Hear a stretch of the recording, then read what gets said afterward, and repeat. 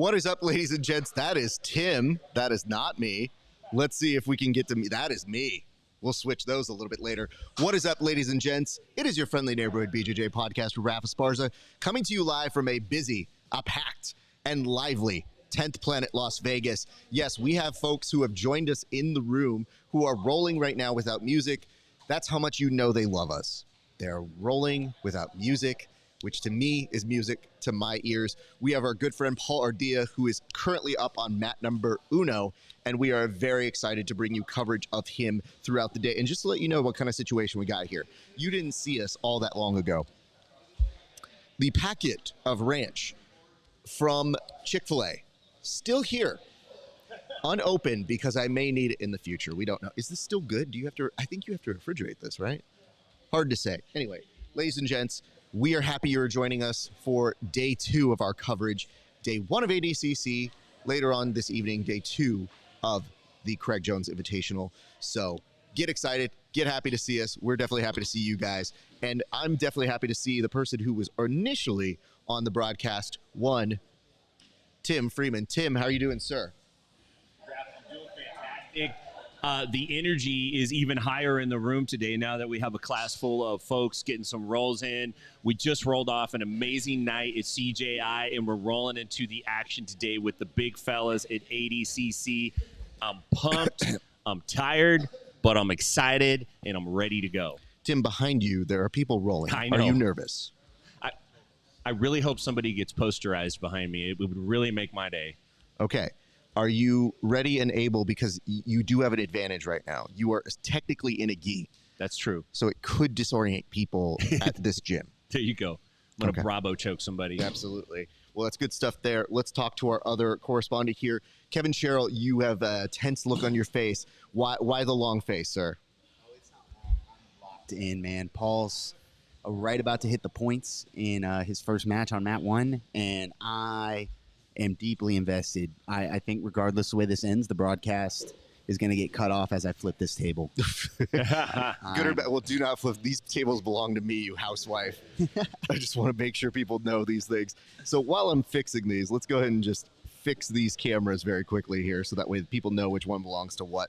Noah Chen, we see you in the comment section. Hopefully everything is alive and good on your eyes, but I think we fixed part 1, part dose. Okay, guys. Does it feel weird to have 2 events happening in one day? Are we ready for it?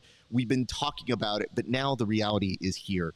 Are you mentally prepared for 2 events to happen in your face? I'll start with you, Tim. You know, I think so. This is the only time I can remember it going down like this. I do remember EBI being on a Saturday and Metamoris being on a Sunday down in Southern California, and it had a similar feel, but the events certainly weren't overlapping, and there wasn't as much tension and bragging rights at stake. It does feel weird, but it's kind of cool.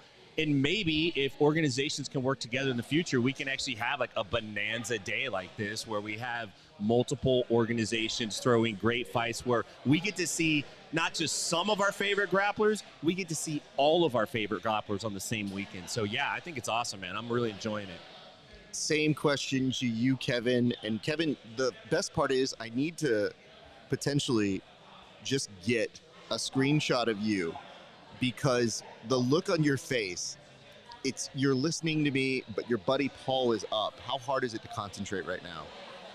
Yeah, I mean, if you have, Paul is one of the guys who gave me my brown belt. If you have close friends competing, you know this moment. As far as having 2 events running, I think it's spectacular, man. I think it's going to do a really good job of comparing and contrasting, what's lacking in our sport, what could be done better, what is happening with the presentation. I think they're going to challenge each other. I think they're going to come out of this with notes, and jiu-jitsu is going to be the better for it. I think the competition is going to make us better in general. I see a note here that says, guess those comments about JCPenney suits got everyone stepping up the suit game. Looking sharp, guys. Well, thank you for that. I mean, I don't know. Nobody called me as having a JCPenney suit, so I want to make it very clear we're in a different space. And we have Mr. 305 on the right-hand side of the edge of this. There's 305. It is scoreless right now for Paul. What does Paul need to do? Not like he needs to hear your advice, but Kev, what are you wishing? What are you hoping for right now for Paul? That takedown, man. He's been testing the waters with his fakes. Paul's got a really, really nice level change. His hand fighting moving on the outside, he's faster than Declan, it looks like. I'm going to go ahead and, like, you know, there's a running thing with commentators. I'm always like, you know, Lord save me if the commentator likes me. It's never a bad or never a great look. You know, you want him to kind of be impartial. Yeah. I'm not impartial. I'm absolutely sitting here in my head doing the math, finding ways for Paul to win, man. Oh, look at this. Andy Varela in the we house. got the double What's mirror going on, suite. bro? We'll chat with him shortly, but we have process to get through here. Fantastic, man. The nice part is, when Andy Varela showed up, I said, that's either Andy Varela or a really happy Raiders fan. So I'm very happy to see it's the former, not the latter. Well, listen, I have to ask this. Before we go to the board, what stood out to you guys being there live? I was not there live for the CRAIG Jones Invitational. Like, what stuck out to you guys? You know, I think the number one thing from watching and from talking to people is that they did a pretty damn good job on the production. People were very happy with it. It seems like the online live stream was going well. The in-house production was good, and I feel like people came with big expectations and they were met. And I was really interested to see how they pulled it off, because I thought that could potentially be one of the things that hurt them if they made a huge fumble on day one, and they didn't. They kept the football in their hand and they protected it, and they did a great job. So overall, that really stood out to me. That they executed pretty well last night. So I have a little thought experiment here, and it's mostly because we have the time today. You know, when people say, like, I don't got the time, we got the time today. We're going to be on for almost 11 hours. I'm going to do an experiment. For the last minute and 23 seconds, I'm going to keep the camera purely on KEVIN Sherrill. So, Kevin, do what you need to do. I give you no prompt. I just want the action to be on you for the last minute 15, Paul Ardia, because Paul's going to call us, I'm sure, and he'll have words about if we do something or don't do something right. Oh, for sure. He's going to rewatch this. Kevin is very tense right now. I could feel it sitting next to him. Yeah, man. I'm coming out the seat. Like this is Paul's dropped into a lower stance. He's looking like his level changes are clicking in. Paul's getting ready to bite on that. He's looking ready to pull the trigger. I think he knows Declan Moody's large. He's been moving him backwards. Paul traditionally hasn't been a favorite among the ADCC judges. And I mean, the only thing he's got going for him right now is that B team rash guard, Declan Moody. maybe this is not a decision Declan can afford to go the distance with, but they're looking like they're headed towards overtime, and Declan's been moving Paul backwards. Should we keep the camera on you for overtime as well? Oh, yeah. Okay. Oh, absolutely. We should. Just keep it going there. I think Kevin should sing it. Paul is extremely comfortable in a 0-0 match. Almost too comfortable, to be totally honest, man. He unnerves me watching him. Let's go, Paul. Let's go, Paul. Let's go, Paul. Ooh, 21 seconds. Is that going to be enough time to score? Yes, this is a position he's actually been working. I think he can. We've run this spot specifically. Let's go. He's behind the arms. He's going to start to flatten him out. I don't know if he's going to score the points, but this is going to look big. So they've already reset overtime. It is overtime. Okay, nerve-wracking. Good news is, you get in little exchanges like that, you get the better of it. You start to realize you can score. You can build off that momentum. Keep the salt in hand, because you're going to need it soon. Yeah, man. What did you put in hand there? So this is we've got salt electrolytes. I have been living on these. This is like, if you've been watching the broadcast, I filled up like 4 of my waters with these. Personal favorite. This flavor, actually, the raspberry. Strawberry's nice too. I like it a lot. I haven't tried the lime. If you ever I have like a problem with citrus. So what does that mean? I haven't tested. What's up? You can't handle citrus, or you like it too only much? You're a 6, dude. That's a 6 only now. artificial citrus. I think I'm allergic. Interesting. Yeah, if you ever want to poison me, that's the way to go. I shotgunned one of those salts last night. It was delish.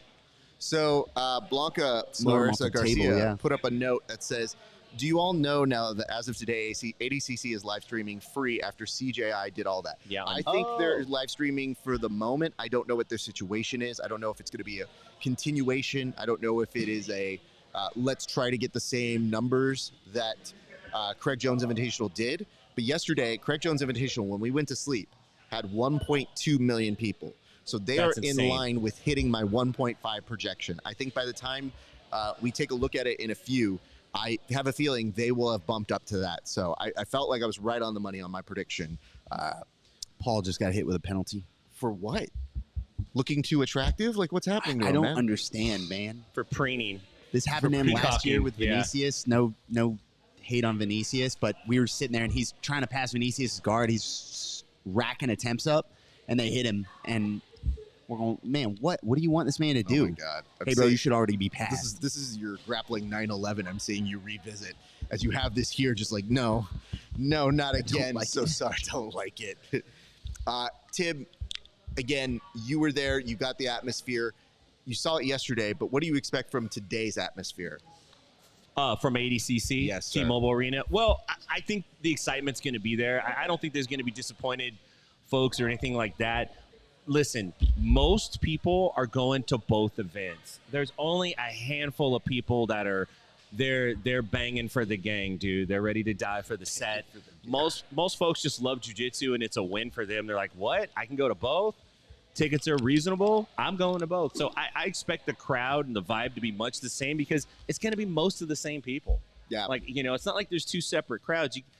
Either event they're bragging about having the same spectators more or less. So one thing that I think people should note is that yesterday when Craig put up his post, it was a little bit of a victory lap, and I'll see if I can insert on here. I snagged it. And the thing is, I'm not sure if I snagged it in my stupor because I was a little sleepy yesterday. But I did notice one thing. Craig seems to take pride in the fact on his Google Trends versus what Flow Grappling is doing. And the Google Trend chart that he put up essentially showed that they were quadrupling the reach, the social media reach of ADCC.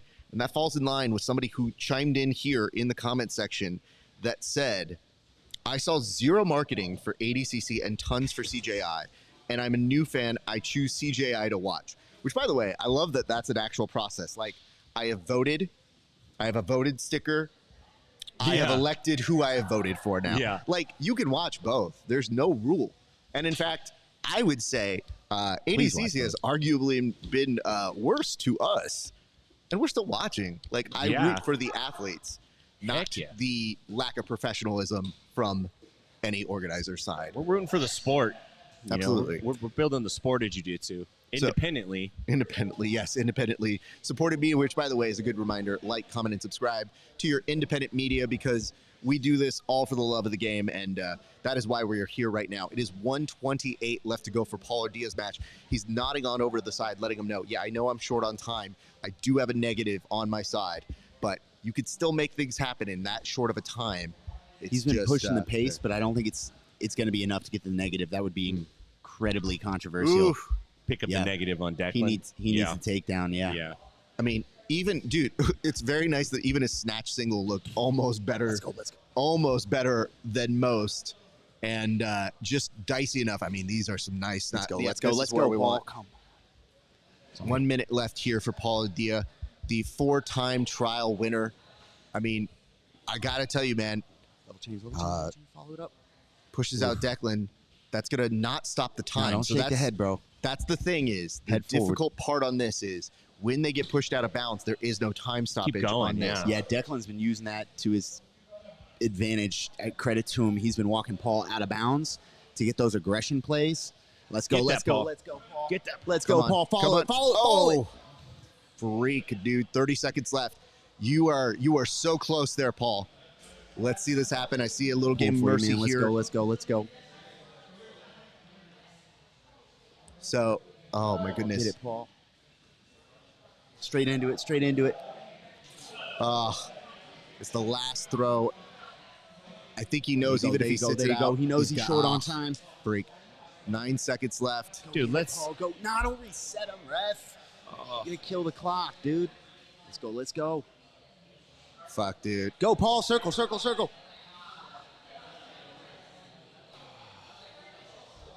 You know what? I don't know if Paul is exhausted. I don't know if he's all right. Kind of on the floor, and I know it could be a reaction to the moment, but I think the hardest part of that overtime is I saw him look really exhausted. And Yeah. I'm hoping he's okay. I'm sure we'll be able to catch up with him later. But, man. Paul Ardia, friend of the show, unfortunately is eliminated here. So Lee says there's a 7 to 9 second delay, boys. That's actually not that bad. You know what you can do? Pause your feed. Or just know things in the future ahead of us. So YouTube has this thing called latency. It's a whole thing. I'll get into it one day. But for right now, just know you're fine. It'd be different if this dude's like, there's a 10-minute delay. I'd be like, well, there's a real problem.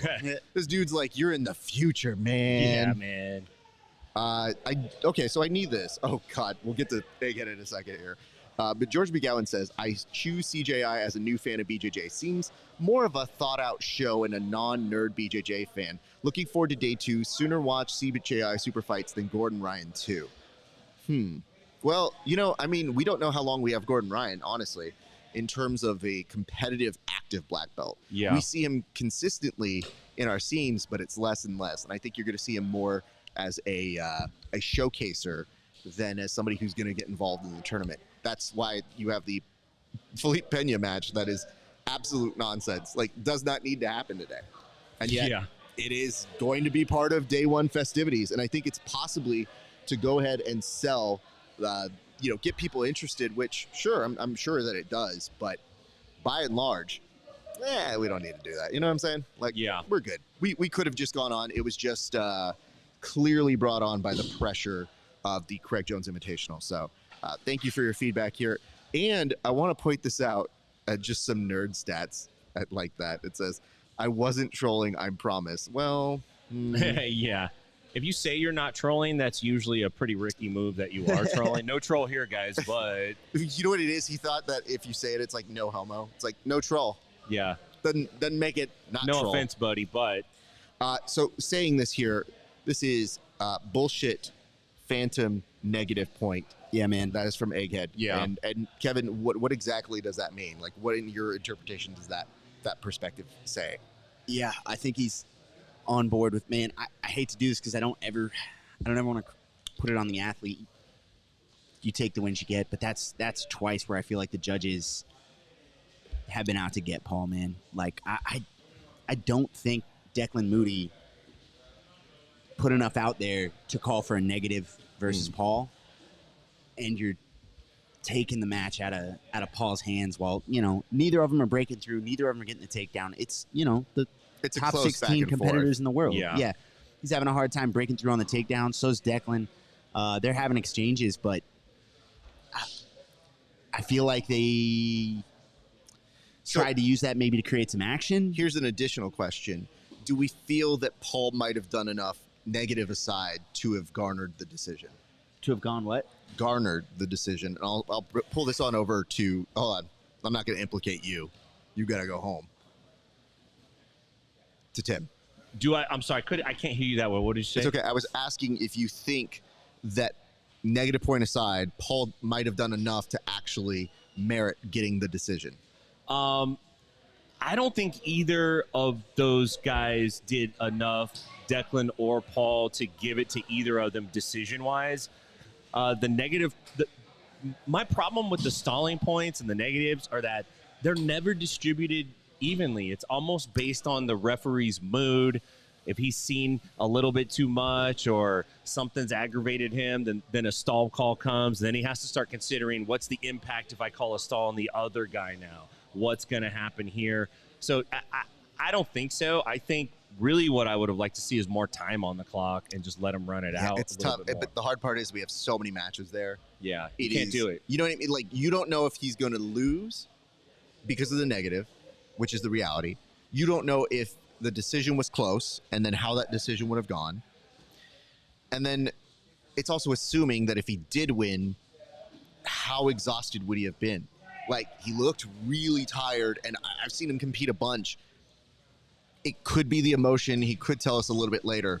But the reason why I just say he looked exhausted is he had entries that I thought, that's not bad. Or he had areas where in a pinch, you just dart in. And then to see him collapse like that, I was like, I don't know if he's injured. Like, I don't know what's happening here. I don't know what's going on, but we'll get more into that. Gentlemen, I have some breaking news that I would like to bring to your guys' attention. This comes from correspondent Noah Chen. He says, Flow makes people watch ADCC only for them to then stream the first round for free. LOL. True. That is pretty funny. But here's the follow-up news part. It says, with a peak of 11,000 viewers. Now, this time yesterday, in terms of production start, CJI had 76,000 people tuning in. So this seemed like a pressure play to ADCC that said, all right, we'll give you our show for free. And now as a result, they are 6 times under the number where CJI started. And if they're only doing it for maybe these first rounds or these first few minutes of the show, it may backfire on them and watch them go into then marketing and inflating the views by advertising and getting people to watch it through that. So I think that is a huge, huge moment that shows how much Craig is outdoing them in terms of numbers. And it was a risk to put it on. And don't get me wrong, I'm glad they gave it away for free so that more people could see it. I think it could backfire in their face. Or it's an opportunity risk where you say, if we do this now, maybe we'll gain people throughout the rest of the week for tomorrow, but it's behind a paid structure. And I don't think that it's going to get more people that aren't in the demo buying more subscriptions to that. So I think that that's very telling to me. Is this the first time that ADCC in the modern age has been on YouTube where we could actually see the viewership numbers? I don't think we've ever really known what the viewership was for ADCC. I have always wanted to know what the viewership numbers are. I don't know if it's the first time that they didn't go to YouTube for a little bit. I can't tell you that for sure. I just don't recognize it as happening before. Yeah. Having said that, they've also never had a competition where they might look like the B tier. So now, in doing this, it just goes to show, like, I made a point on this broadcast many times to say, ADCC, run your race, run your race. It looked like they're trying to have the best of both worlds, and I believe that Nicholas Marigali advances very quickly over Marcin Mesculis. And I want to say this. I'm not saying that he's not an incredible talent, but if you looked at the bracket for our good friend over here, Nicholas Marigali, it's a little favorable for him in terms of making it a little bit further. Yeah. Again, he's already good. It's not a matter of that. But he's definitely But it was, looking at a much easier run than he might have. They're getting a little beef right here. You know what I mean? As they should. But you know what? It's hard to beef with somebody who submitted you. Marigali looks like he's turning into Andrew Schultz, like a bloated version of him at this point, who has a tan. I will say this: it looks like his hair dye has yet to figure out what its final form is. Yeah. So we'll get to that momentarily. All right, gents, I think it's time we go to the board right now, and I think it's time for us to introduce our trademark segment onto the show. So, gents, we're going to get to this right now, but before we start, I want to go ahead and say this. We had some incredible moments yesterday, and one of the knocks on the Craig Jones Invitational was the fact that maybe it didn't have the most submissions, but there definitely were some dope submissions, and that's why right now we're going to go to the official submissions of the night. And you know what? That would have been cooler if the graphic would have played at the same time, but instead we're going to do it like this. I like the fact that this thing is such a bitch sometimes. I literally pack in the thing and then it won't work, but let's try this, my friends. I'm going to throw it one more time. Why don't we go ahead and take a look at the submission of the night?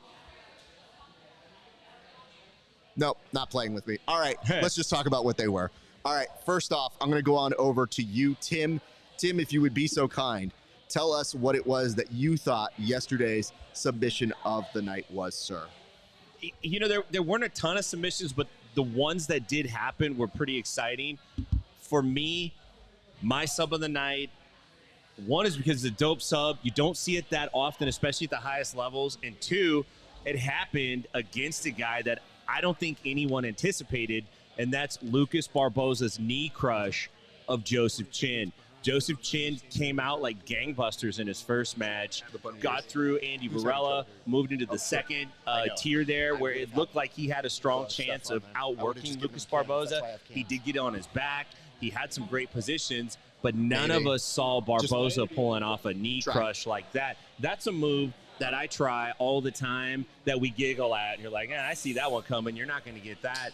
But Barboza pulls it off. Chin had to tap. Sub of the night, Lucas Barboza knee crush. Beautiful, beautifully said there. Kevin, I'm going to come back to you for yours. What was your submission of the night, sir? I've got Levi Jones Leary submitting Roberto Jimenez. I think there were some pretty remarkable submissions last night, but the sheer technical prowess that he displayed transitioning and connecting between attacks in those entanglements just kind of blew me away, man. Like that, he really showcased just how far ahead he is of the game. It's not as if Roberto messed up. He didn't get caught. He did not see something coming because, oh man, I just oops, and this guy backstepped. No offense to Victor Hugo. Sure. You can any of us can get caught, or I shot in this thing, I got guillotined. Something classic. Levi Jones Leary pulled off some wizardry. That's my submission of the night for sure. Good man. That's a good one, man. That is actually, that was so dope. I want to give some unsung hero praise because it's easy to say this wasn't the submission of the night, and there's nothing incredibly showy about it, but I want to bring the perspective as to why I was impressed. Nicky Rod submitting Owen Livesey is still impressive for this reason. Owen's an incredible grappler, and he made him look like it was the simplest thing in the world. Yes, the oversizedness, great. But what it did was it brought a showcase moment for a showcase performer. It let you know, oh, Nicky Rod could win this $1 million. And I don't know that I felt that way about anybody other than maybe Levi Leary Jones. And even then, you know that bracket is stacked where a lot of things could happen. Yesterday, Nicky Rod emerged as the front runner for that cool $1 million. And now that he doesn't have an equal dance partner, if you Victor Hugo, who's been successful in ADCC, I think this game's open on -80, but I think you are looking at somebody who is going to not only be in that consideration for that final, but if he makes it look easy at that division, I wanted to put the due praise there. So congratulations to him. And I actually thought at one point it was going to be a camel clutch. Like I was like, yo, this dude's done some pro wrestling. It's legit there, and I'm concerned for this human being that is underneath him. If Nicky Rod submits his way through this division, like who sees that coming? Yeah. Like you could have absolutely said, okay, Nicky Rod's the 1 seed for this. It's a competitive division, but he's the 1 seed.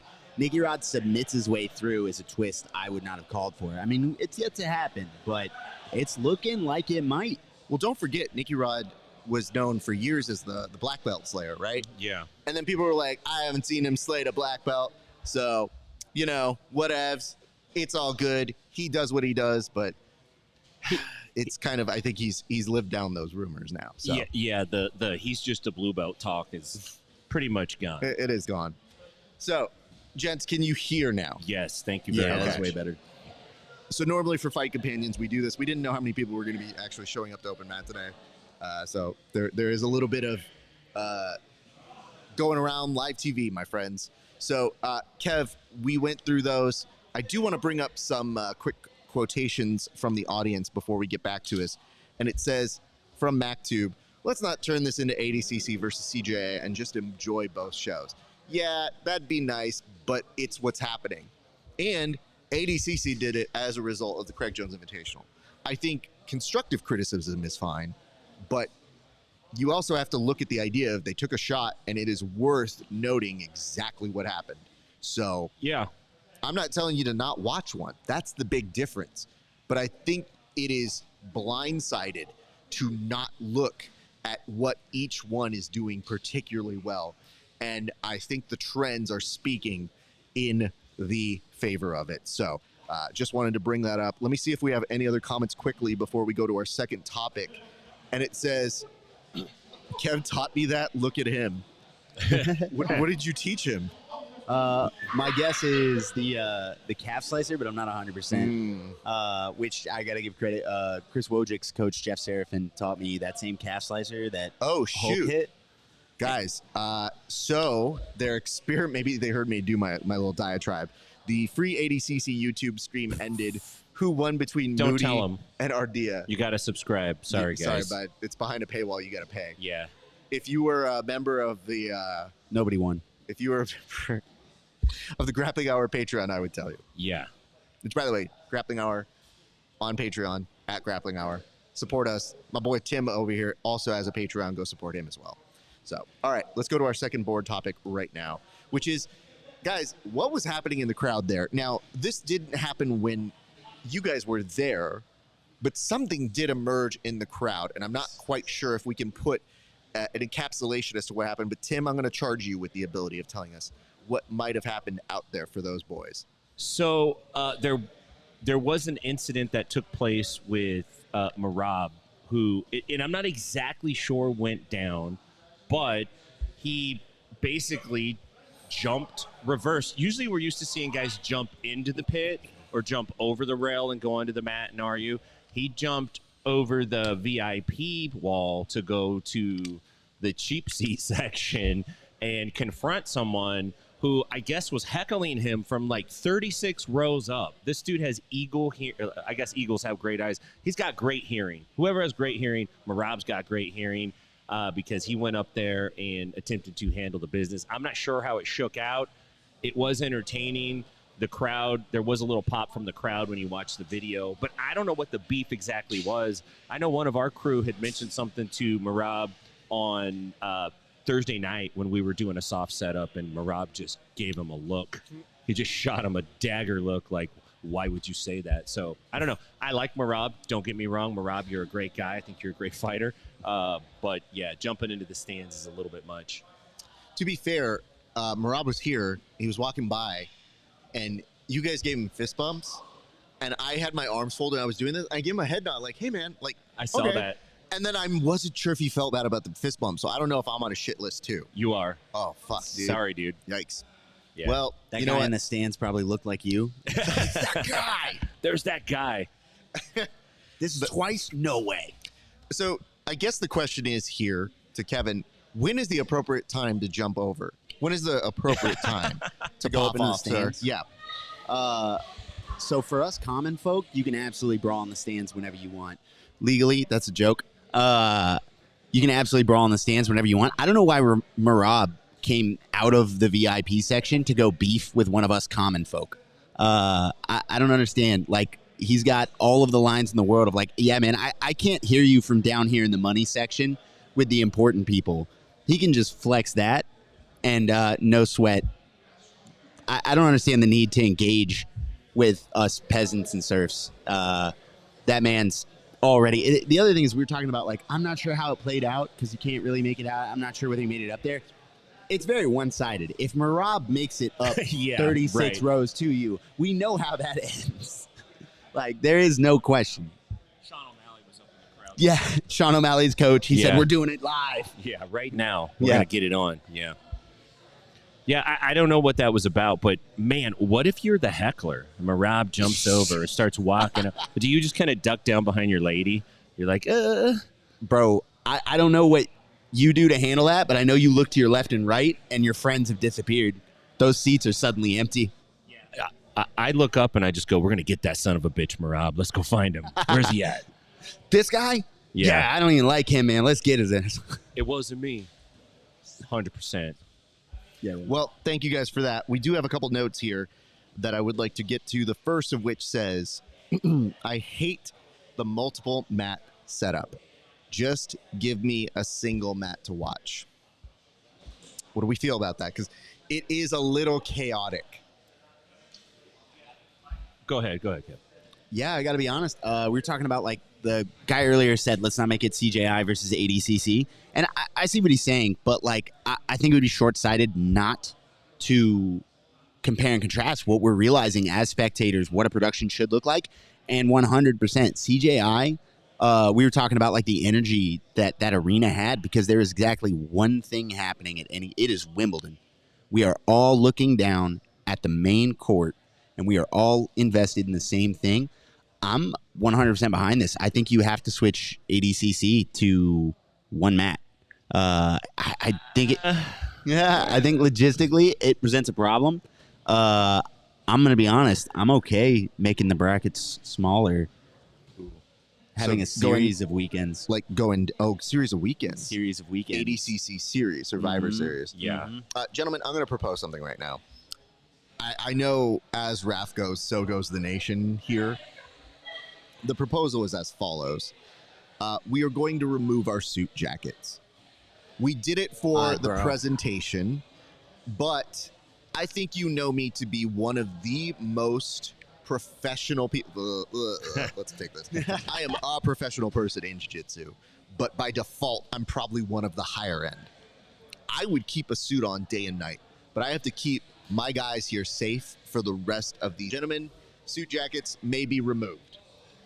Raph has that tie is a full Windsor. He is automatically one of the most professional men in jiu-jitsu. Now's when I get exposed for not wearing the dress shirt. It's all right. But what I would tell you is this.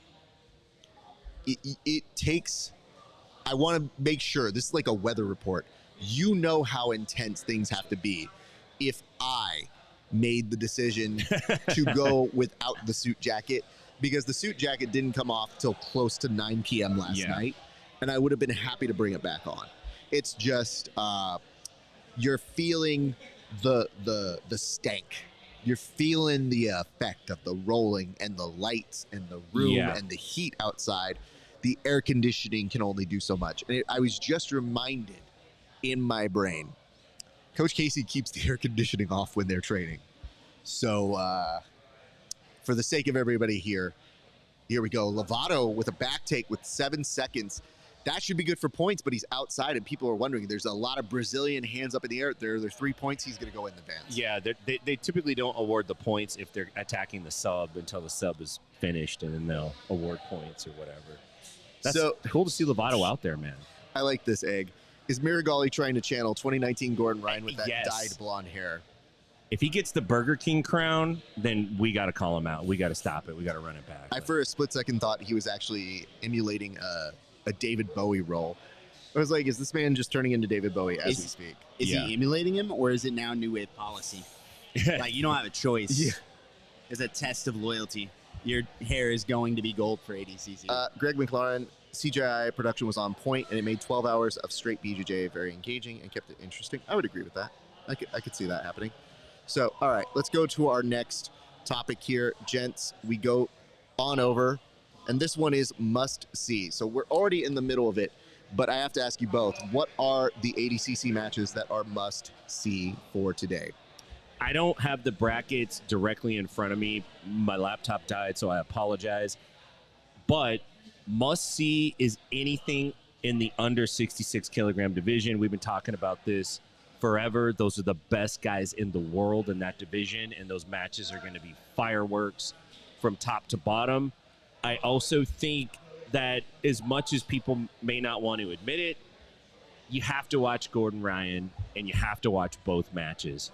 You just have to see him. Everybody wants to know what he's going to do, and he has the potential with 2 victories this weekend to really solidify his place as the best no-gi grappler that we've seen. Michael Pixley just submitted Vinicius Tritor. That has to be a huge upset. That has to be a huge upset. That's phenomenal. Great work, Michael Pixley. Yeah, nice job. So that's must-see in my opinion. You got to see the under 66 kilogram division, and you got to watch the super fights. Those are the two major things that you want to watch. Let's go to Kevin. Kevin, what are your thoughts? Yeah, I have 4 first-round matches that I made a note of that I thought were going to be bangers just based on the athletes involved, their style, the way their styles clash, and the energy they bring in and the way they attack. And I had to delete a couple because we're already deeper into the first round. This is no longer a pre-show. Man, curveballs all weekend, guys. We've been rolling with them. So at -88, you got Achilles Hocha versus J-Rod. Neither of those guys has ever put on a boring match in their life. You've got Gary Tonin versus Mateusz Szczynski at 77 kilos. If you're not tuning into that, I don't know what you like about jiu-jitsu. Oh, my gosh. DeAndre Corbin and Fabricio Andre at 66 kilos. These are all first round matchups. It's crazy the talent we're still getting matching up first round. And then Ana Rodriguez versus Alex Enriquez. A little bit biased, local Atlanta competitor, friend of the show, but both of them are active. They attack. They both want it.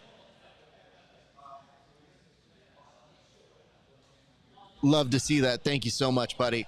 So now we're going to actually continue getting a few more comments in the section. And it says, Flow is going to make more money off subscriptions. I don't think they care about comparing YouTube videos or YouTube views. They will. I think because I think the idea is subscriptions are good, but watch how many people cancel the subscriptions. So I don't think people stick around for Flow Grappling if they're watching ADCC per se. I think they might be those people, but I think there's a ceiling for subscriptions on that side. The real money's network. If you can get a network to come in and do that, and you can get ABC, CBS, ESPN, that's where the money is. And I think they've been trying to do that. But I think that that does undercut part of their argument. So short-term money, yes, subscriptions are good. Long-term, just saying, not quite what you think it will be. Yeah, it's kind of hard to say we're the number one show in jiu-jitsu if Craig Jones can say we have 6 times your viewership. Yeah, it's definitely a consideration to have there. But it says, somebody text me a Flow login. And so it says, is it just me? I can't help it. But I feel like Kevin is rocking baseball shorts out of frame. I will tell you this. I have rolled up over to this side to make these long pants short. Oh, No, he's got some. You know what? Banana Republic khakis. I have to say, Yeah, I'm that kidding out, save man. that for the OnlyFans, sir. Like, Yeah. legitimately. I almost did the Captain Morgan up on the Yeah. table, but I don't have shoes on or socks, and those feet pics are behind a paywall, buddy. Yeah, that's Speaking of paywall. Yeah. Yeah. Subscribe. But I just love the fact that Kevin was not afraid to be like, you know what? This is going to be the sluttiest shit. Don't question my drip, son. Don't question the trip. We'll do 2 more questions before that. And it says, Lucas Kennard on his heel hook on Victor Hugo was peak upset. I could see that. Yeah, upset wise, I agree. Maybe not sub of the night, but upset wise, that was pretty big. Nobody saw that coming. Yeah, 100%. Ooh, okay. So Noah Chen, very on top of it, said they dropped to 5K on the YouTube stream, and that was when they called it. Oh. So they dropped when the number got I want to low. know what that number is. So make sure in about 20 minutes or so, we get a screenshot of what that number is. Because I think it's going to inflate. I think they will go into their resources. Because you see when like Gordon Ryan documentary comes out, it goes to like 6 million. I'm like, did you really do that 6 million, or were you just marketing it? So anyway, Giancarlo On the back. working right now off the back. He might be able to put away Andre Porforio. So it is a formality here with just under a minute's he's gonna time, get it, really, man. He's of gonna work. get it. Eek. Yeah, if he doesn't get it, it's going to be painful to This is sit it. through. But Got the body lock locked in. He's got a. He's so I think it's a powerful. formality here, even if Andre Porforio doesn't necessarily want to tap. He has good grips on Look this. at this. Dean Maybe Lister if he would was- just say, "Look up, just look up, dude, look up." He can't choke you if you Get look your up. back to the Oh, mat. no. He's doing it. That's a beautiful reattachment grip here by him, kind of gripped underneath. He can stay there for a good minute. Oh, I feel the blissful air conditioning coming in, my friends. It is subtle, but I am sensitive to it, and I know when it happens. So it is. Oh no, it's just Isaac over on the side blowing at me. Good to know. Well, you know what? I won't. Beggars can't be complainers. And by the way, shout out to the homie TJ DeSantis for joining in a little bit earlier. Good to see you, buddy. I hope What's all up, is well. TJ? So we'll see you back at Oh, there's PGF the tap. season 7. Yep. Enough time on that one did exist. So, gents, we're going to go to that. We did talk about our must-see matches. I'm going to now advance the board a little bit so that we can get to some very, very critical information here, which is as follows. How did the rules play out yesterday? Listen, yesterday was our first time with the experimentation of a pit. That's one thing for most of our high-profile athletes. Maybe some of them have done it at pit submissions, but not the whole. But 2, it was the first time we got to implement 10-7, 10-8, 10-9 rules. Gentlemen, I'm going to start with you, Kevin. How did that play out in your head yesterday for those specific rule sets for the Craig Jones Invitational? I like the rule set a lot, man. I like the rule set a lot. There's a couple of inconsistencies. I've I just monitor my group chats. I monitor comment sections because I'm perennially online. But like, the only frustration I've been hearing consistently is in the stall calls. People are like, they're not real consistent. They feel whatever, which, that's going to be the case forever. We were literally complaining about it in Paul's match a second ago. Other than that, which is going to haunt events forever, consistently in stall calls, because it is a judgment call. It is so, referee and judge based. I thought it went phenomenally. I think I was a little hesitant, to be honest, to accept the 10-8, 10-9s as like criteria we should be running off of. It felt a little unclear, a little vague, but I think it's being executed very well. There were some upsets at decisions where people think it should have gone the other way, but I don't think anybody's screaming robbery yet. I think they've done a very good job with the rule set. Thank you for that. Tim, your thoughts? Yeah, I think it went well. It's from the standpoint of the spectators. I think they enjoyed it.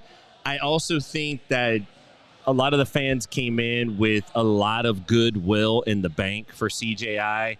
And so they were willing to overlook a lot of things that maybe, say, 5 events from now, if they keep doing it this way, will get much more a much more critical eye and much more critical feedback from the jiu-jitsu community. Overall, I think it went well. The judges were quite different in the sense that there was, some that were always on opposite ends of the scoring, which tells me that the judges are still trying to sort it out. It looked to me like kind of informally they're almost tracking points like traditional IBJJF style, because that's what's ingrained in everyone's head, and then they're just abstracting that out to a 10-9 or a 10-8. The 10-9 versus 10-8 felt a little arbitrary. Sometimes you'd see a 10-8, sometimes you see a 10-9, and you couldn't really, sort out why. And I think that action-wise, I don't think it changed the action with the open scoring to know, but overall, I think it is a good start. I think it was a great introduction to potentially having 10-9, 10-8 rounds. So we're definitely going to see it again. I think they need to fine-tune how they're giving the stalling calls, like you alluded to. But once they sort that out, I think it's a reasonable format. I think it's fun to watch. I don't know, 1-minute breaks are interesting, but, I think it's definitely something we're seeing. Fair enough. Thank you for that, Tim. So my contention is this, and I'm trying to figure this out for myself because I don't know how I feel about it. Yesterday, we had people asking us, demanding us, like, what do you think? What do you feel? What have we seen from this? What do we know? And I tell you, I don't think we know anything yet. I think we have our first experience with this rule set, so we're gonna find some things that make sense and don't make sense. But the other part of this is, for ADCC, they have so many matches going on today that you see that practice continuously. Yesterday, we saw a lot of matches for that rule set. But if you boil it down, it's not as many matches as ADCC, so there's less reps there. I can tell you my initial reactions are as follows. I love the concept of trying to explore what a 10-7 is, because a 10-7 happened with, I believe it was William Tackett and Rocha, where you thought, how is this working? Like, how are we seeing? If he's getting mount, how dominant is that mount? And then how long are we keeping that mount in play where it's that important? So to me, it's something that I've definitely analyzed. I've been thinking that it's going to be something that we continue to figure out and notice as it goes on. So what I would say to you guys is if you are, this is what I love. When you come over here, I'm like, yo, this dude's out in California too. That's one of the homies. Shout out to our good friend Justice, who's saying what's up. But I think the larger point is this, guys. I think it's a great experiment. It's worth seeing. I think it's better in a 12 to 14 night fight format. I don't think you could do it for as long as you did it at the CRAIG Jones Invitational. And what I see is, to complement that sort of thought, and Keelan, I don't know if you're still here, but somebody called you out. Not you specifically, but they just said, like, one mat don't make sense, or all. Or all. Not that at all, just or all. Denarius, I would say this, my friend. I think one mat makes sense if you have the amount of fight night matches. So it's 12 matches, 10 matches, I'm in. But that window of people who can attract a main audience and captivate you to be there that night, that's a small window, and those prices are going to go up. So if people are willing to do that, that's fine. But it is something worth considering. So I would definitely entertain it. But yeah, Keelan, just to let you know, just one mat don't make any sense. So there is that. All right, let's go to our board back here again, and we'll get the crew back in momentarily. But to you guys, I just have to say, it has been impressive to see what we have seen. We did that. We're going to go to how did the rules play out. But now I kind of want to prompt a different aspect here, which is understanding how did people utilize that wall. So I'm going to come back to the board. I'm going to ask you, Kevin, what were things that people were using for the wall that you saw that you thought were intriguing or of note? Yeah, Andrew Tackett seemed to have a very polished back take off the wall.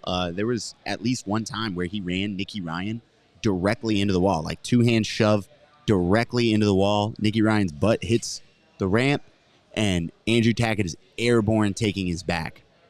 He knew that was coming. He knew what he wanted.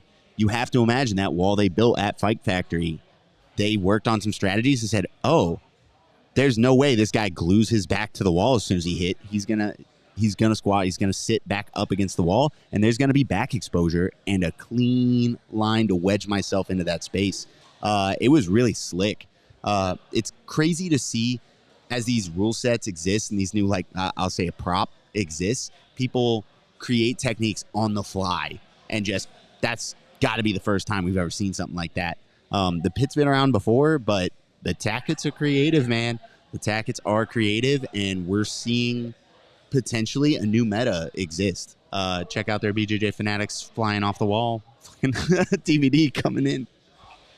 Thank you for that, Tim. You know, we saw a few interesting things that happened off the wall.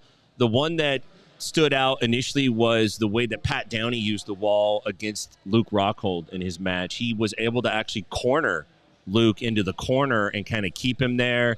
He used it really effectively. We saw him try to hit a blast double on it. It was well thought out in the sense that he's a pretty good wrestler, and it pretty much makes sense. Like slanted wall, wrestle, you go to wall, right? So he did a good job of that.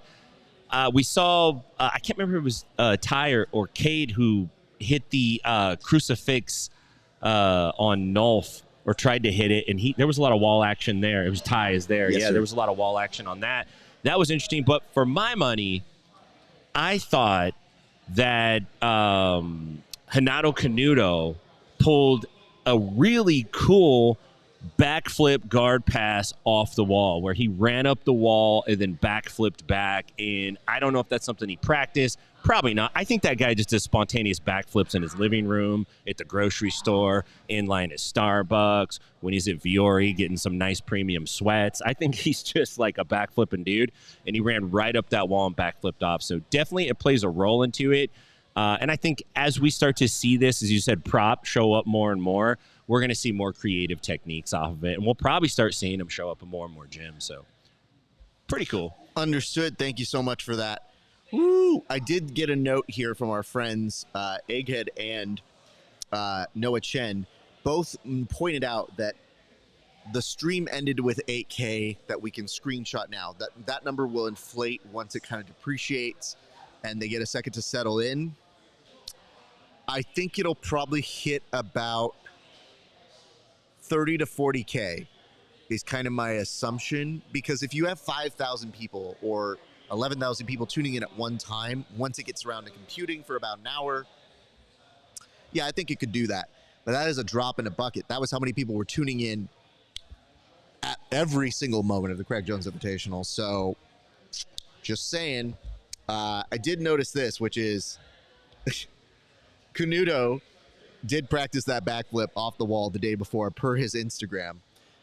So that's a very good detail to have here. Thank you so much for that. You know, I wouldn't know.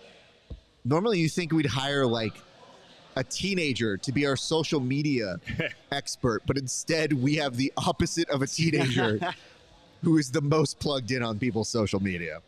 Yeah, he I don't know if Canuto's ever had a day job, but if he has, he lost it doing backflips. Yeah. So That man was backflipping hold off up. desks and stuff. I need to address this because there's some unnecessary hate here, and I don't necessarily know what to do with this comment. But Tim, do you want to read it? Yeah, this is from Paul Peters. Why does this bald dude look like he sits in his car naked with binoculars? Listen, first of all, I never take criticism with a guy that has two first names. So, Paul Peters, you can't even pick your disciple right, man. Like, let's get with the program, Paul Peters. dude. You know Paul what it is? Peters, you got the name of a dude that would be sitting in a car with binoculars. Paul Peters was the name that like Stan Lee thought about, and he was like, Paul Peter. Oh God, that's terrible. Terrible. Nah. Peter Parker. Got it. I got Peter Parker. Yeah. it. I just love that it's a koala too. I was gonna So say, this dude tried to sucker you in with the most adorable Yeah. animal in the Yeah. world, and then was just like, "Yo, you bald." Like, Well, if you see me sitting in my car, come tap on the window. You'll find out what I'm doing. love it. Amazing. And then I will say this: 3 5-minute rounds is so bad whenever the fight sucks. Correct. It feels like I have to watch a shitty match 3 times, kill the energy. You know, we were talking at home and at the Airbnb yesterday after everything was said and done. We kind of came up with a thought, and you guys tell us what you feel. But what if it's like fighters, the Ultimate Fighter rules, where you have 2 rounds and then a sudden death round that you go into if you merit it? Because that is similar to MMA. And, you know, it's something to consider. The only thing you lose is those comeback story in the 3rd rounds. But as of yesterday, we didn't see that. So there is that. Go ahead, Tim. We didn't even see anything close to that yesterday. We didn't see any comebacks. We saw this dude jumped off to the lead, and basically they take the match. I like that. It would make the event go faster. It wouldn't be 9 hours anymore. So I think that's a great idea. Yeah, I'm solid pro in the. After having watched it, I'm definitely in the camp of we drop it to Ultimate Fighter rules until like I don't know, maybe the finals. I don't know. We haven't seen the finals yet, right? Yeah. We drop it in their 5-minute rounds. You know what I'm saying? But like, we haven't seen anyone drop the first 2 and win the 3rd. Yeah. It hasn't happened. There's been no comeback story. This was actually one of my fights to watch, these matches, because, okay, Ryan Aiken versus Pedro Moreno. I think Aiken can beat him, and it's looking nicey, because if he does get to that footlock, I think Pedro could be in some real trouble. Yeah. But Ryan Aiken, if he advanced, and I believe somebody in his bracket, the guy he's paired up with, if they both advance, I thought that would be a fantastic match. Let me go ahead and pull it up here on my side. I think I saw it was Pedro Moreno, Ryan Aiken, and then Jacob Couch versus Achilles Rocha. So I thought Ryan Aiken versus Jacob Couch, if that did happen, could be fascinating. Yeah. So there is that. Yeah. Oh, we got the tab. I knew he would look really well there. And Pedro, for his credit, was trying to put in a good fight there. But Ryan Aiken showing he belongs on that world stage right there. Good for him. I will point this out, you guys. I will say, if we're looking at the rule sets and what will and will not play, I legit think if you do 12 matches, you have to expect that half of them are going to be bad in terms of playing that 3-round strategy. Sure. But you ask yourself, what makes a good fight night on like an Apex Center fight night? If you got 2 good fights on an Apex night, that's a pretty good night.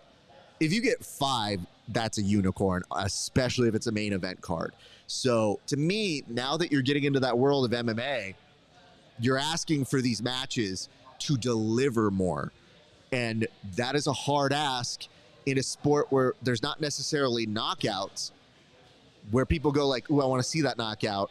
You're asking for people to really get to a slightly more dangerous version of jiu-jitsu, which we all want and like as spectators, but that as competitors is hard to produce. Because believe me, most of these people who are out there are trying to win. They're trying to break motherfuckers down. It is not easy. So just be advised, that is what we are slowly making our way to. If you guys are just like, I don't know, man, it could be better. I wish better. And you go, me too, but we have a new thing, and I think we still got to test it out multiple times. I think what spectators need to realize too is if you get to that point you're going to see your favorite guys less. Like last night, we saw all of our favorite guys in the same night. When do you get to see that on like an MMA card? That doesn't happen. You might see 2 or 3 people you like, and then it might be 4 or 5 months before you see your next favorite dude again. Right now, the format, it's long, but we see everybody that we like in one night. You start stretching that out, it gets different. So we see over this way, it says, Damon Lee, what's up, the homie? Last night showed me that wrestling using submissions is totally entertaining for fans, while traditional jiu-jitsu without gi takes casual fans and the initiated completely out of the event. Without a gi. Without a gi? Without a gi is crazy. If only they added the okay. gi when it goes to the ground. This is like one of those weird things people slip into contracts where they trick Yeah. you, right? They're like trying to convince you that one thing is bad and one thing is good, but they're actually doing the other thing where they're trying to get us to say that the gi is good and they should be in the gi because it's more entertaining. You know what? It's the Rachel McAdams, so you agree. She's a fugly slut. You go, wait, right. wait, did I? I Have don't know. Have you seen that Hulk Hogan commercial for his like energy drink Yes. or whatever it is? Yeah, and he's like, yeah, man, you know, we all want the same thing. We love everybody. We want our families. Like, forget all the political division during this election season. We all want the same thing. We love America. We love each other. We love our family. We want to live a happy life. We want the borders closed. You know, we want to. And it's like, whoa! Yeah. You just slipped that one in there, huh? You thought. Hey, brother. Hey, brother. It's real American, brother. Yeah. I would do the Hogan voice, but this guy's stay intact. So I'm like, nah, impressions are at a mile a minute this week. Damon, I think what you're trying to say is wrestling using submissions can be entertaining. I think there's also a slight novelty, and I don't know how long it lasts, but it goes back to how would a average person do at the Olympics? And I think that's what we see with wrestlers, where you go, how would a wrestler do in jiu-jitsu? And the answer is sometimes pretty impressively. Yeah. So I'll there say is this. that. Go ahead. Wrestling with submissions is not entertaining. A mismatch in wrestling against Yes. a guy who has a mismatch in submission skill. That Nolf versus Tyro Tola match was a banger. Yeah. And it's because Nolf knew he could initiate and go after him, and Ty said, please initiate and go after me.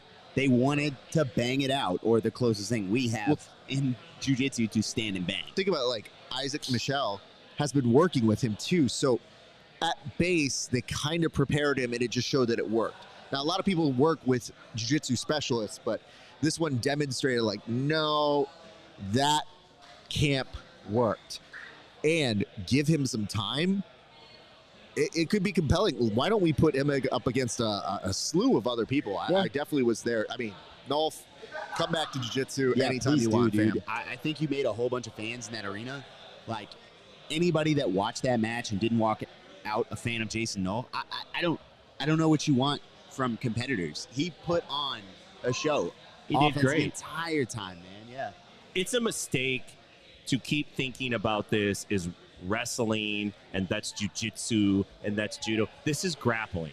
It's all grappling. And the best guys right now are mixing it all up to where you can't even tell where the seams are. It's like, what is he doing? Well, he's just grappling, man. That's what's going Yeah, on. man, he's just moving. He's moving. We want to give a shout out to today's presenting sponsor, which is Salt Electronics. That'd be great. Salt Electrolytes. Sorry, I haven't taken enough today. That's how you can tell this is working. Shout out to today's presenting sponsor, Salt Electrolytes. They are infusing us with energy here right now. They are making sure this broadcast is happening. There is salt in this to make sure that I will make it to the finish line, because we want to make sure our team is properly hydrated, properly taken care of. And not only are they taking care of us for our health, but they also sponsored the show and made sure that we can make our way out here. So much love, appreciation to you guys. Thank you so much. I just dumped one on my laptop to help revive the battery because it will give me energy and I need it. So let's see what happens. So stressed out. So, okay. Could somebody please, Rob, do you mind taking care of that computer? Do we have a blower? Computer blower for that? You could probably just wipe it. I think it'll be fine. Don't. I'm going to turn it upside down. No. Literally, go take it from him. Anybody who knows how to clean a computer knows what you're doing is not right. I'm a computer guy, man. Oh, my God. Okay.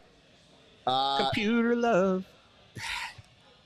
check my 2 camera bags. There might be some fiber cloths in there. I don't know what these nerds are you're talking about. I was looking up Oh, brackets. shut up. The salt is going to these hydrate nerds my over computer. here. This stream happens because the guy with glasses knows how to make it work. You dork. Jacob Couch looks like he is going to be eliminated here. Well, you were a little bit ahead of us, Mac Tube, so thank you so much for that. Deep trouble. Oh, So let me say this. It says it was very obvious that the less entertaining matches had guys not using a strong wrestling base. Levi Jones Leary would like to talk. yeah, I disagree. A bunch of the subs came from the bottom, too. Yeah, dude. Joseph Chen pulled guard and was putting Wrecking on folks a out. very exciting match with him and Andy Varela. It's about having a dance partner, man. It's not about a particular style winning. It's about an approach with that style that is offensive, that is aggressive, and having a dance partner that's willing to find out. So, Damon, you're my boy. You know I love you. What is this dude doing on the cameraman behind in the Jacob Couch match? Literally laid on out. the floor, laid down like he was Burt Reynolds for Playboy, But and then slid down. he was shooting between the other dude's legs, though. Not like Yeah. weird, but just like laying, and he had the camera there. It was Just on. underneath here, like, bam. Got you guys. Little nutmeg action between the legs. Let me say this. Damon, you're my boy. You know I love you. Look I at that. actually think that rule set there at the Craig Jones Invitational is very engaging for those who are submission wrestlers or submission grapplers who pull guard. That doesn't always happen. And in this particular case, for somebody like a Joseph Chen, we don't have to allude to the bullshit of I can't wrestle, because that's what happens sometimes. And it looks like Rocha is Achilles. Rocha is he's bleeding from the eye. Boy, leaking, dude. So we're good. It's just me touching this. I realized what that was there. Oh, yeah. You want to plug it in? Sure. Oh, yeah, sure. Sorry about this, guys. So this is how you can tell. Egghead, thank you so much for taking care of that, my friend. All right. So that is what we have here. Damon, thank you for those comments, though. Appreciate you guys. We want to go this. It says Couch got Nikki Ryan. Let's not not polite. verb that. I don't know anybody got Nikki Ryan. Oof. That's not nice. Yeah, I don't like that one. That was mean. I gave out Nicky Ryan's phone number on the air once on Inside BJJ on What? accident. I was like gonna call him, and I was just saying the numbers as I did it, and then somebody hit me up. They're like, "Yo, dude, you gave out that." He was like 16 or doxed 17 at the time. A teenager online. Yeah. Great work. I went back and took it out. I was like, "Sorry about that, buddy." Oh my God. What a terrifying moment. Yeah. Like, that's the shit that keeps my anxiety up at all times. It did not bother me one bit. I was Okay. like, "My bad, dog." Fair enough. All right, let's go to our next one, which is I had a prompt here that I'm wondering, which is which CGI matches, JI matches, would you like to see at ADCC? So there was kind of a thought yesterday that as you saw things playing out, you wondered, oh, this makes sense here, but man, I would have loved to have seen this at ADCC. So I'm going to start with you, Tim. What matches that happened yesterday at the Craig Jones Invitational would you have entertained or been interested to see in the format we are currently watching in front of us right now? I would like to see Andy Varela and Joseph Chin in ADCC format. I think maybe Andy would have played it differently. I would have liked to see that. Outside of that, probably that's the biggest one. A lot of the matches, I'm not a super fan of ADCC rules, to be honest with you. I feel like there's a lot of gaming in there, and there's some opportunities to like not get scored on when you're really technically in not a good position and you're doing things that you wouldn't normally do just so your hip doesn't touch the ground or things like that. But I would like to see that one ran back and see it in that format. I know we saw him in WNO, and I know that Chin got the best of him there, and I know we saw him at CJI. I'd like to see it one more time, man. I'd like to see those guys in ADCC, or at least that rule set. I feel that. Thank you so much for that. We're going to go on over now to Kev. Kev, what are your thoughts? I'd like to see Ty Ruotolo and Jason Nolf run that back in ADCC rules. Yeah, I could see Kirk Fleet and Felipe Ancho as well. But really the Nolf Ruotolo for sure. I think Nolf would do better in a rule set with hard rules. Like the idea of just kind of having a win over judges on being better is kind of vague and maybe takes a little a little bit of faith and a little bit of understanding in what like jiu-jitsu judges are evaluating. While he was in that guillotine, I mean, after he popped out of it, or not the guillotine, the reverse triangle with the little straight ankle at the end of one of the rounds, he popped out of it and he looked at the crowd and just kind of shrugged. I'm sure in his head he's going, I wasn't in danger, I'm fine.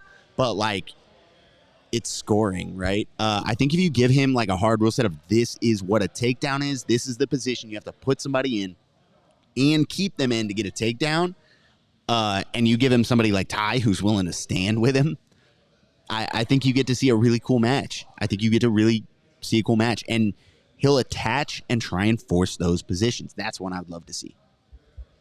Let's bring this back. Thank you so much for clearing this up for us, Salt.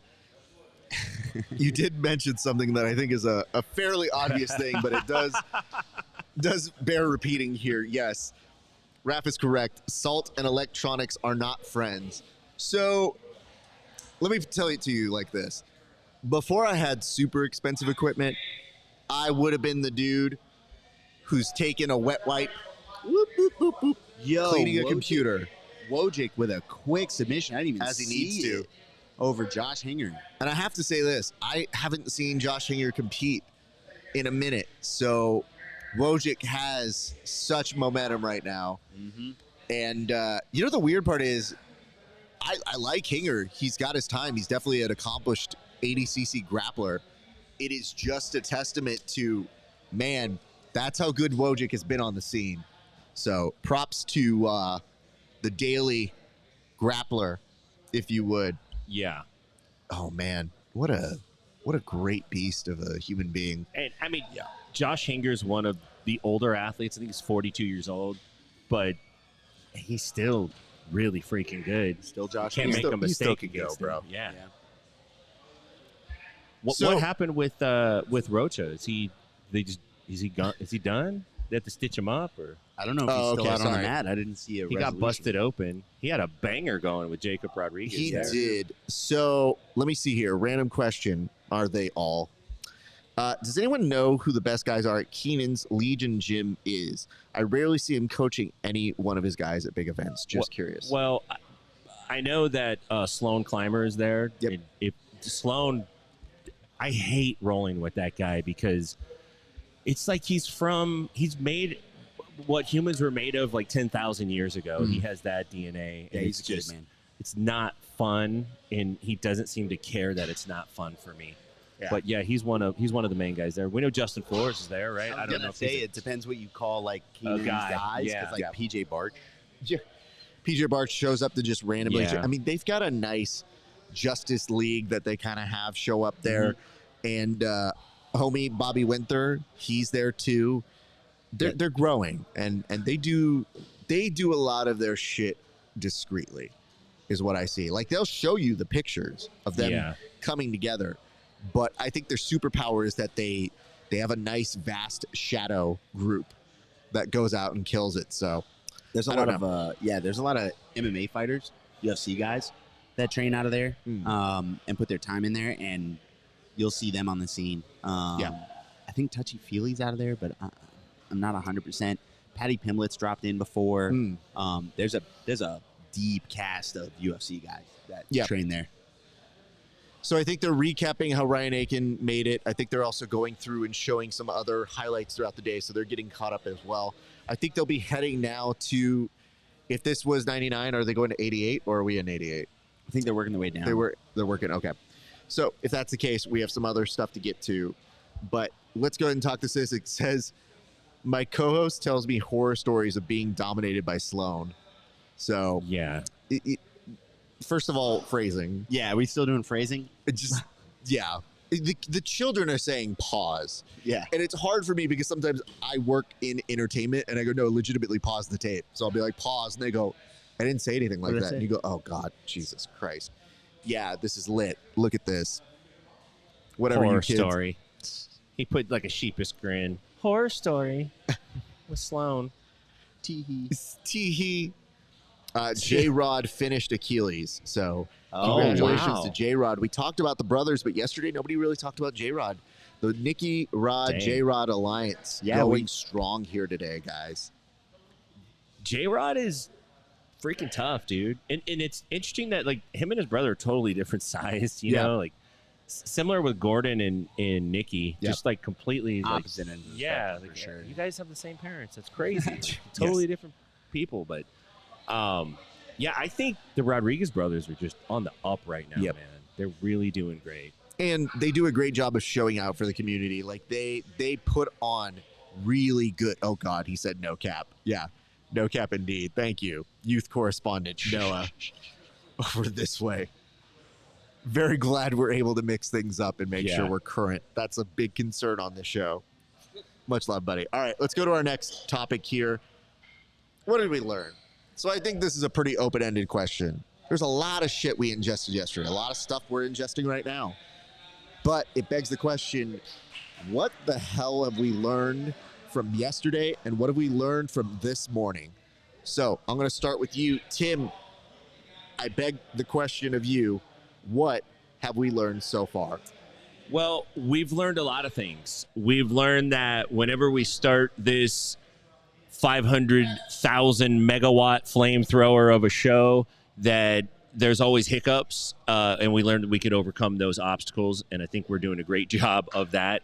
But CJI-wise, in the crowd, we learned that the fans love this. They're after it. They want more of it. Most of them are going to both.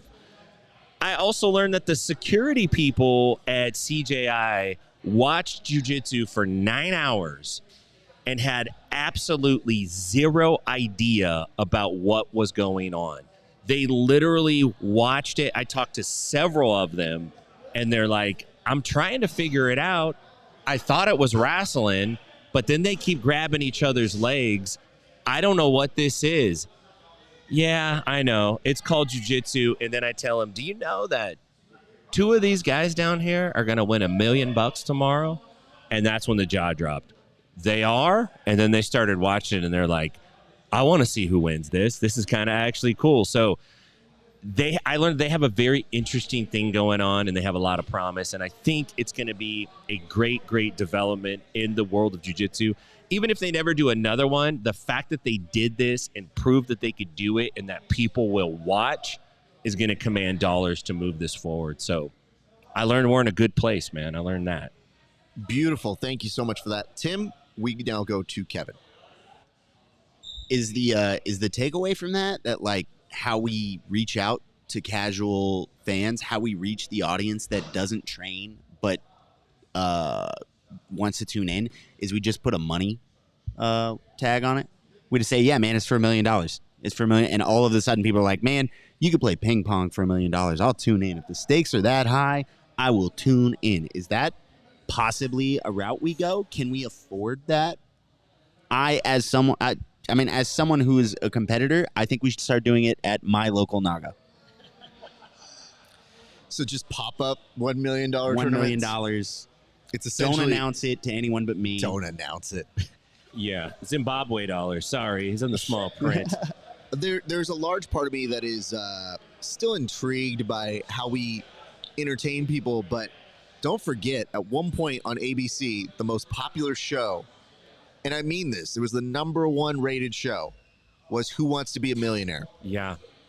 And people forget this, but like the game show game was kind of dead, and Who wants to be a millionaire? Yeah, Who that's wants tough. to marry a Davi millionaire? Hamos, yeah. Davi, I think, just got Taza got him. eliminated. Taza ended up getting him right now. Good for him. Bar, bro. Little shotgun knee bar. Good for him. Our fan favorite Mika Galvo is up. He is up. Yeah, they're doing the replay, but they'll come back.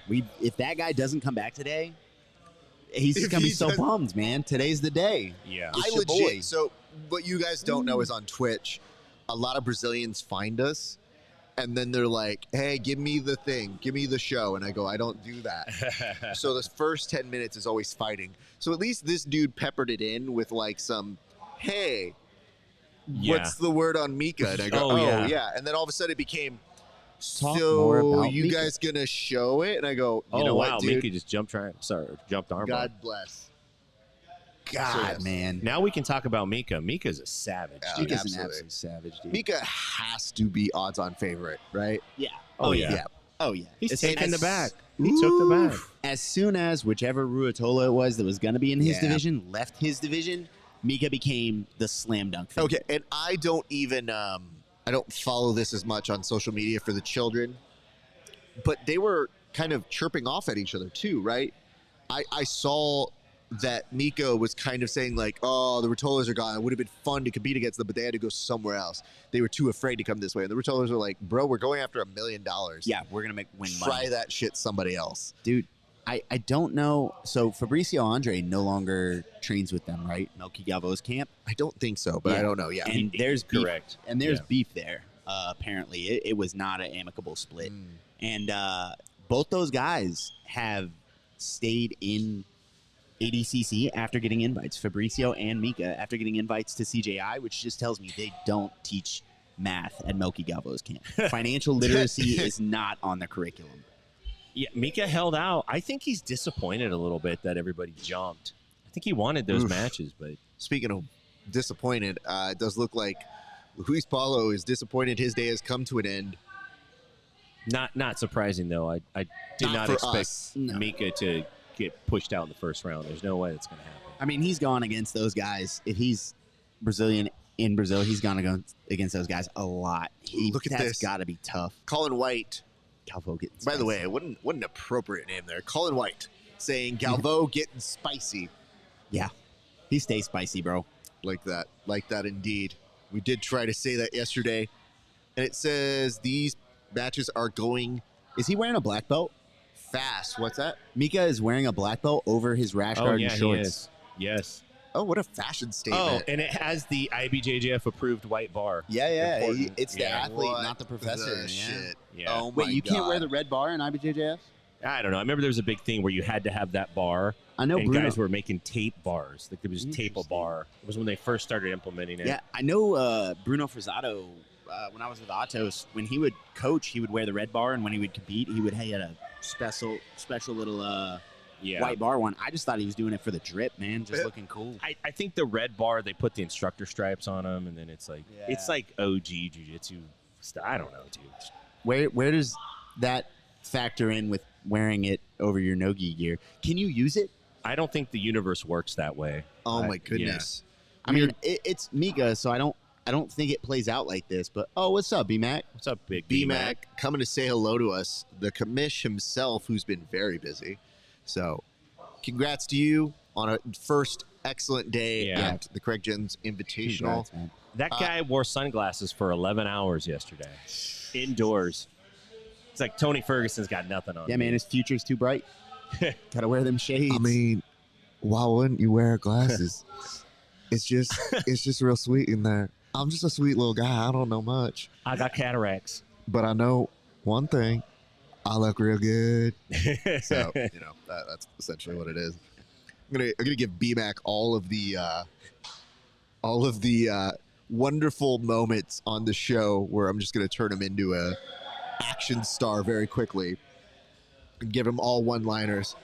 Oh, what's that, Mr. Bond? You thought you were gonna win? Oh man, that's real cute. Oh, okay. He's got that Bill Clinton-esque charm. That's you exactly know, what it is, sir. that little drip at the end. Is PJ Barch on another mat? Yeah, so this is the hard part. Yeah. Flow doesn't have the ability to multi-stream this on the stream. So I've been looking for an opportunity to get multiple mats on one TV. We have to split it up. Yeah, and right. The mats were a little busy this morning, so we didn't have the opportunity to set that up. And the Craig Jones knows what he's the remote did fucking not work doing, for the man. Roku, right? He did, but Good talk. he does know what he's doing. But they got to improve. So anyway, yeah. let's go to this. We did get these notes, and I want to make sure they get said. Luta Libre individuals typically like to wear their belt over their no-gi attire. Yeah. So Noah, thank you. That's great. I just given what we're watching, it is a fashionista moment. It's definitely a statement. You know what I mean? Like you're Yeah. coming into He this. didn't do And it I don't know last if you year. guys have ever been to an ADCC trials experience where someone wore a gi. Yeah. They also have worn singlets. Like it's mostly everybody's coming over, and I feel like Emil Mika Fisher, before he walked out should have stopped and be like, You should have popped it like pop, pop. What? You know? Oh. I know it's Mika, so this probably doesn't play out, but how funny would it have been if the guy had done like the classic reverse De La Hiva, use the belt, wrestle up on Yeah. him? Yes. Yeah. Push that belt Harder through. to execute, but definitely a very funny idea. Can you grab the belt if they're wearing it? I imagine so, right? You can grab the gi, right? Hold on. Yeah, there's a rule. I think they Can grab theirs, but you can't grab theirs? You know, No what? touching? Hold on. You have to ask for consent. If you ask for consent, then you can grab. I forgot what the rules were. If but you go it is over something to that $100, effect you of, can go like, under the gi. You can touch it. It can't touch you. Yeah. You can You're touch gonna the ask you can for touch the consent. surface, but if you start getting fingers in there, charges go up. You have to have a plastic dam between you and them, and then you could apply pressure with the back of your hand. Mika Galvo comes out with a belt. It's his opponent odd- comes out with little plastic gloves Very on. much, yes. Thank you very Little much, Dr. Claus. Dr. Claus. So, but yeah, that is what's happening on that side. So it does look like Isaac Michelle Yeah, PJ's is in the middle. going to advance. They have PJ on another map, but that's how much you know. Oh, God. I didn't know the referees are out there to also tell the crowd to fucking get lit. That's part Where's- of their job. They're just like, you guys aren't cheering enough. Come on. I keep thinking, like, wait, is this reset? All referee gestures Yeah. to me have purpose. You cannot be a hype man because Bro. it's too confusing. I want to know who's doing that on the YouTube stream. Like, they're just going to pause and be like, yo, viewers, we need more. Sure. But I also think to myself, you don't see that in the NFL. They don't make a call. A referee goes like, first down, let's go. This is lit. Get excited. We've talked a little bit about this, Colin, but we'll repeat it. It's worth mentioning here, and only because it makes Mac 2 uncomfortable. And it's thought on the production value of CJI versus ADCC. I think CJI did a better job than ADCC on flow so far. I'll start with you, Tim.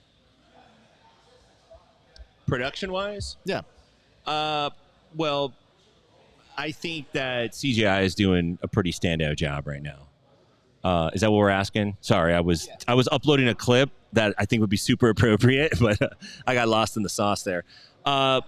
I think CGI is doing a great job. I don't hate the production that we're seeing from Flow. I don't hate multiple mats.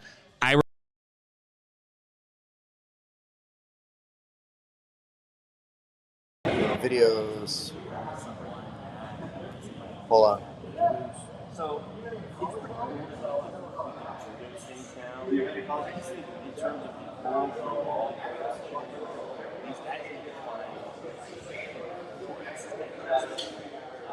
All the cameras just went out.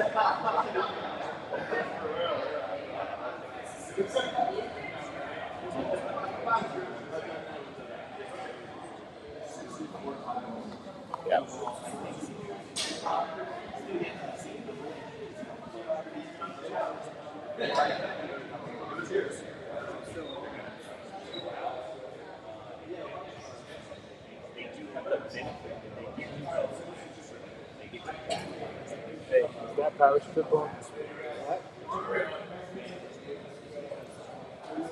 So I want to point this out. Yes, Alex Harrington is trying to sleuth this out, having very little information, saying somebody tripped on the cord. I don't think it's that easy, unfortunately.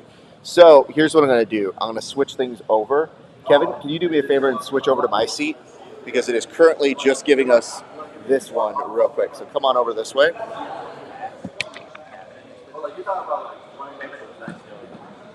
Moving on up. I'm about to forget about you. So, we got Isaac Mitchell.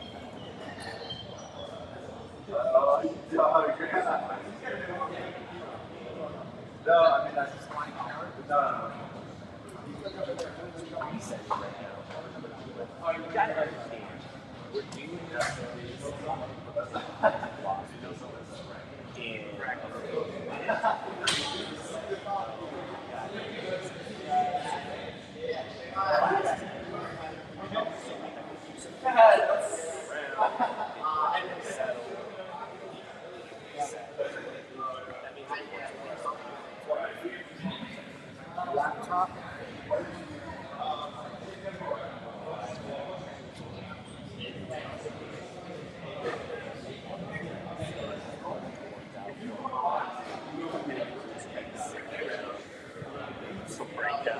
Yeah, I assume he put me in this spot just because this is the only camera working and he knows my value.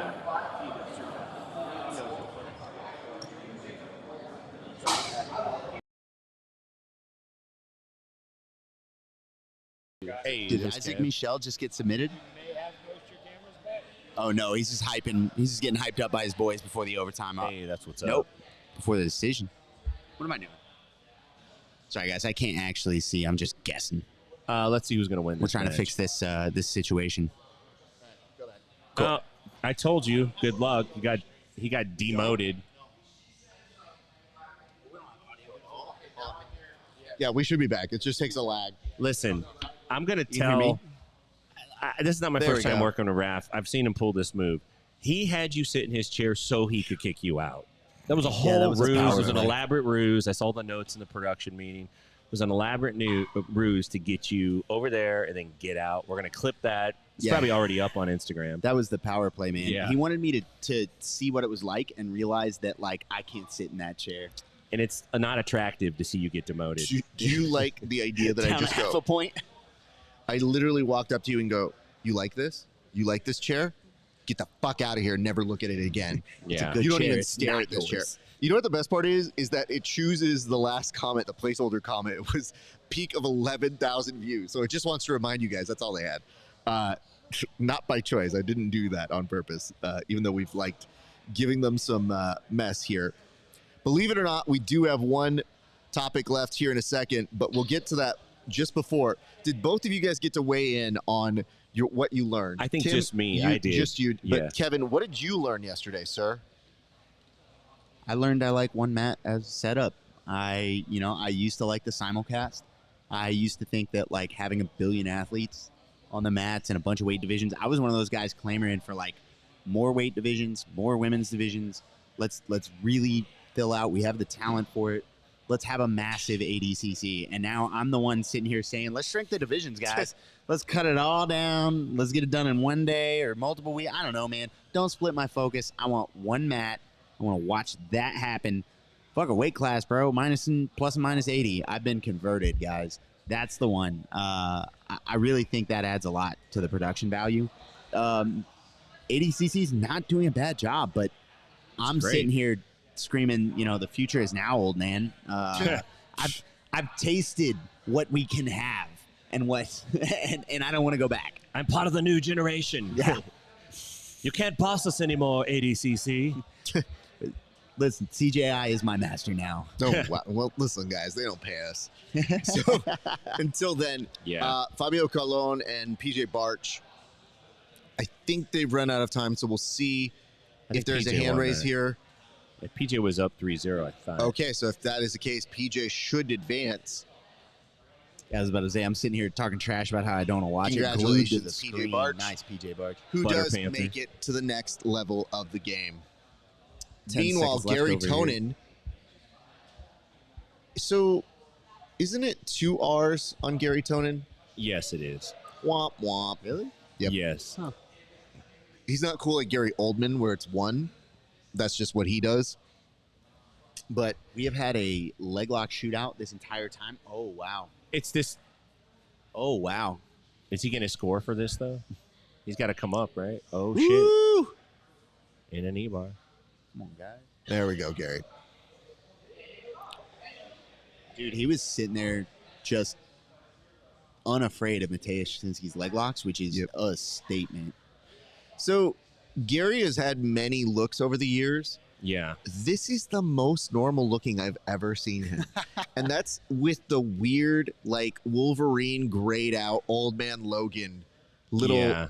mutton chops on the side that are seemingly not the same color as the rest of it. So is that a toupee? Is that what he's wearing right now? This is. Because he does have some divots that sometimes go into his hair. I don't know. I think it's in between jobs, Gary.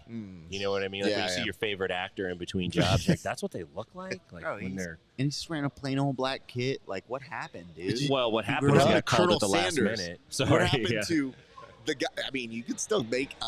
They had time. And like Tim's like he was here 2 weeks, had no notice. I'm like, bro. He literally just grabbed his gear and left. Exactly. So, gents, I want to kind of make sure on here. This is great. I love this. can I get a recap of the brackets so far? Which ones? Our brackets or their brackets? Because our brackets are not ready yet.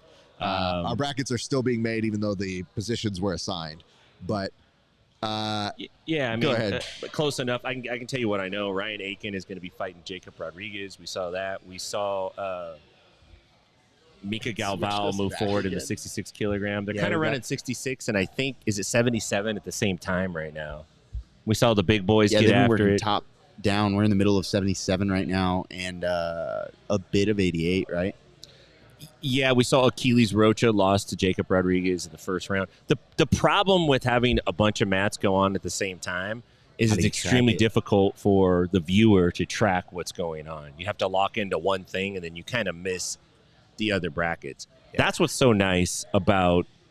I liked how CJI worked it, and I liked how PGF worked it, because you're building to this point, this tension point where it's going to be like boom, revealed. That's what I think lacks here a little bit, because it's distributed across multiple mats. Yeah, I really like what it does with viewership, where we're all kind of a part of the same little narrative that builds all at once, as opposed to, oh man, did you see that match? It's like, nah, bro, it was happening the same time as this other match. Did Wagner get tapped here? Or did he? Wagner tapping to a leg lock would be crazy. No, I think he's rolled out. No, I think he rolled out too. I mean, on one half of the side of Wagner's shorts, I thought he stole Gary Tonen's kit, and then I saw the other side. I go, I don't think that was Gary's. He put two kits together. I had a moment where I was like, Gary? Yeah. Let me go ahead and say this real quick. Yes, so recap of brackets. We'll get you a little bit of information on that in a moment. But we're going to do, I think, gallery here in a second, which is the best collection of comments. And that includes some of the people who have been in the comment section. So it mentions this. Gary already mentioned in the bracket reveal post-interview last night that he happened to have a crazier outfit but couldn't get in time, so just wants to wrap his new his new gym apparel. That's his new gym apparel? It's I would have. It's like, it's gray, man. You know, it's basic. Blend in. I feel like with Gary, when he says that something crazier could have happened, it just speaks to how lazy he is. Is really what it gets down to. You guys should have seen it. You guys, listen, he has a lot of time to talk to people on internet comments sections. Not enough time to get a kit done. Just saying. This fall, don't vote for Gary Tonen. Gary doesn't have a guy for that? I think he does, but I think Gary, so you can never get away in an artist's little process. Method, their process. You can't get in that way. I think Gary's individuality, he gets inspired by nonsense. Yeah. You know what it is? That motherfucker should have done a face-off inspired rash guard. A full-on Castor Troy, guns ablaze, like, go all out, bro. But you know what? He's too afraid. Gary, you hear me. You might see this clip. I know you're afraid. And it's okay to be afraid, but it's not okay to never try. Take that. Take that. It says PGF and CJI have focus, easier to consume. Yeah, Definitely. I mean, you know, making it one match per thing. I think the nice part about the CJI is that you do have it. It feels like a spectacle, but it's the first of its kind. So it's the first time we're kind of saying, like, this is how this works. This is how this goes. It says, oh my God, Gary just tapped. So it looks like we're about to get that information. And it says, B-Back saying, yeah, just give me a recap on who has won and who has lost at ADCC. Great note, Brandon. We'll be able to give that to you momentarily. But we were saying we need a moment to pull up those brackets. We'll be able to pull that for you. But it says Gary's winning but lost quick armbar. I mean, shades of Crone coming back here a little bit for Gary Tonen. This is one of the few things that Gary just didn't quite crack. Like, he's so entertaining. He's so good at jiu-jitsu. It is hard to bypass, but ADCC seems like the weird mistress in his, like, almost unblemished kind of fight career. Like, he's really good at fighting. For whatever reason, he excelled at a number of different tournaments and formats. Just for whatever reason, ADCC, I've always rooted for him to do really well. But it speaks to how difficult it is. Yeah, and I think Gary's style is so dynamic, and he almost doesn't care if he loses positions. I think in his heart when he's training, that instinct is a little harder for him to get around, specifically with ADCC. Oh, A-Kid's coming after me and saying, like, I didn't know that Gary has Appalachia. Alopecia? No, Yeah. Appalachia. It's one of Prince's girlfriends. He's got Apollonia, Appalachia, diamonds, pearls. Appalachia. It's he's from got the Appalachia. mountains. Yeah, absolutely. Everybody knows that. That's where big. no, yes, alopecia. He does it. We've run with that before. So Gary has come on the show, and every time he comes in, I say, "Are people golfing on your head and just not replacing the divot?" And he famously told me that he was standing with Jada Pinkett Smith before the slap. And then we had a conversation after the slap, and he was like, "Bro, what happened?" I was like, "You tell me, bro. She was your sister in arms." Yeah. But yikes. So no, Gary's a longtime friend of the show. So he's one of the few people I can actually just outright insult on this show. Yeah. And you could just send him a random insult, and he'll actually get back to you. He's It's a cool dude. very easy to insult him. And our interview style has always been, he's the little brother I've never wanted. And why are we not on JT Torres? I will take JT Torres over the rest of these. I'm with it. I feel like we should be able to vote. Like, vote on which one you Yeah. want. And you say, nope, don't want to. Give me 3. What if they would just literally stop the match and go, the fans voted, they don't want this match, and they just you just have to get up and watch So it. I want to present something to you guys, and it's a thought. We used to refer to it as ADCC style, which meant people didn't wear the rash guard. A lot of people wearing rash guards this year. I wonder Yeah. if that's a good note that people are getting more sponsorships. Because people who I would have thought, like, oh, I don't think they usually roll in a rash guard, or they don't usually compete in that. They have been, I think, sponsored out, and I think they couldn't afford to lose that money. It could be that, or it could be they think that's some new meta to win. Like, you got to have rash guards. There's this new chest-to-chest thing you could get if you have a rash guard on. This is new meta. It matters, man. It's hard to hold on to. You remember people. the sorry. It's totally good. Do you remember the EBI when Yuri wore the one sleeve? Right? Yes, He yes. had the one sleeve rash guard. I hate that. Like, I don't even know what it was for. I think it was like to choke people. I'm gonna choke you with my. There They was- kind of giving it away. Then. Yeah. There was a guy in on my college wrestling team that kind of like, if you guys know, like an elbow pass, little elbow pass, double leg or high crotch. He would always grab the sleeve, always grab your t-shirt, just 100% of the time. And like by I don't know the first month, everybody's walking around. There's like a whole bunch of us walking around missing because you have a uniform, like a t-shirt uniform, missing the right sleeve. It's the one sleeve that he used. It's all blown out. Yeah, because of straight up. hernia. We're watching we're wearing t-shirts with just missing one arm. Wild. Guys would get frustrated with him and they'd like rip their shirt off and be like, cool, take me down now. Crazy. You suddenly don't have wrestling.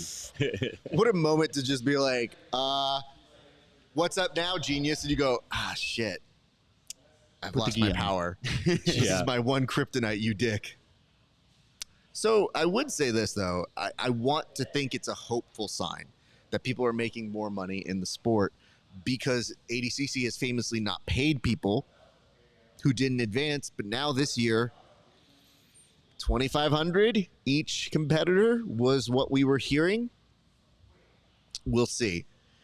Even though relatively a drop in the bucket. Like, you know what? Now that I'm thinking about it, I was like, hold on. Is it though? Hold on. No. Tim, I'm thinking this out, and maybe you could tell me. I think we raised more sponsorships than they would get for competing at ADCC. Oh, brutal. You might be right about that. Now, granted, it's 2 of us, and technically Yeah. 3, but I mean, like, Yeah. you know. I mean, I get it. I'm just happy the needle's moving in the right direction. Listen, we all want positive things. Yeah. It's just, I had a moment where I was like, Not oh, me. it's a drop in the bucket. And I was like, well, not to us. Oh, Yeah. wait. Did we out fundraise them? We out Girl Scout cookied them. Yeah. Fuck we you posted guys. up. Speaking of which, Gold BJJ, thank you for coming in on that. Heck so yeah. much love to you guys. I know I've been talking about this. Yesterday, we were able to show that I had a tablecloth in here. That's how big this thing is. But we've also, that's my merch. You guys can get that at rafesparza.com/merch. But other great stuff in here. I did find this fascinating, which is yesterday we were so loaded up and so exhausted from this that I didn't even get the chance to properly put over these shorts. These shorts have been amazing. Gold BJJ, I love them. They are so comfortable. I set up this product line, everything for people to get situated here, and we have much love to them and much love to Future Kimonos for coming through for us. Yeah. And they're all of the sponsors for our raffles, which we will give updates to a little bit later once we're done here. But yeah, I'm seeing this right now, and it says Show You Roll / AP had like 4 or 5 ADCC athletes rocking the same no-gi fit. Definitely must be sponsorships. I mean, I think given the drama this year, if you got in on a sponsorship, it is well worth your money. And Gracie Holy and Max crap. Hansen, Yeah. he is 9-0. Gracie's definitely blowing away Max Hansen right now. Good time friend of the show. Brutal. Jonas Gracie, he's been looking good lately, dude. Like, if you've been watching his matches, he's been looking real good. Real good. And then Wagner, That's rough. he is going to advance. He avenges his son losing, and he will make it to the next round. So I know that a few minutes ago, BMAC was asking for some bracket updates. So we're going to go on over and see if we can implement those for you guys live in real time.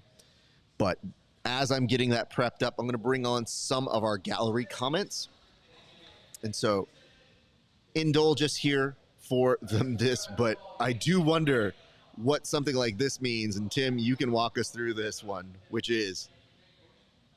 So we got, this is a popular buyer. He says, I really wish they drug tested just to show what they're on, and then include a line in the tail of the tape. Steroids used. Oh, sorry. Steroids used. Trend. Anavar. D-ball. Yeah, but we need amounts. I need to know 500 milligrams of this. But I love this idea. You can find it for Jonathan Gracie. He popped in the IBJJF. You can find exactly what his stack is. He like popped so bad he didn't even try to hide it. Man, it's gonna be crazy when it turns out it wasn't him. Don't sue me. They should. But like he popped in the IBJJF. There was a bunch of them, and one of them we were like, bro, he didn't even try to hide it. He was like, yeah, I did it. I did it. Anyways, I'm gonna win this whole thing, and when y'all get the results back, you can strip me or whatever. But Yeah. I still won. I still get the moment. Yeah, like take it from me. Who cares? Well, in case you're wondering, there's a minute and 50 seconds left for JT Torres versus Jesus.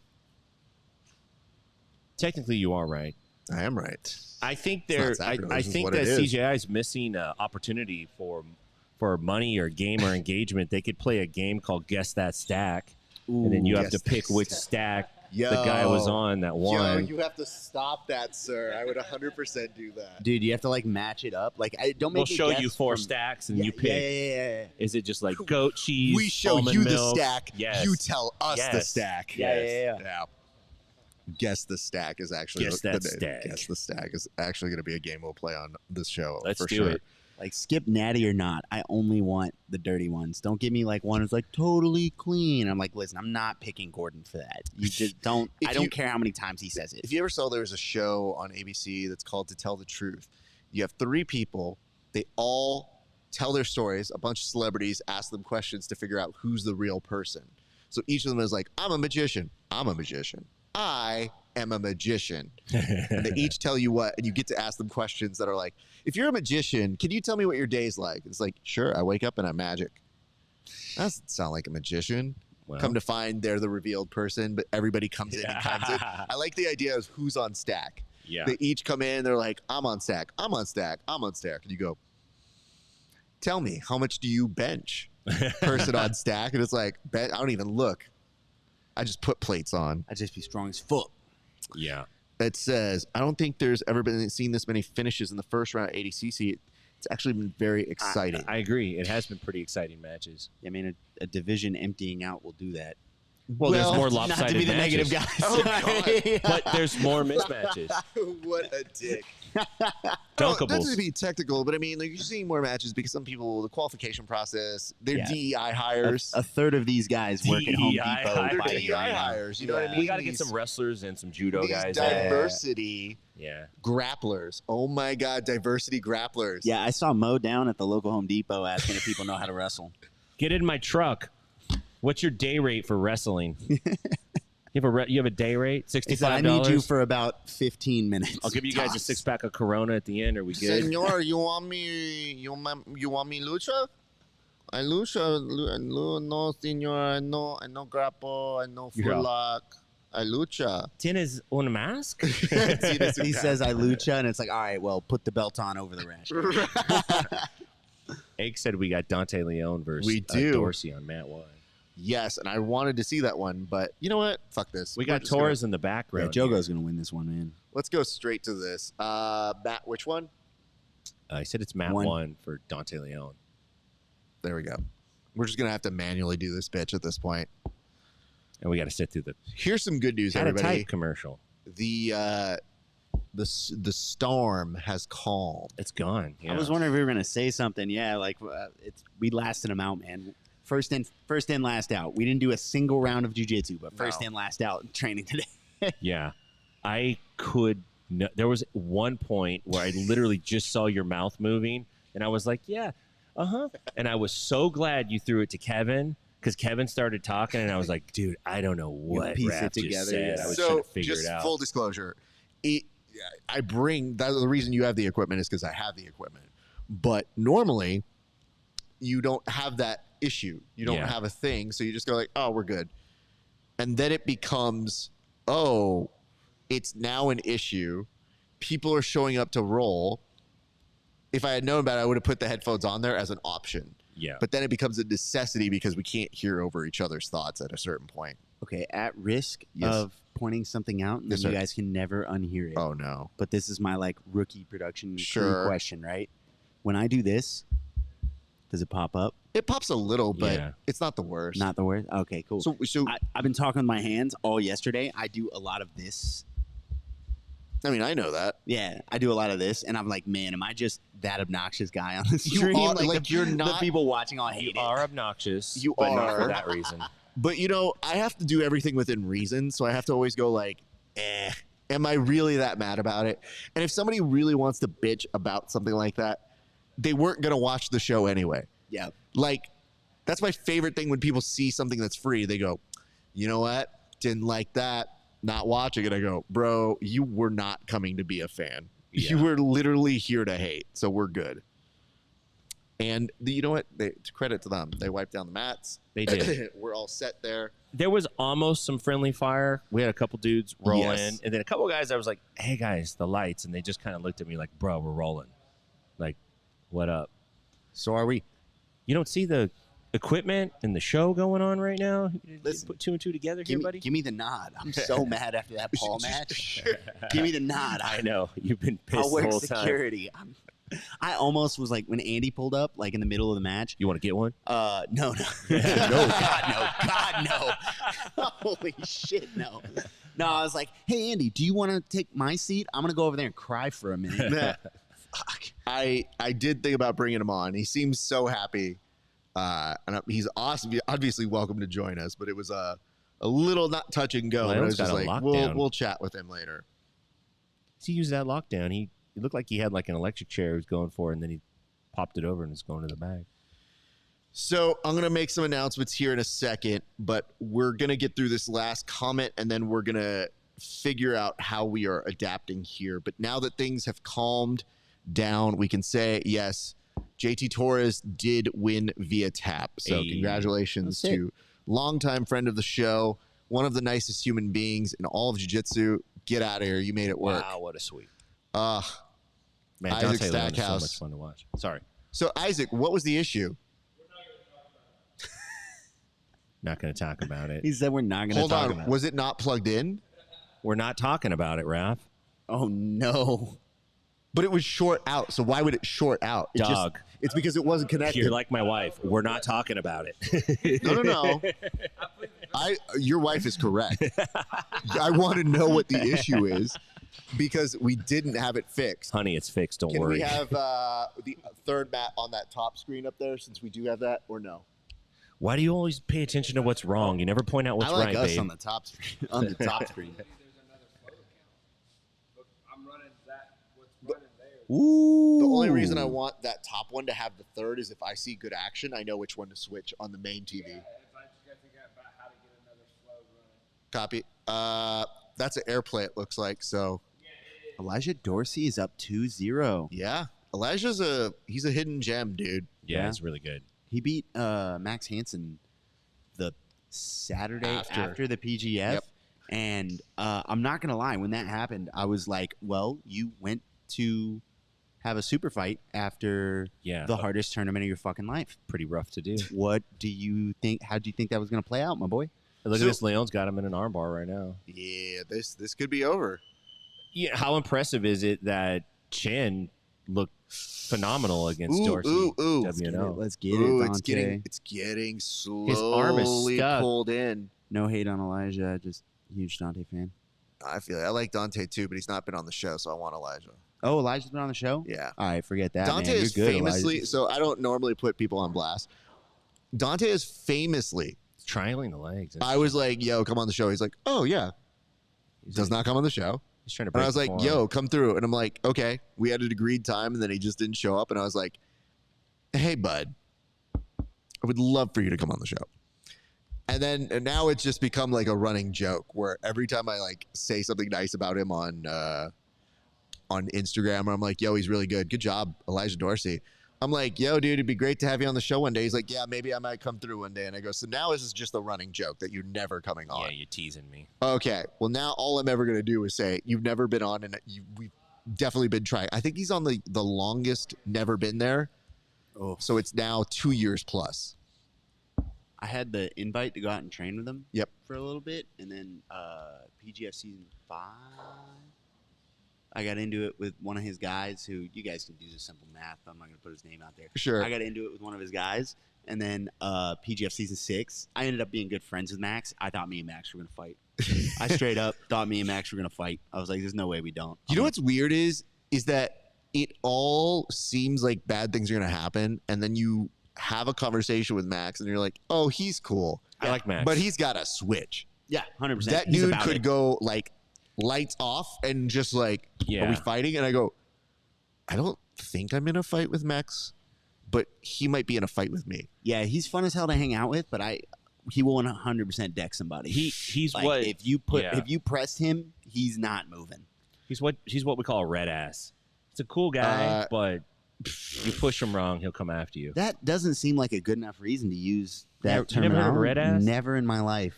Yeah, it's You? just like Jeff Yeah. can't. You guys, You have? I have, but Oh, you know, red I don't think I've used it. I use it from time to time. That's fair. You guys are red ass. What's the etymology of that? I don't know. This is how I always thought of it. Barry Bonds, greatest baseball player of all time. No cap on anybody, but he is. He played with this guy named Jeff Kent, who was a good baseball player, who appeared to be a great baseball player because he batted in front of Bonds his whole career, or a big part of it. Kent was a red ass. Everyone thought he was a cool guy, kind of, but he was a red ass. It's still, even when you defined it, it still doesn't sound right. Doug, he's a red ass. I want to know how it became red ass. Like, what's the? I kind of don't want to know because now maybe it's bad. Like, Red that's ass? been canceled. We don't say that No, anymore. whatever. Yeah, no, it's like you're sitting there like some group is really offended by you, and their 100% casinos want to have a chat with you, sir. I'd say there is some horrifying story behind this. Like, I would tell you this.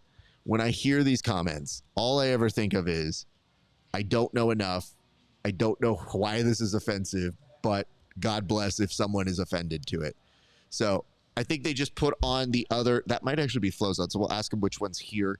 But Josh Sinceros and I wanted to call him Koala, but that's Koala because it's been the kind of day it is. Baby shark wins. So see, sus, pause, thank you, same thing. And now Rojo Fish says ADCC should have been free on YouTube. Listen, bud, I'm not in charge here. I think the CRAIG Jones Invitational had a wonderful investor that said, do your dance. That does not exist in this world. So does he not understand, like, one of their major business partners is Flow, bro? Like, I feel you. It would be awesome. I would love for it to be free on YouTube. I would love to just be able to watch jiu-jitsu and fighting, right? Yeah. But, like, that Flow stranglehold exists. it's a stranglehold. So sure, it's a monopoly, but it's also, if Flow was pretty good, I think we'd all just be like, okay, cool. Flow, when I signed in today, actually yesterday as well, and I was checking my stream, making sure everything's good. I check in, I log in, and then it says, would you like to buy a subscription? And I go, I have a subscription. So even as I'm logging in, it gives a pop-up that says, would you like to subscribe? And I go, motherfucker, I'm already here. Yeah, but do you want another one? 'Cause No. We'll sell you 2. No, I barely want this one. As is, if I could return receipt this one, I would. But yeah, so blah, blah, blah. I don't... Kennedy versus Keith going on. Hold up. We gotta haul ass to that wherever that is. I don't hate. Nobody hates anybody. I'm happy that there's this much coverage of it. Fuck. But I do wish that maybe the community was treated a little different. Yeah. Oh, fuck. No, I got to go with Keith. Keith's like family on the show. Fuck. Yeah, we got to watch Keith, man. He's a sweetheart. Yeah, I don't like that Flo's not nicer to the community, man. I mean. Well, then there's the business practices. So those things don't happen to us. They're stories. But, you get the sense that, all right, how much is this Craig ribbing them? Yeah. And how much of these are real? And I believe they are fairly real practices that he is espoused on his podcast appearances. And that has been highly disappointing. Yeah, and when a guy like Stuart Cooper says like things aren't that good, then that's not great. So it's a middle ground because Stu is also pointing out issues that he's had with,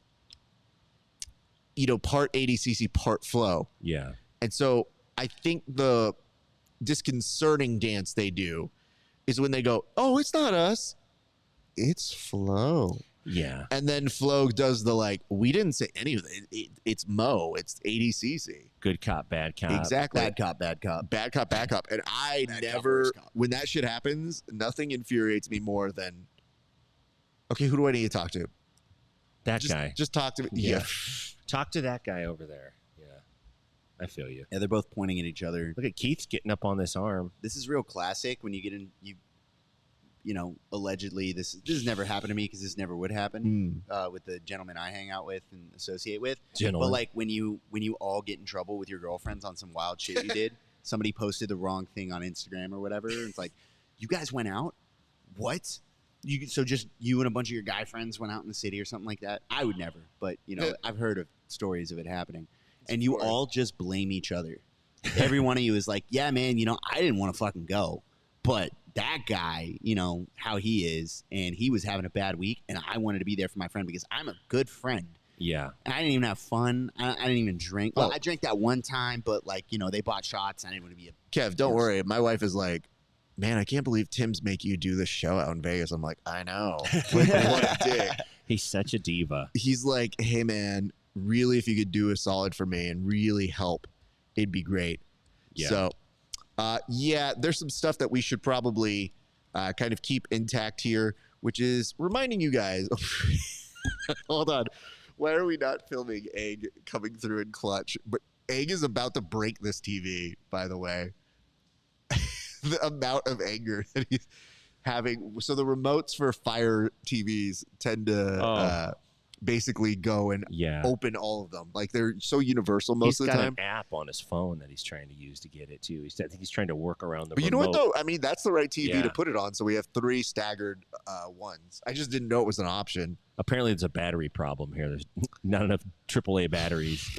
I mean, do you guys ever play Chase the Battery where you need a battery, and so you take it out of remote to put it in something else, but then eventually use the remote. You need a battery for that, so you find a lesser remote and take it out of that, and you're just passing the buck until you find the least used thing that needs the battery. Tim, I have to ask a qualifying question here. Yes. Is that an actual phrase, or is Chase the Battery? Did you just kind of invent one? Dad, we're going to play Chase the Battery. Bro, you just said red ass, and literally everything is up in the air, so I don't know. Chase the Battery is great. As a black belt, you don't know if it's real or not. It's part of my game. I'm like, I don't know if you've been working for so long with sloganing as a podcaster that you're like, taste the rainbow, chase the battery. I'm literally just confused at this point. I'm just throwing out slogans.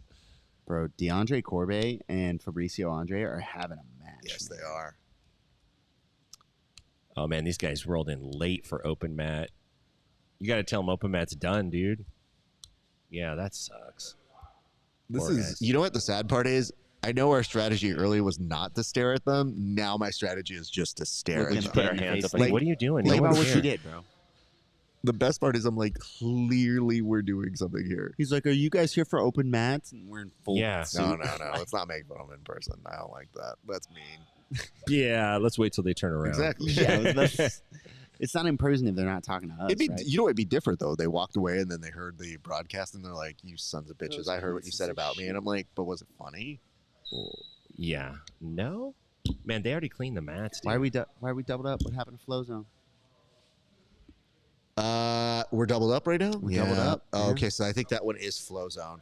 So What is wrong? do you guys with mind them? if I keep you on Flow Zone here No, and then cool. switch you out to a different one on this one? Yeah, man. That's all good. Fabricio Fabricio Andre. Andre. Match, I man. got That was you, on bro. my hell yeah. Oh no! Oh no, you don't got me. No. Yeah, that was on my list of like round 1 tune Yeah, in for there we this go. shit. Yeah, no, seriously, I had that on my list as well. All right, let me see what I can pull from here. We did have one more Ooh. that Tim sent to me a little while ago. This is interesting. I don't know what the context is here, Keith in a but good this was spot. a Reddit prompt, Tim, and you found this, and I'm intrigued to know what the reality is for a lot of the individuals who are in this world. But on Reddit, it does seem, has anyone else been blocked by the main ADCC Instagram page? Yeah, this guy says I made a joke about Michael Buffer being paid higher than any of the competitors, which is actually a pretty funny joke. Facts. And the comment was the most liked on the post. That's you never outshine the king. You blew it there. A couple hours later, I found that I've been blocked. Well, are you surprised? That's my question. Welcome. Are you surprised? No. I think the better thing is this. Like, what are you going to accomplish from this? If the whole point is to grow the sport, you're not going to grow the sport by blocking the sport. Like, And blocking, block ref. yeah, well, fuck off, dude. What are you going to do? Block me? I'm clearly in the stands right now reporting. I just want to point this out. If you continue to just block, enough people will get pissed. And what you have is the luxury of these great matches that we all want to see and experience and enjoy. But then this just takes the joy out of it because you can't take constructive criticism, or you can't, as somebody, challenge the idea of, was this the smartest idea? Yeah. And again, for all of its faults, the NFL, the NBA, they take their shit in stride, and people don't even respond to the prompts in the NBA comment section. No kidding. But even David Silver was like, fine. He's not sitting there being like, what did they say about me, though? What do you about want? the, what Yeah. about the It Warner makes you deal? look very little as a organization if you're blocking your Dude. own fans on Instagram. But it's also, Personal, just yeah. think about this. In the list of things that do not grow the sport, I have said it continuously on our show, which is we don't deserve it. Like, when we have stuff like that and people say we deserve to be a bigger sport, I want it to be a bigger sport, but then I go, we don't deserve it. Shit like that? No, we do not. It is clown shoes, clown show. So yeah, I always think about like the people we train with that we all know in the community, the friends, these guys. Yeah. Like, we're all excited about these matches. We all get passionate about the sport, and I think, yeah, we deserve this. And then I think about the broader community, and I think about the way our sport is organized, and I think about a lot of the people that are in business in the sport, and I go, nope, we Yeah. in fact do not. And it looks like Fabricio Andre is on Corbet's back. Yeah, big double leg, body lock on the back. Corbet tried to build up, hooks in. Rough stuff. 3-0 with a minute 13 left. Greg That's Souders tough. is running around. What are the constraints on this?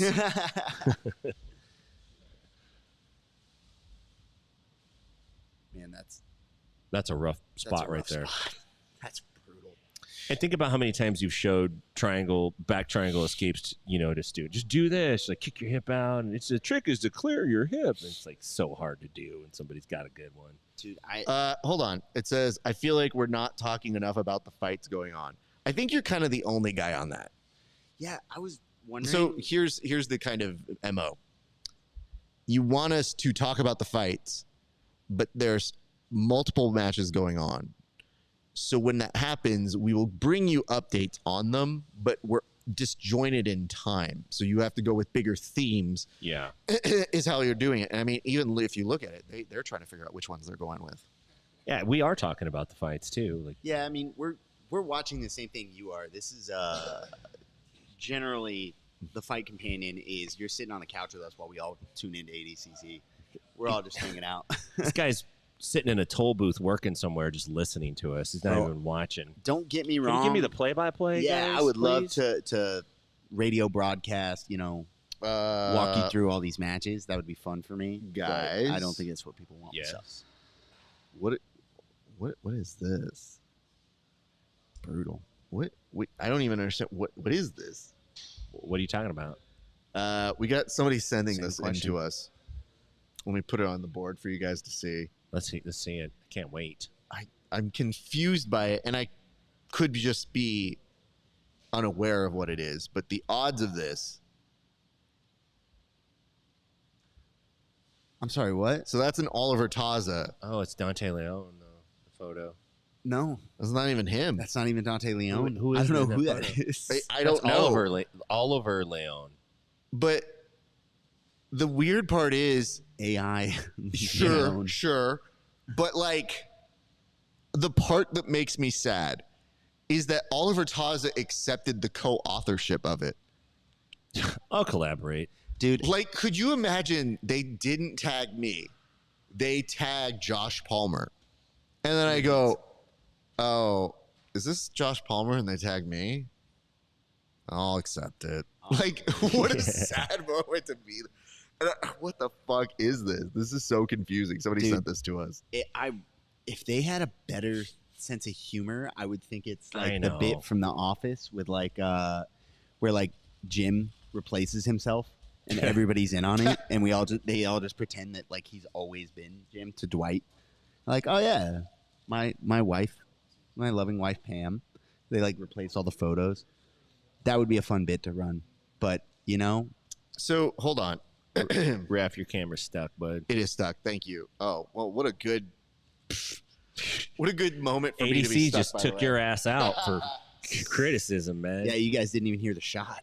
They got people inside this room right now.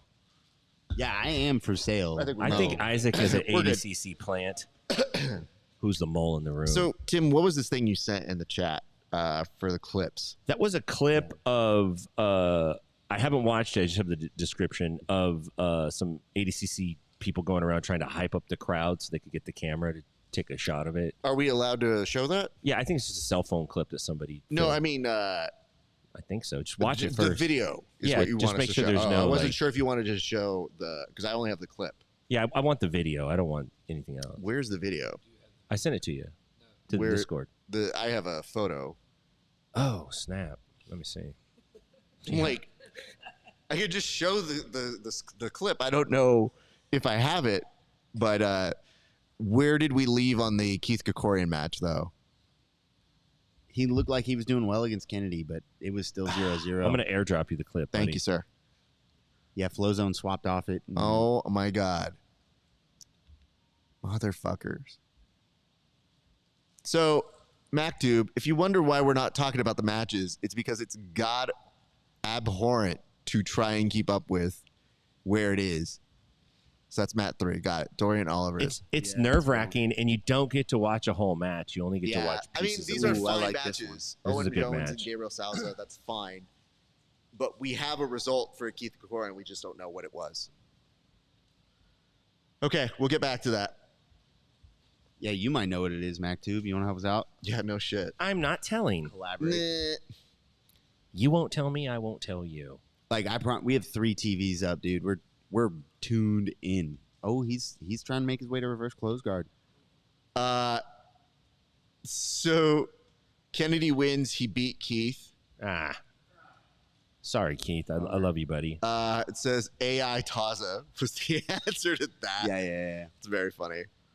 Deep fake ADCC Taza, very funny. And then Josh Sinceros ended up winning as well. That makes sense. Okay. So those are some results here. So I kind of wanted just to get through these initial matches and kind of give you guys a lay of the land on how things are going to move forward for today. So we're actually going to be splitting squad throughout the day. Some people are going to Ben's have a here. mission. What's that? Oh, Ben's here. Hey. Egg. Can you let Ben in? He's like, nah. Nah. Kid kind of sucked. I don't know. He's sitting there knocking on the door. Sorry, guy. So here's what's going to happen. These two gentlemen are going to take over part of the broadcast for the next 30 minutes, 45 minutes or so. And then they're going to walk you through some of the action while I get a little bit of information and stuff ready on the side. But as we close up here for the pre-show, I just want to tell you guys, this has been super fun. Electrolytes are happening, but Tim, what kind of electrolytes are happening? Salt electrolytes are happening, baby. These things come in so many flavors. Lemon, lime. I shotgunned a raspberry last night, and it actually sustained me. It was intense. I'm not going to lie. It was intense, but satisfying. I poured some on my laptop earlier when the battery died, and it juiced it up. It got it going, so good on that. And we also got mango. These guys are great. Riley and company at Salt Electrolytes are doing a great job, and they're also supporting jiu-jitsu, so support them. Check them out, saltelectrolytes.com. Appreciate you guys. Thank you so much for joining. Also, big shout out to our friends over at Inverted Gear. They have been taking care of us. It has been a huge help to us. Our friends over at Future Kimonos, thank you so much for sponsoring all of our raffles. We'll have updates on that in a little bit. And of course, thank you so much to our friends over at Gold BJJ. You guys are awesome. You guys have all made this possible, and it is changing the game for us. We really, really appreciate you guys. And I will show this clip. I know Craig is already in the chat roasting the ADCC, and it's hard to discern why he's doing it because I'm not quite doing it. But yeah, Keith lost. We got that part. Thank you for that. And it says that negative 77 kg quarterfinals looks legit. We will get to that shortly. So in that time, but what I will say to you guys is this, as I prepare this next little set, what I want you to see here is the clip that our good friend Tim Freeman was talking about. So we're going to go ahead and put that on here in a minute, but it is kind of a shock to see all of these different things that are happening, all the different coverage, all the different people, places, things. But just to give you an idea as to what's happening at ADCC, here is a little bit of a front eye view from the audio. After this weekend. Because it's just more money and everything. Then Brandon, JD there. It's like all that. Yeah. I think it's crazy. When we got here, Brandon was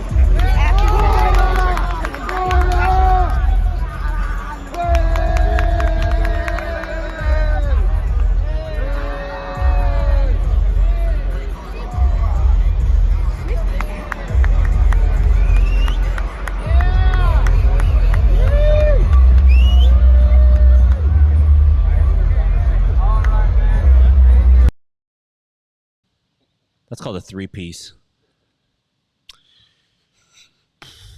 Okay, so I can't say it's that far out of left field because the UFC has goons that go out and do. Yeah, they have goons that go out and be like, yeah, get excited. The Just Bleed guy. Yeah, I mean, that doesn't exist unless they do a pan over it. It's just seeing a back view of it, of them saying like, hold, now get excited. Woo! And then them hugging each other and doing that. I just want to say, I don't know that it would look out of place if everybody in the crowd was doing it. But when you got three guys and the rest of the crowd is just... It's like a random section, too. Get my IV. Liquid IV. Need some help. Like, seeing this happen where it's like, and go. That's the part that just it's how inorganic it looks, right? Like, we all know plants exist at baseball games, basketball games. Like, of course, they do bits, whatever, but they usually pick, like, a kind of, like, in the moment, like, oh, yeah, go Braves, like, kind of moment. Yeah, there's something you guys aren't thinking of, though, is they did not expect a team like us to have people everywhere watching everything, sending us everything all the time. So I think they weren't ready for me to have a response to it, and I wasn't ready to have a response to it because it's just funny. Said we got eyes on, man. We got people. Hold on. Let me I have to go back to it. It's too funny to me now. Because, listen, you go back to this after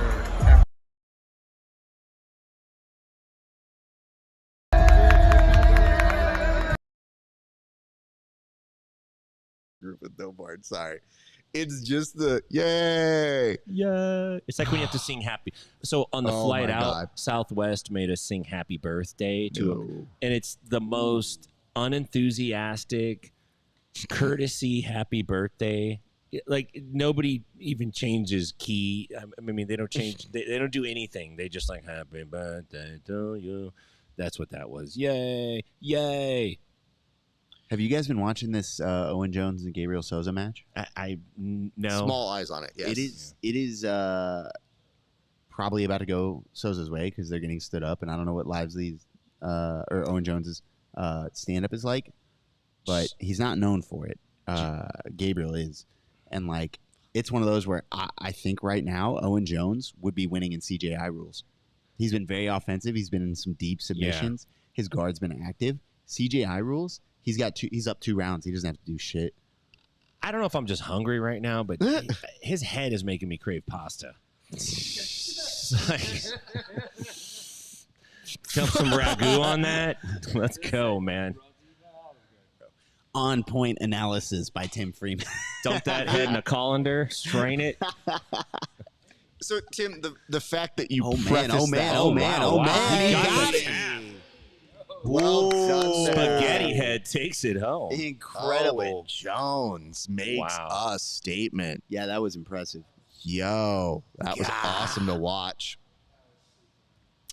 Let me see what comments I have here. Owen Jones and Gabe in overtime. I mean, not anymore. Yikes. That was really good. Wow. Well done to Owen Jones. Baby shark.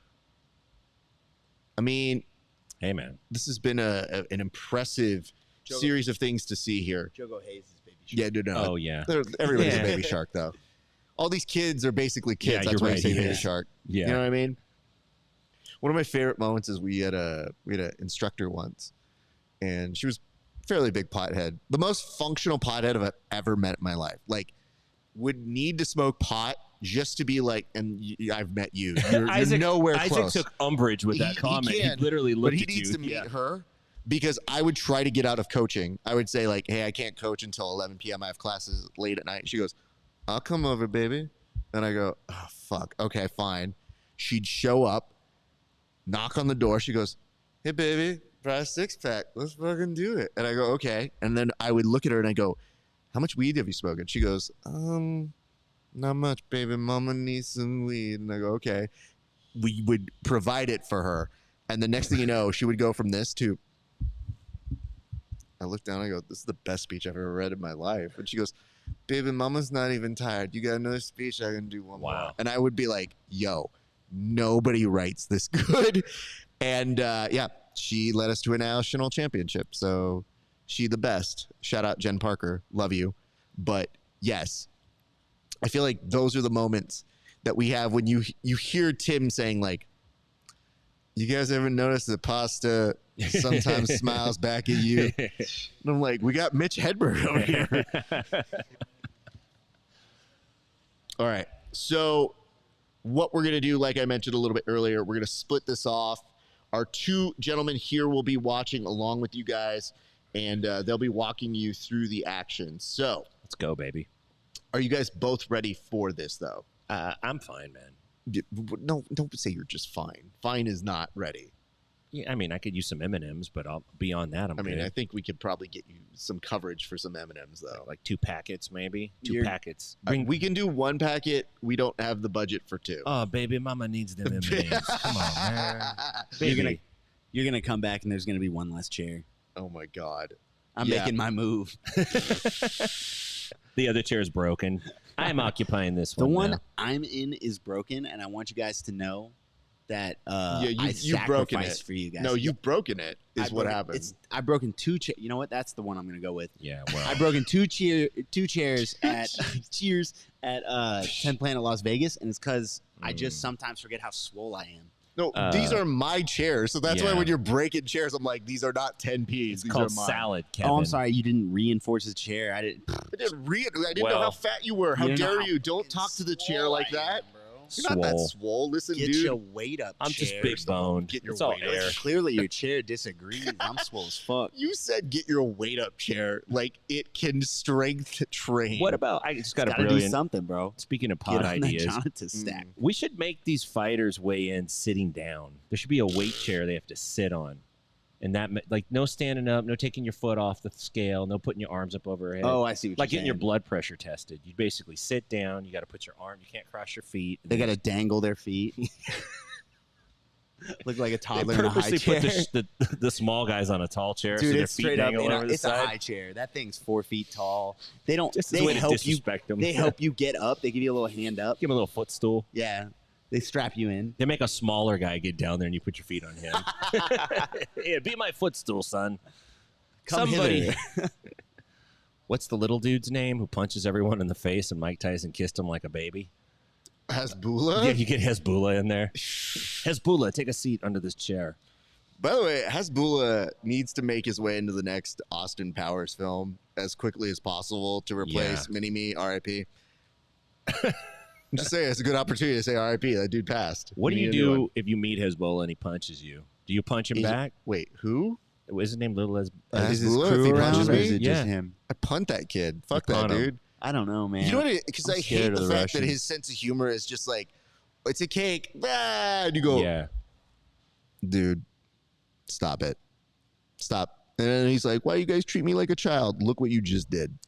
What I do is I bring him in a room like this, Mm-hmm. and then I have Kevin open up the back door, and like 4 big dogs run in. And then he runs over to me and puts his arms up like, pick me up, pick me up. And I'm like, I'm not picking you up. You're a grown boy.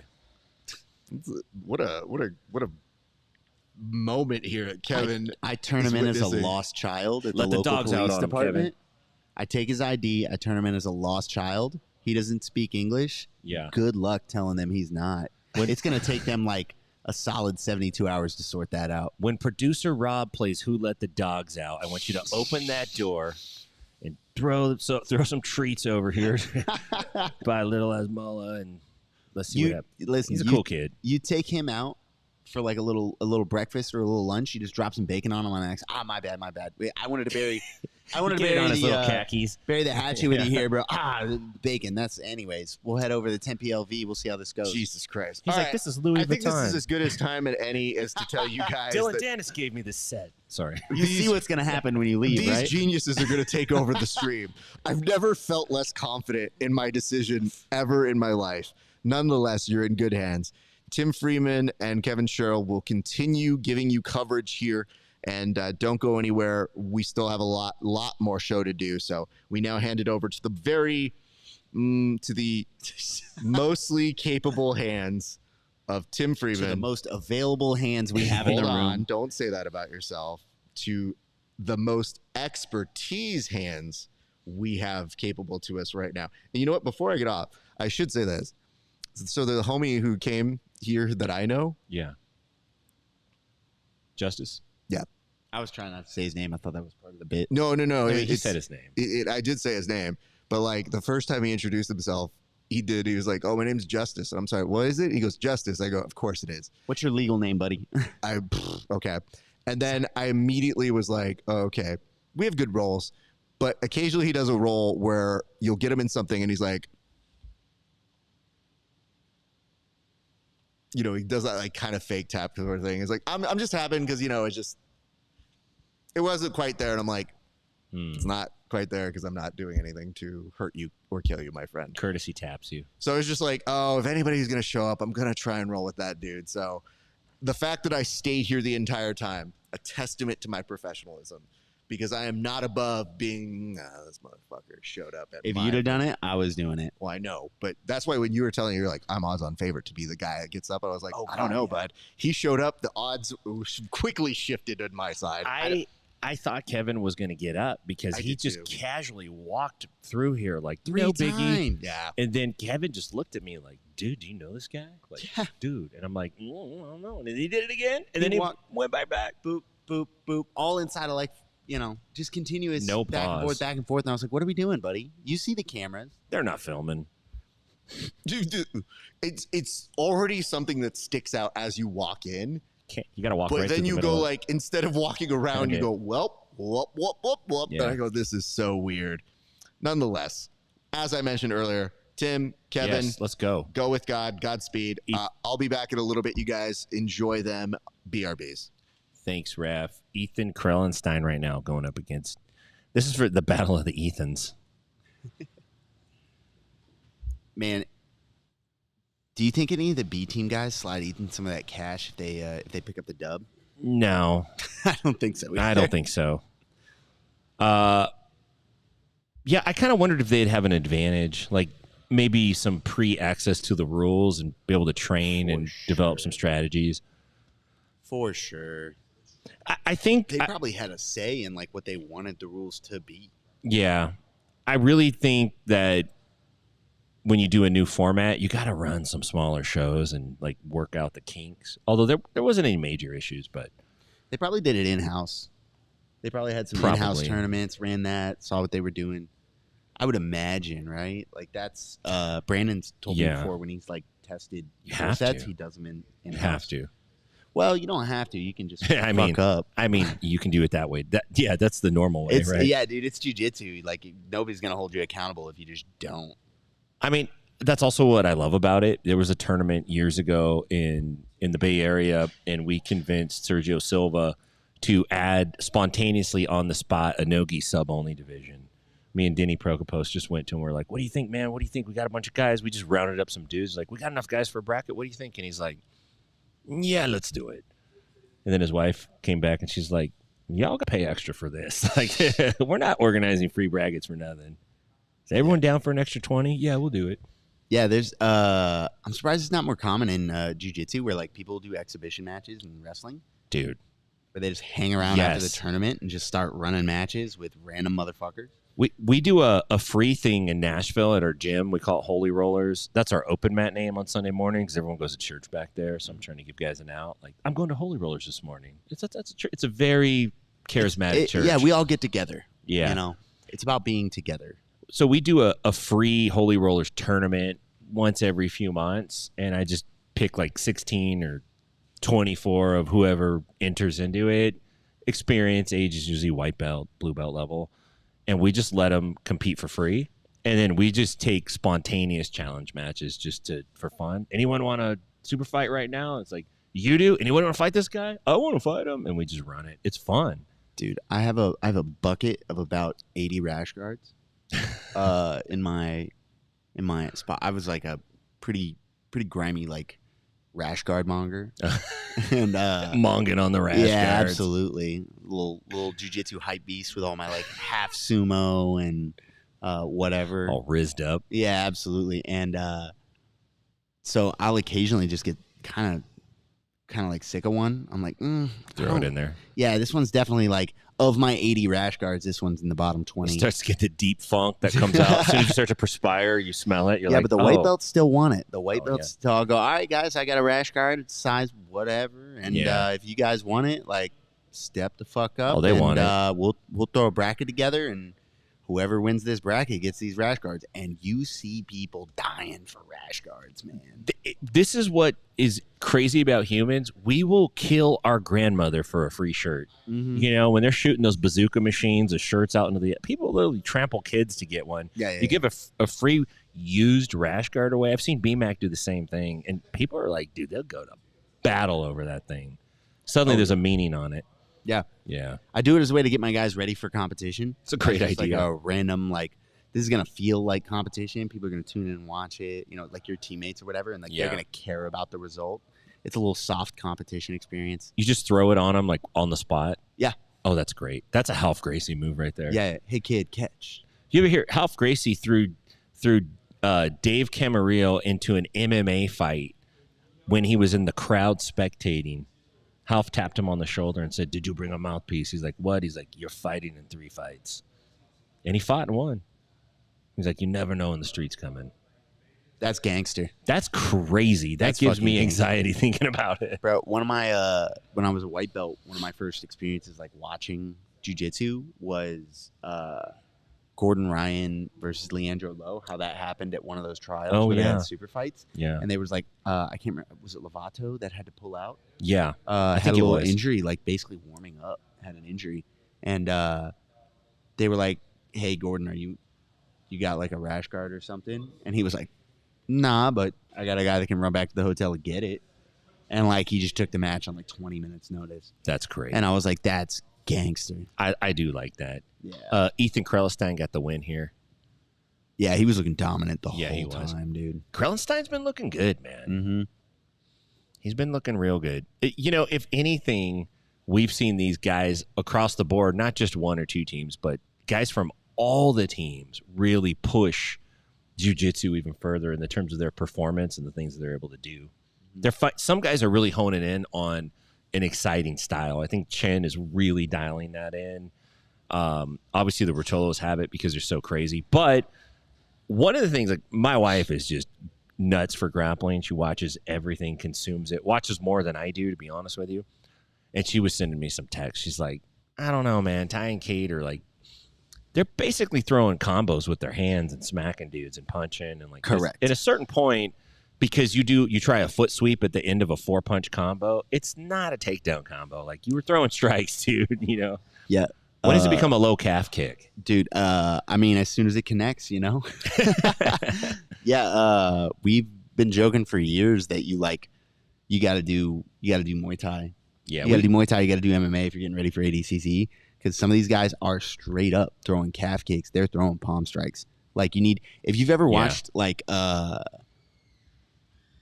I'm going to put Andy on the spot. I was debating whether to do, I have a clip on my Instagram. Because he's gone. You're like, I'm going to put Andy on the spot. He's not. No, I actually like this about him. I pointed this out at the PGF, and I was like, when you see him palm strike, when you see him put hands on people, and like, it's brutal, right? But you'll also watch his stance change when he does it. He switches from a wrestler stance, and his shoulder comes up, and he switches into like his boxing stance. Yeah. That's when you know you're about to get lit the fuck up. That's a tell, though. Uh-huh. Yeah. He'll pop you, and then the shoulder roll comes in because he's waiting for you to fire back. He's 100% ready for the brawl. Can we watch Pato's match, Diego Pato?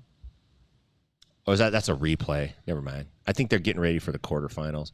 Yeah, I think you're right. I mean, look, it's aggressive. We're trying to break arms, break legs, choke people out. Yeah, I had a guy headbutt me one time, and I fucking, on Midwest Finishers, and I fucking palm striked him so hard.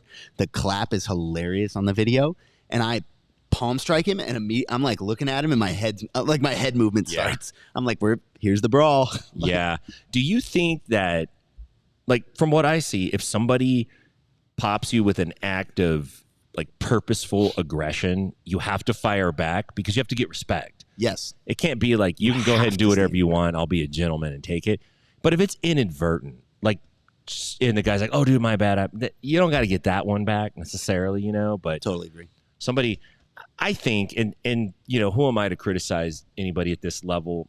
But some of the head slapping and smacking almost lends itself to a inexperience with wrestling as an actual art. Because if you watch wrestlers, and there's some clubbing, but a lot of those collar ties are done with a specific intention. They're looking trying for to things. move your shoulder line. Yes. They're trying to break posture. They're trying to create angles, as opposed to just pop you because they're mad and they're frustrated and they want to rattle you. And what happens is, unfortunately, in the jiu-jitsu world, it's a lot of monkey see, monkey do. People chasing the meta, and so they see it, and they're like, boom, open mat the next day. They're cracking everyone, and they don't even know why. They just think this is what we're doing. You can pop somebody. It's cool. Yeah. I think you do have to pop them back. Do you remember? I don't know if you watched PGF season 5. Rock Troll got a little hand. Oh yeah. And I really love Rock Troll. And his coach came up to me before our match, which was like right after that, 1 or 2 matches. And he said, hey, man, just in advance, I'm sorry if he hits you. And I was like, that's cool, man. Yeah, I'm going to hit him back. Yeah, in advance, I'm sorry if I hit him back. Yeah, I like the dude. We'll be fine after. But, like, actions have consequences, man. You can't pre-qualify a strike to the head, man. Like, I'm sorry if I hit you in this competition. I'm like, cool, man. I'm sorry for what happens after that. Like, I think you have to be willing in this sport. I think in wrestling, you can be, to a point, you can be a gentleman because they're pretty good at enforcing rules. It gets physical, But if Right. somebody palm strikes you in wrestling, there's a really good chance that guy's getting hit with a negative point. Yeah. Like they don't really There's a fucking consequence for it. yeah, they don't immediately. fucking play. Jiu-jitsu, you're street balling out here, guys. I don't give a fuck what level of promotion you're at. Yeah. You're at ADCC, you're at EBI, you're at whatever. Defend yourself at all fucking times, dude. This is a street ball court, and you can Yeah. 100%, every one of us can get clapped up if we play around a little too much. These guys are fighters. If you're a jiu-jitsu guy and you're like, nah, man, I just do pure jiu-jitsu, I'm like, I love that for you, bro. Sure. You are going to get your shit rocked at some point and have nothing to do for it. Yeah, that was a hard lesson for me to learn, actually, when I was training, because I started as an adult male, like really soft, not looking to fight, just like, I want to get into jiu-jitsu, the gentle art, And it at a certain point, I realized, oh, we're fighting each other. Yeah. Like, there's no like he did too much shoulder pressure. He raked his forearm in my face. It's like we're fighting each other, man. Like you're going to try to break his arm and you're upset that he squeezed your head. Yeah, man. It doesn't make sense. There's a difference in the training room, but even in the training room, like the only people I like, I'm not saying I'm out here palm striking and Sure. calf kicking, but like the only people I'm like willing to trust and go easy with are like people I actually know and have real trust with. Yeah. Which Otherwise, takes a long like, time to build. I always make the distinction. People are like, well, how do you roll in training with a training partner versus how do you roll in competition? And I go, well, let's look at what's the difference between the two of them, right? And people break it down. They go, well, in one you're trying to win or you're trying to break his arm, and the other one you guys are just trying to get better and work your skill. And I go, cool. So it's intention. Yeah. How do you know his intentions? You got to know him. How do you know his intentions aren't going to change when you pass his guard? Yeah. When you score 2 points on him, fantasy points. Yeah. Open Fantasy mat made Sunday. up, open mat points. Yeah. What happens if you submit him with a leg lock? Like, all of a sudden, he's got that personal Oh. issue, and everything changes, and now you're fighting. And I'm like, he is no longer trying to train with you. That man is trying to win. So I kind of try to treat most roles like, we all have fun. But if I Yeah. know you, I'll play it. But if I don't know you, I try to treat it like you might be a volatile motherfucker. It's funny because I've seen, and I've talked to lots of dudes who multiple approaches to it. One particular guy that I used to train with a lot, who was a real savage, his approach is everyone gets the business card first. You just tear into them, light them up, and then go nice second. What I've tended to start doing now, especially if I'm dropping in or I'm training with people that I don't know, if I feel that crazy like energy, I just give them what they want immediately. Oh, you passed, dude. Oh, you got the Americana, dude. Fuck yeah. We go again. It's 5 seconds. I'll just let them get me until they go like, oh, it's not like we're not playing the game. Like, I'm all for going after it. I want to have a competitive, hard role. I'm not trying to like overlook the burden of safety though. Dude, I'm really hoping this continues. So, like, it's a little different for me because I'm a pretty active competitor. Basically, because you're young and I'm old. Yeah, kind of. Yeah, I mean, it's I'm okay. pretty young. I can take some risks with my body. sure. My ego I can pad my ego with You a have little bit more of in the risk to my bank. body. Yeah. Yeah. And I'm an active competitor, so like it's kind of hard for me to be like, oh no, man, we can't do that. Ooh. No, and you might That have to was fight one of these beautiful. Did you guys or see their that? teammate. That wasn't nice. We're looking at the women now. Beautiful Uchimata, and she's about to get leg locked off of it. That's This is, crazy. Amy Cantos, or sorry, So Amy Campo. Campo hit a fucking insane Uchimata on Against- Nikki Lloyd Griffith. Yeah, that was like a judoka full on where they flip over together. Fuck yeah, dude. But it's like didn't get exactly what you wanted because you ended up on bottom. Oh no, it's Nikki Lloyd Griffith went for a leg lock off the Uchimata. She was the one that got launched and just went directly into a leg lock. I Watch got this you. shit. They're doing the replay I on feel Flow you. Zone right here. Watch this. Yeah, I got it backwards. Look at the step. Come on.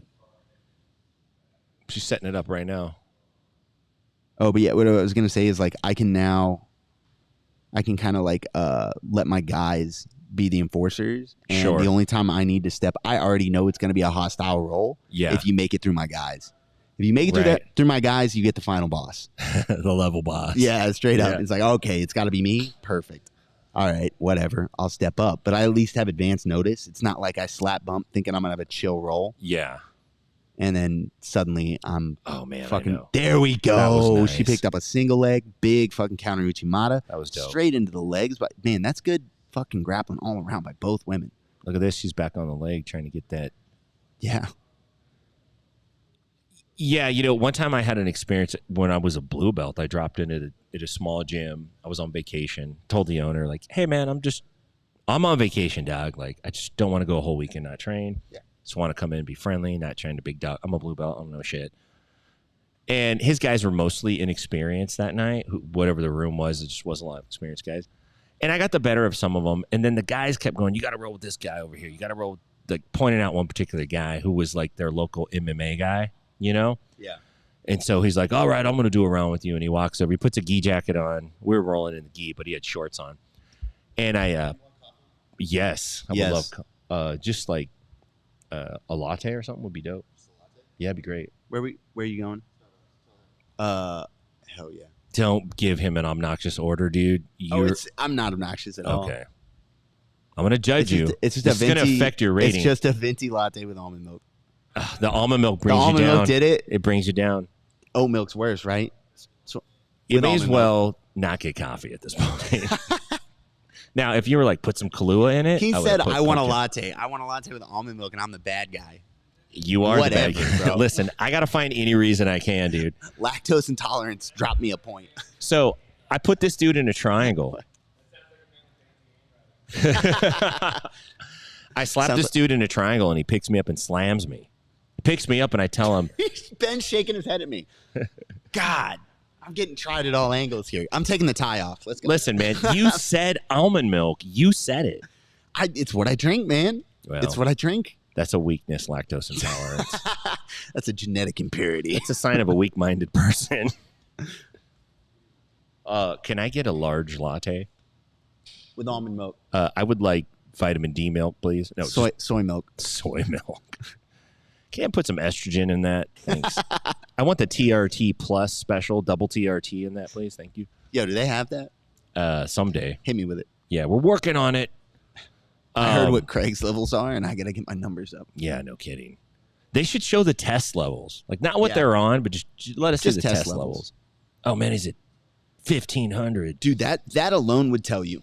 That alone would flat out tell you. Tell you a lot. Yeah, there's like a real problem with fighters and wrestlers and like high-level athletes who aren't on shit. They're low a lot. Super low. Like dangerously low. Or is this just the dialogue we say because we need to get on it, Yeah, need to get on it. Twice a week. Come on, man. No biggie. I have to, man. Medical. Blast and cruise, brother. Yeah, one of my buddies was like a natty bodybuilder. Uh-huh. And he's like got his levels checked, and he's like just a fucking mountain of a human. Former like world-class wrestler. Very fucking, I mean, I say former, he's still really goddamn good. Yeah. Got like bronze medalist at Blue Belt Worlds like his first year. He's a beast. But like his levels are like, he told me one time it's like 110 or something. And for those of y'all that don't know, like 800 is kind of where you're supposed to be at if you're a guy in your 20s. I think like anything under 200 is considered medically, like his doctor freaked the fuck out. Oh, wow. And he was like real committed to like being natty. And he had like a whole crisis where he's like, man, if I get on even medical T, I'm going to stop competing in bodybuilding because I'm not clean anymore. I think that the public perception is that the natty guys just do less.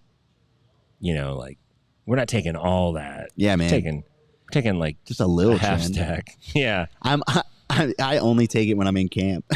Dude, I'm only taking Anadrol 50 once a year. Yeah. I do one cycle a year and then I'm off of it. Yeah, man. I don't know why you're making a big deal about these peptides. I only do them once a week. I have tried peptides though. Yeah. Yeah, same. but I didn't try them long enough. Same, but I don't claim to be natty, man. Yeah, well, I'm not. I don't give a crap. I don't give a fuck. Bro. Yeah. I want my back not to hurt when I get up in the morning. That's what I care about. Straight up, it's like my quality of life, dude.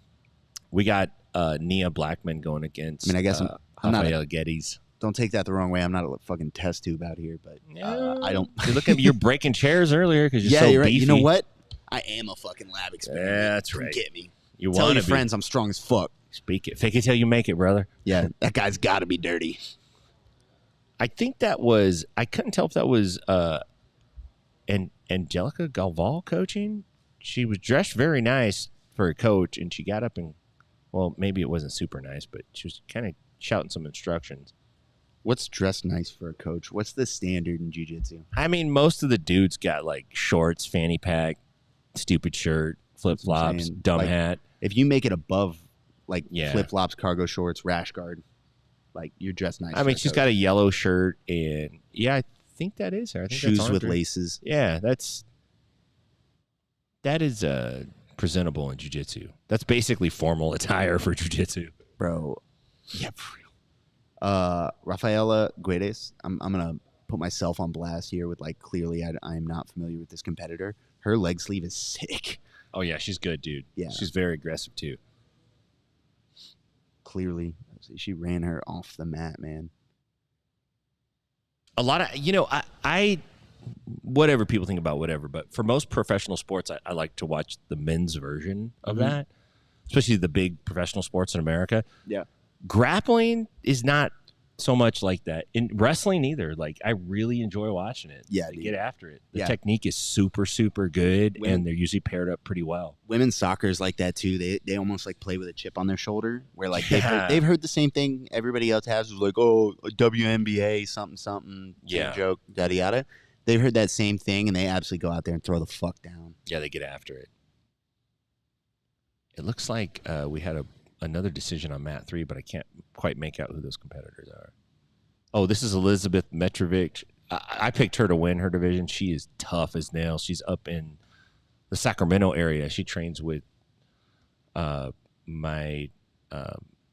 purple belt of mine out there named Jessica, who kind of runs the women's program. She's one of the instructors. She's really good, but Elizabeth has been super helpful, man. She just got kicked in the face. Dude, I watched Liz compete coming up through the belts at tournaments and stuff, and then she just blew up at ADCC, man, and just went after it. Very, very tough. Kendall It Rusing. looks like Kendall Rusing's coming down. Leading the way. We got, what is this? What's she trying to, what is, oh, look at this. Mitrovic tried to come up on the back and couldn't get it. Got some knee wrestling going on. Now, is that a sweep? Is So that that's points the or- question, right? Like how up off the ground do you have to get? I know it's like 3 seconds, but like how much can you play that game? I mean, both competitors were on their knees, and then she pushed the other one down. I would think that's takedown, no? I have no idea what counts as a standing opponent, right? Like, but I see what you're saying. I just don't fucking know. Oh, maybe you're not standing because you're on your knees. Mm, Wow. Maybe that's the new meta. Yeah. Knee wrestling. knee wrestling. Can't Dude. take me down if I'm already down. No matter what, it always goes back to day one jiu-jitsu. Start on your knees. I had nope, never mind. Can't tell this story. Yeah. You ever started to tell us one and you're like, nope, Yes. the people in this story are going to recognize it. Right. I'm going to cause problems back home. And then you try to change the story midway through it because you don't want to bail on it once you start it. You're like, Yeah. how am I going to change the ending or change the names? Or Yeah. How do I make this not a recognized? How do I create plausible deniability for myself? Here Justice is coming back in. He's like, I heard what you guys were He's saying gonna walk about me. across 3-4 times. What's the over under? 3 times, dude. I give you 2. Yeah. Okay. Let's see. Oh, Nah, Raf's he'll, gonna- he'll head on over. Unless Raf stops You're so him. confident. Yeah. He's So drawn to it like a moth to flame. Last night we had a little incident where we thought we'd left some equipment outside when we left, and we're talking like very late at night. We hauled ass back here at like 2 a.m. to see if it was here, and it was inside, locked up, nice and safe. Yeah. That was an interesting. Raf pulled over. Here we go. Here he comes.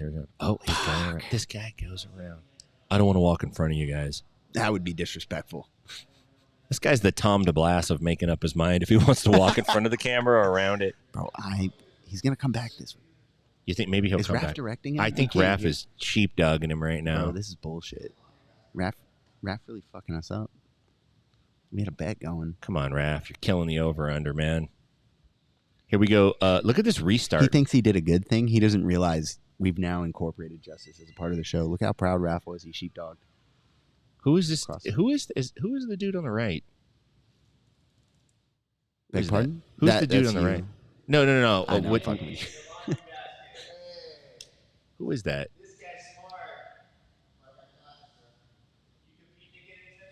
No, I couldn't tell. He gives the thumbs up. This Dude. is where they were. Yeah, I was about to say, he just came out there and made her move her leg 6 inches to the right. Quality control. Question? Well, I mean, how many matches have been won and lost on the restart? Mhm. How many times have you... Look, I tell my guys, look, we practice restarts. I call them negotiated starts. Yes, I tell them, look, man, your job is to take the biggest bite as you much can take. as he'll give you, dude. And if you're coaching, your coach's job is to advocate his ass off for you. Yep. I'm a lawyer up in the corner. Me dude. too, man. 100%. Your job is to work your ass off, take everything they give you. My job is to advocate for more than that. Yeah. Yeah, I've had a couple of my guys. I coach them up on this shit. And I had one guy, one of my white belts, went out of bounds and on a back take. Didn't even have the back. Didn't have the hooks. They go back to the middle, and like he's going against a blue belt. He's in blue belt division, and he starts with both hooks and a rear naked choke. And the ref This is how I says, remember it. go. Yeah. And I was like, what the The fuck? ref is like looking at his phone. He was like, I can start here, and he goes, go. I love it when the ref does this thing like he's imparting touch to his memory where he taps each connection. Here. Got it. And then they drag you over and immediately Totally different. he's like, Ah, fuck. Which one were you? you were in knee shield, now you're in butterfly. And he's Yeah. like, good, it looks good to me. Let's go. Bro, I will argue with, I think I did it a bunch of times on the PGA. I will argue with the ref. There's one where like Nick Saff tried to stop us. It was fucking, who's our boy? Schwartzstoffel. Oh, yeah. All right, so I'm sure you guys want to know. Yeah, man. Yeah. All right. The only reason I'll do this is just because of the absurdity of we did bring it up. And this is just voice of stopped God him, over huh? this. What's that? You stopped him, huh? Stopped him from what? Walking in Walking front of in the front. I mean, I sure as hell was right in front of it. So I Dude. was like, you can go around. We had an over-under. We were trying to bet. What's how that? We had an We had a over-under. bet on how many Yeah, times it he If was- walked that I was across. going to actually do No, that? no. How many times he was going to go okay. through. We knew Damn. for sure he was going through. Yeah. We watched you escort him though over And we to were the like, side, "Fuck, kind man." of. You like directed him a little bit. Dude, he tried to, you directed him this way, and he tried to go around you. Raph cut him off. Yeah. Cut him off with the You had to pass. stay with him, dude. So hold on. You I'll make a put good myself- guard in the NBA. I think you have a future. Thank Yeah, you. yeah, yeah. A good guard in the NBA. Hold on. Let me go to the shot with all three of us. No, that's fine. No. I'm back on. Fuck you guys. I need a minute. Hold on. We'll come back. You're not gonna. I think Raf's got a button attached to when this back Yeah. ejects him. Every time you mouth off, you Yeah. get ejected from the I seat. think it's gonna jam in the side of your body. All right, so here's what happened. I walk in, or you guys go, well, you come back, he heard your thing, and I go, there's no way, but let's go see. Yeah. Because I immediately am like, all right, I got time. That's what I was waiting for. And then the weird part is, I see him say stuff, and he's like, hey, bro, what's up, man? He's like, what are you doing here? I was like, what am I doing? What are you doing here? I'm like, we're just doing a fight companion thing. He's like, sick. Did you guys go to like CRAIG Jones? Did you go to that yesterday? I was like, I was here. They went. And he goes, dude, so sick. So great. Chopping it up. Man, I lost my rash guard. Where do you think it could be? And I like see a hamper over there. I go, I don't know. He's like, do you know where they keep the stuff? And I was like, bro, I don't go here, man. Like, you know where I live. It's Like, your rash guard. and I thought it was like, bro, if you were so inclined to be taking off your rash guard and continue rolling, yeah, how do you not know where it is, dude? you would have known where your rash guard is.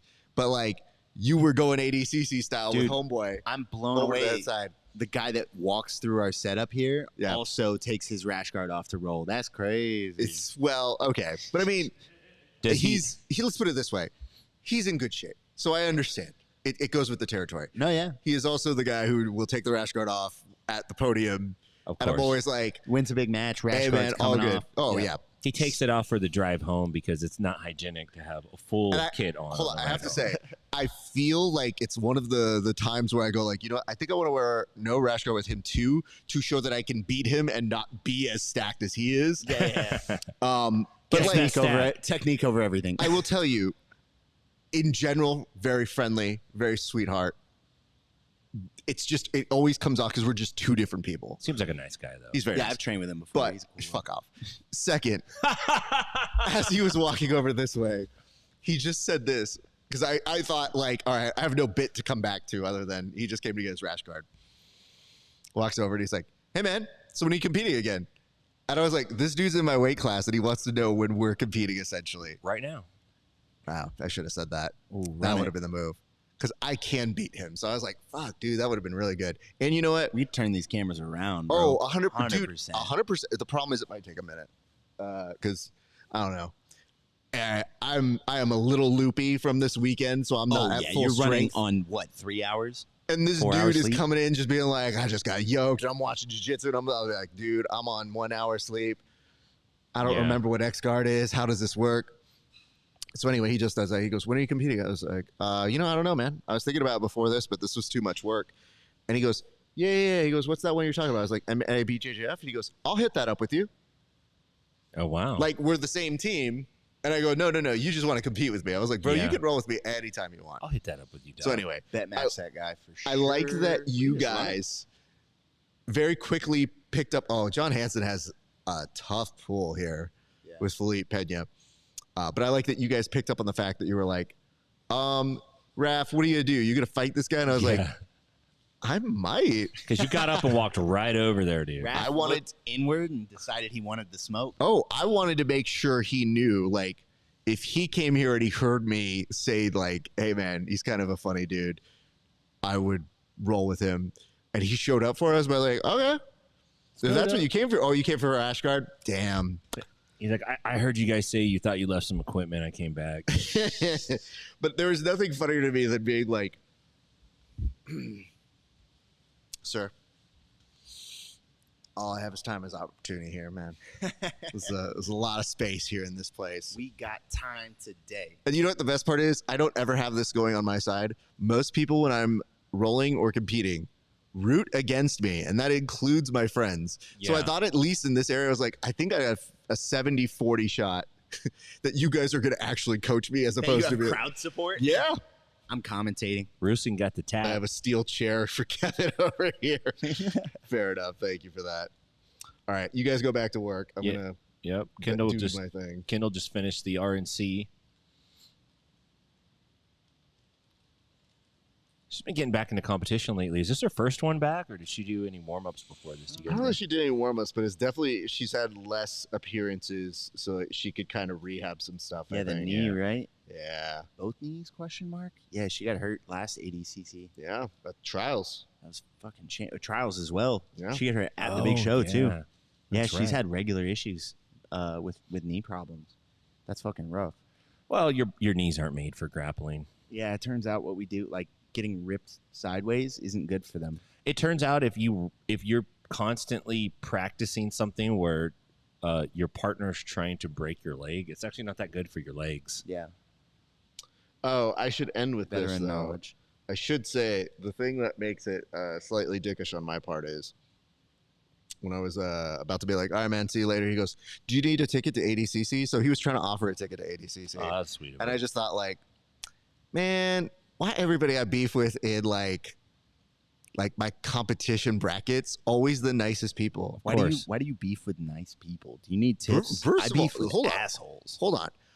You do. But I'm surprised that everybody in my brackets for old people division, like one of the dudes who beat me by points in a very bad way, like before we were rolling or before we were competing, comes over and was like, hey, what's up, bud? Like massaging me. And I was like, dude. Don't. Before? Yeah. That's creepy. After's weird. That's a power Before's move. It is a power move, but I was just uncomfortable. like, I looked at him like, bud, I like you, but that's not where my brain's at right now. And I like the and I just massage. realized to him, it's literally just a day at the park where it's just like, Yeah. oh, it's an open mat. What's up, brother? And Pena's I just thought, all right. taking John Hansen's back. Body lock. Dang. So Pena's in the tournament. I was and gonna he's say, doing the is super fight. Pena day 2 or day 1? It's got to be. He about I to thought run it was 3 day matches, one. and then- yeah, me too. He gonna run. I guess probably just 2 matches. Yeah. Is he trying to out Gordon? How many matches on day 1? 3 matches. I don't know, but this is incredibly stupid. Yeah. For Pena. Yeah. Yeah, I don't know why. I mean, Because it's already worth a he's medal. Cruising. It's already worth the ADCC medal with Gordon. Yeah.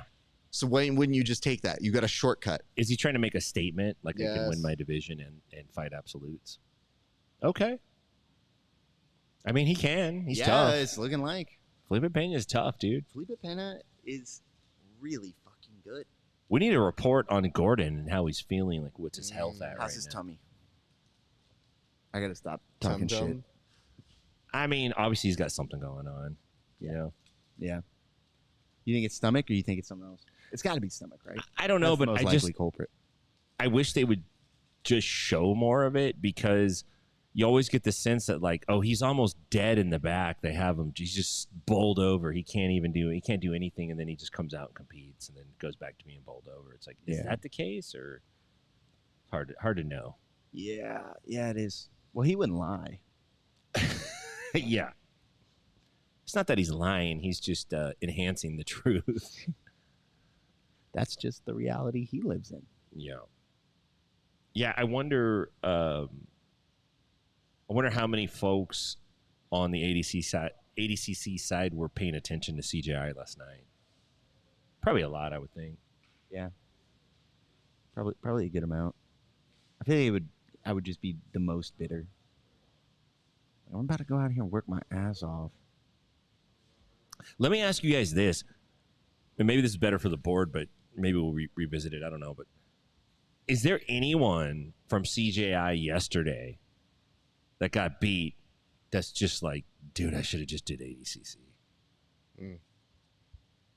Like, I'm not happy with my performance. It didn't work like I thought. I probably would have been better prepared for ADCC.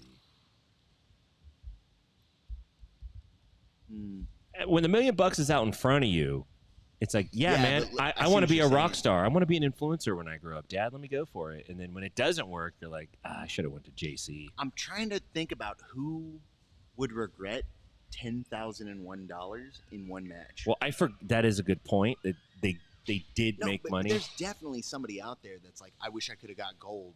And in their head, they're like, it's still $10,000 either way. Yeah. Fuck the $1. I'd rather do it with a win than like take this L. Somebody posted that Majid just came for the sack. Got the sack and left, dude. Like, I'm out. I mean, no hate on that.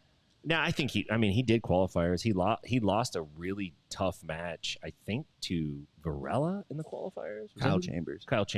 For ADCC? Yeah. Was it Chambers? Chambers leg locked him. Yeah. Chambers leg locked him, and then he got Ono Flanagan first round. Ugh. Yeah. That's a rough one. We got Hasim Rita here and Big Dan. This be an interesting matchup. Is Big Dan a new wave guy? Yeah. Yeah. Junior team. He said he's just fighting on day one of ADCC. He's a junior, though. Oh, start doing the thing. You can do it on that. This is eggs, right? Yep. Cool. Let me. We got to figure out how to make some space for. There you go. We're gonna arts and crafts this thing. Welcome to my new arts and crafts stream. I didn't hear what Raph said because He just rattled some stuff off. he just be. Yeah. Egg, we doing free ride for PGF fans?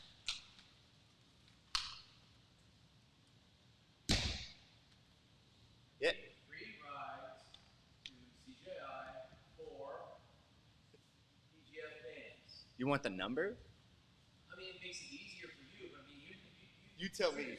Those two letters Yeah. were gonna break me. He's right. You tell me. So Big Dan's on top now, trying to pass Hasim Rita's yard. All right. So the gimmick a little bit was like, if you want two different designs, we have two different We got designs. So one is like Big Dan on top of Hasim Rita here. The mic will pick you up if you sit And- down. we on. Yeah. We got Marigali going up against. You're gonna end up on this Rita stream Name anyways, here. dog.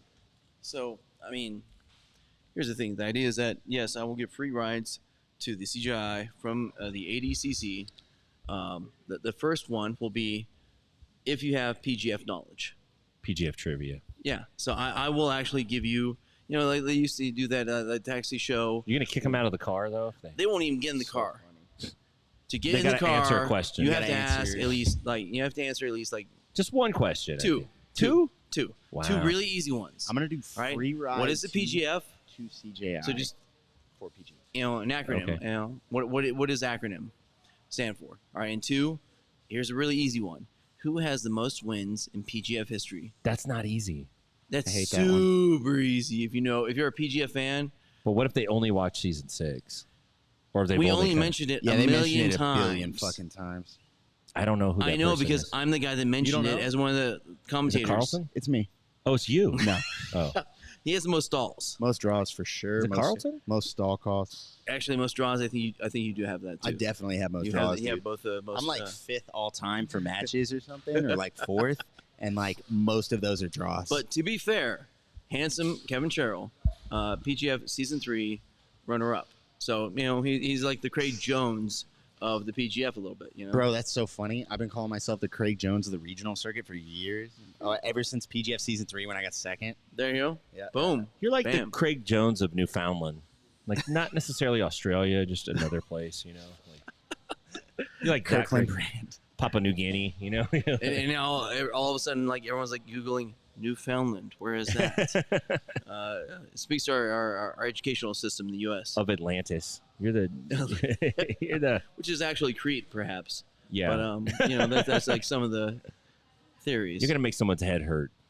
Well, I Too mean, I'm much following. knowledge. not all of us have 20-pound brains. It's not my fault. Yeah. Yeah, that's why they call you egghead. You gotta have a big brain in that Make head. your brain swell. Which I thought was funny because Raph was like giving crap to some dude like named Justice. Like, hey, you guys hang out with a guy named Egghead. Yeah, That's true. Mr. Egghead. Of course, it's not. It's not Justice. Just You guys hang out with a guy whose last actually name is no illegal. way. I Warrior. don't know. No I'm way. just- it could be. Yeah. It could be. I mean, because like, hey, anything could be your legal name. Like your signature, make your mark. Like honestly, any mark you make, if you decide it's your signature, That's your can be a signature. signature. So Can you change your signature every time you sign? you can. I like that idea. At the time of you actually doing your signature, if you decide it's your signature and your mark, it It's your works. mark. Sometimes I just put it like an. I mean, an and X. that's the black letter law of the general United States. I mean, everything's state specific.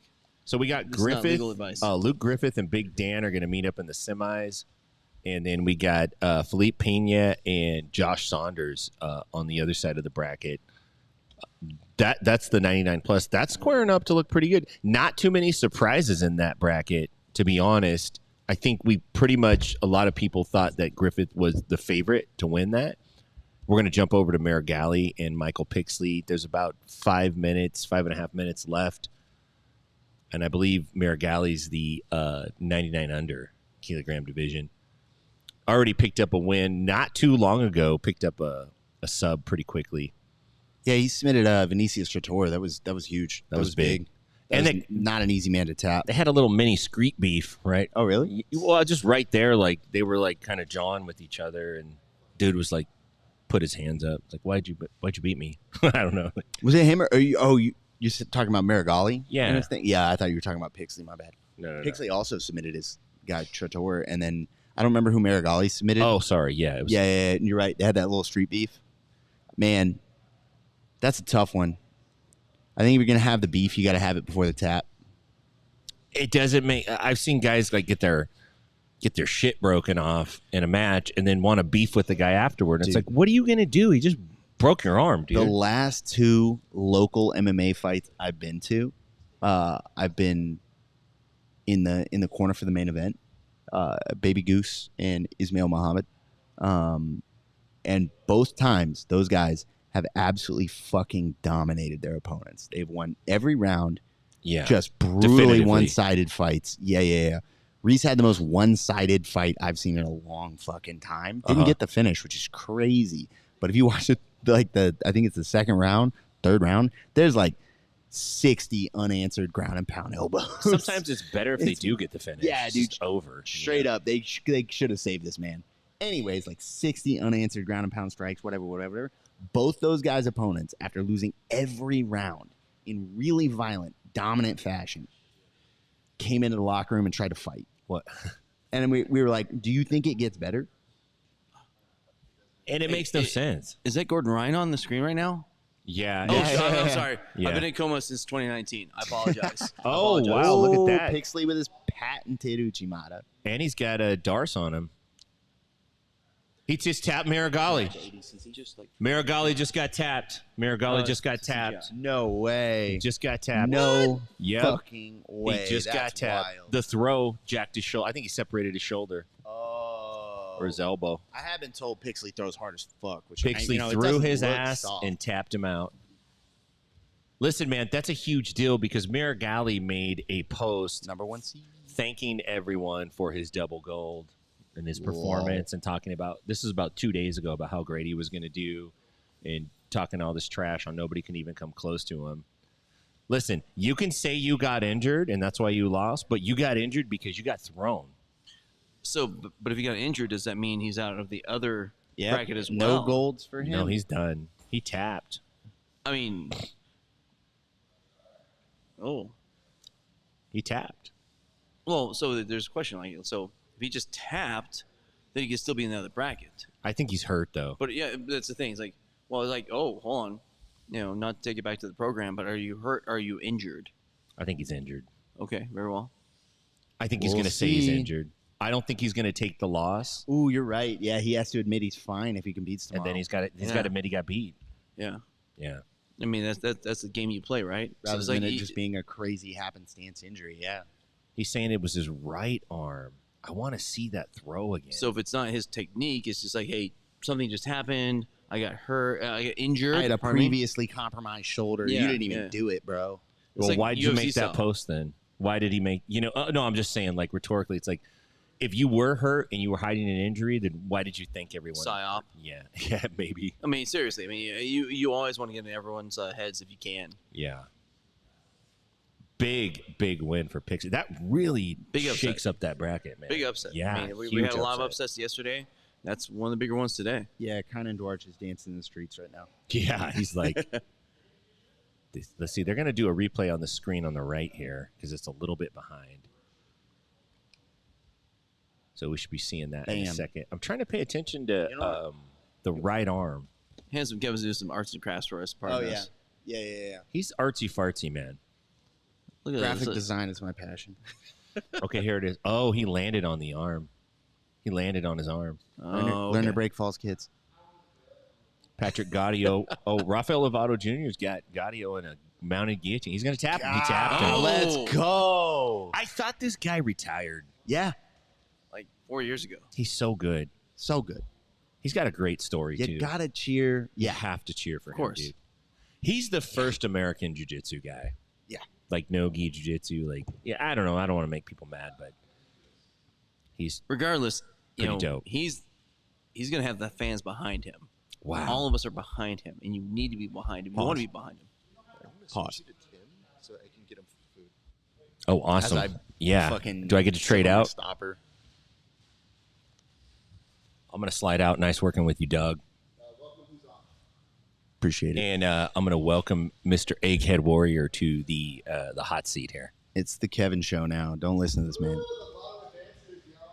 Yeah, man. It's exciting. Dude, Marigali got tapped. Dude, this has been a very exciting ADCC so far. A lot of submissions, a lot of finishes. Wild. What's up, Egg? This is a little interesting. You invited me, welcome me to the air. It's usually the other way around. Yeah. Interesting. How the turntables. Exactly. No, it's amazing. The Bullpen covering ADCC and later on CJI, just like bringing the coverage to the sport that it deserves, that you deserve as fans. Because seriously, jiu-jitsu is an amazing sport, and it deserves all the coverage, all the storylines, all the interest that in any other sports. I mean, I was messaging the guys that, earlier, like cornhole's on ESPN News right now. Middle-aged dads throwing freaking beanbags. These guys are putting their lives on the line. I mean, true athletes doing amazing things. Come on, guys, let's get this on ESPN. Yeah.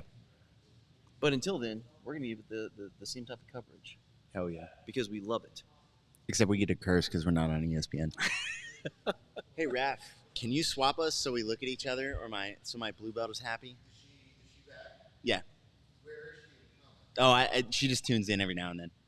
So she tunes in every now and then. Why do I have to appease somebody who just isn't here for the long haul? What if it's me? What if I want this thing to line up? You, I don't care about.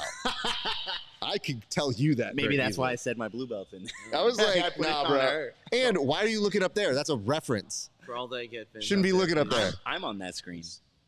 I'm on that. That's my screen. favorite TV right now. Yeah, of course. Hey, kid, you're in charge of keeping him orderly here, so please make sure that he is not appearing as some goofball that's going to ruin the integrity of this show. It's okay. He knows I'll wrist lock him. Oh, me and Egg are going to have that match. I forgot. PGF qualifiers. We're going to run it. Oh, so are you doing PGF qualifiers? I have no fucking idea. I was like, I have no Well, fucking idea. I mean- I've sorry, go ahead. September 28th, right here, actually on these mats we're at right now. Oh, shit, really? Will be the qualifier. So about 40 some odd days away. Who knows? We'll see. Yeah, man. Sometimes I want to do it, and then sometimes I realize I weigh about 190 pounds. So just by even jumping in, I'm giving up 15 pounds to guys who are about 225. I just don't want to fucking. Yeah, look you don't know. probably walking at 225. Maybe. Yeah, man. Like the breaks that happened last season at 175 were fucking terrifying. I don't give a fuck what anybody says. Like the breaks happening last season were fucking terrifying. I don't care how much of a dog you think you are. Adding about 40 or 50 pounds to that shit, because like let's not pretend like even some of the most dangerous breakers were even like above 175. Jed Thompson looks like he's about 160. Grown boy. I mean, at least 20 pounds. I mean, because you think like Moy, he was cutting a lot. So it's 30 pounds for sure, right? Going from 75 to 205. Then how much do you think you increase the cut by? That's a very good point, because the bigger you are, Yeah, the more you can cut. That's true. That's true. I mean, you know more than anyone. You D1 wrestler, etc. So there's a lot of liquid you can like squeeze out. So man, 205. You'd be talking about somebody almost like at 240. Yeah, dude. Like Monsters. Ryan Aiken just made 190, right, for this ADCC, and that dude is fucking huge. I mean, like That one dude's leg's fucking almost huge. like 140. Yeah. Good So Lord. you're looking at like the guys in the minus 99 division, and saying, yeah, is he gonna pull up to the PGF? So I don't know, man. I keep thinking I want to do it, and then I think, how do I feel about taking 50 stall calls while I try to avoid, whoever, the monstrous leg lockers that are going to come through and have a massive weight advantage on me. But So we've- I don't know. But we've seen in certain ADCC trials that a smaller guy with more cardio can actually take out the bigger guys. It can happen. I man. mean, obviously, you're as a wrestler, you have the cardio, you know how to punish yourself. You can push the pace, and I mean, granted, in the PGF, it's all subs or nothing. Yeah, but- here's the thing, right? The guys you're thinking of that have submitted dudes, like they're punching up, I want you to think about, like, just name some of them. Name some of the guys that punched up. My favorite, Mario Gayor. Hell yeah. Shout out Mario. Like now on my little rocket scientist, freaking David Evers. David Evers, thank you so much. Injured last season. After injuring other people. For sure. after taking people out. I'm But, saying he did phenomenal, dude. Yes. And then got injured. Yes. I mean, Jet Thompson, as you said, was already Uh-huh. kind of undersized, and he took out Jed Thompson, for big sure. Yeah, names. monster.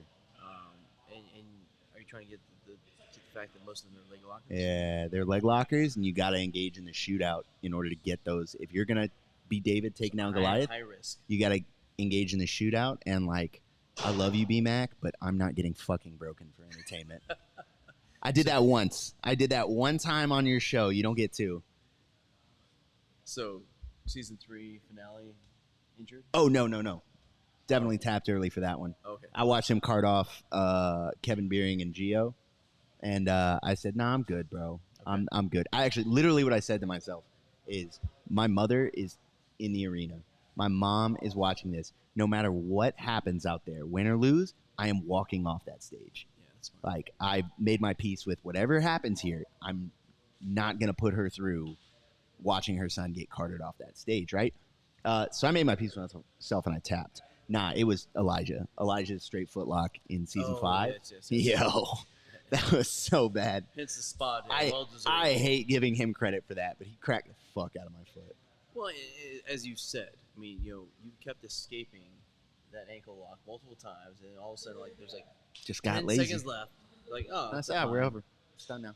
Pop. Yep. Escaped it 3 seconds before he does it again and get like, how dumb am I? Anyways, like, it drives you crazy, man. Ruined my whole damn season. Shout out Elijah. Fuck that guy. But that's why you're great, because you care. Like, some of the dudes like, man, whatever. You know, like the people that actually care, they look back at their losses, even look back at their wins. Like, I could have done that better. You know, whether it be on the mats, you know, boardroom, courtroom, wherever, you're always constantly critiquing yourself, trying to get better. So, we get Yeah, B Mosquito put on a dominant performance. Yeah, I had that conversation with Canuto and Andy Varela. Can't remember who else last season. Some of these top guys. Basically just the guys that I could have that conversation with in good faith of like, yeah, guys, you know, this is granted, this PGF season, way different than any PGF season we've had before. The level of talent's insane.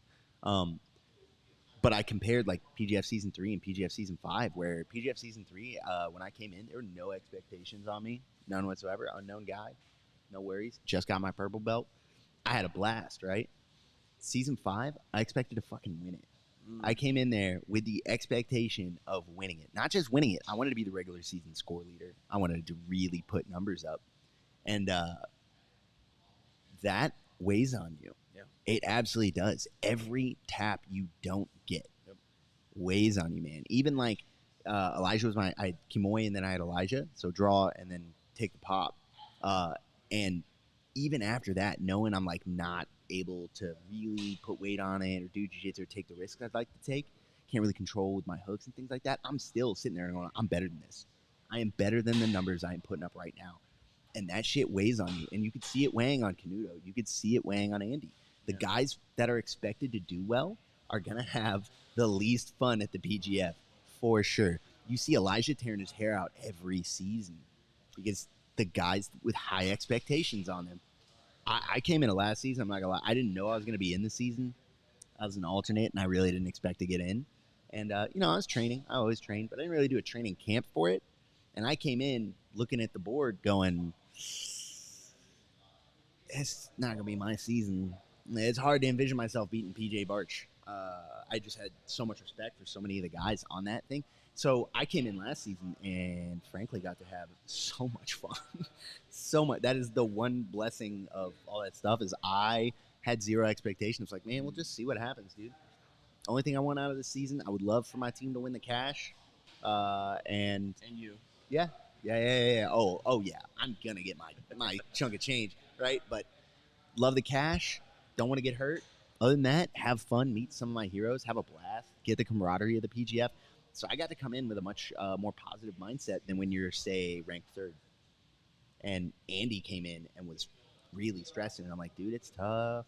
Everyone in this division, everyone on the roster knows who you are, and they are coming prepared. We might not all be prepared for Jet. Might not all be prepared for whoever. But Andy Varela? Oh, he had a target on his back. Yeah. No question. And he manifested that. Yeah. He says, I'm coming in, and I don't care what my team does. I'm winning that 20,000 as the champion. Yeah, dude. And he just willed his way to make it happen. Yeah. And he's that guy. I mean, you know, he's you tell him to run through a brick wall. I'm sorry, brick wall. Good luck to you. That's gonna be a bad day for you. But he's just talking about like the idea that expectations. It's that cognitive dissonance.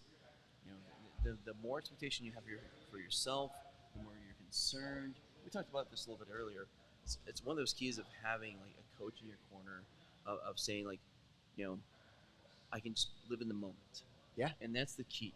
I mean, that's like the key to so many things in life. It's one of the reasons we do jiu-jitsu is that mindfulness, that like being in the moment, that flow.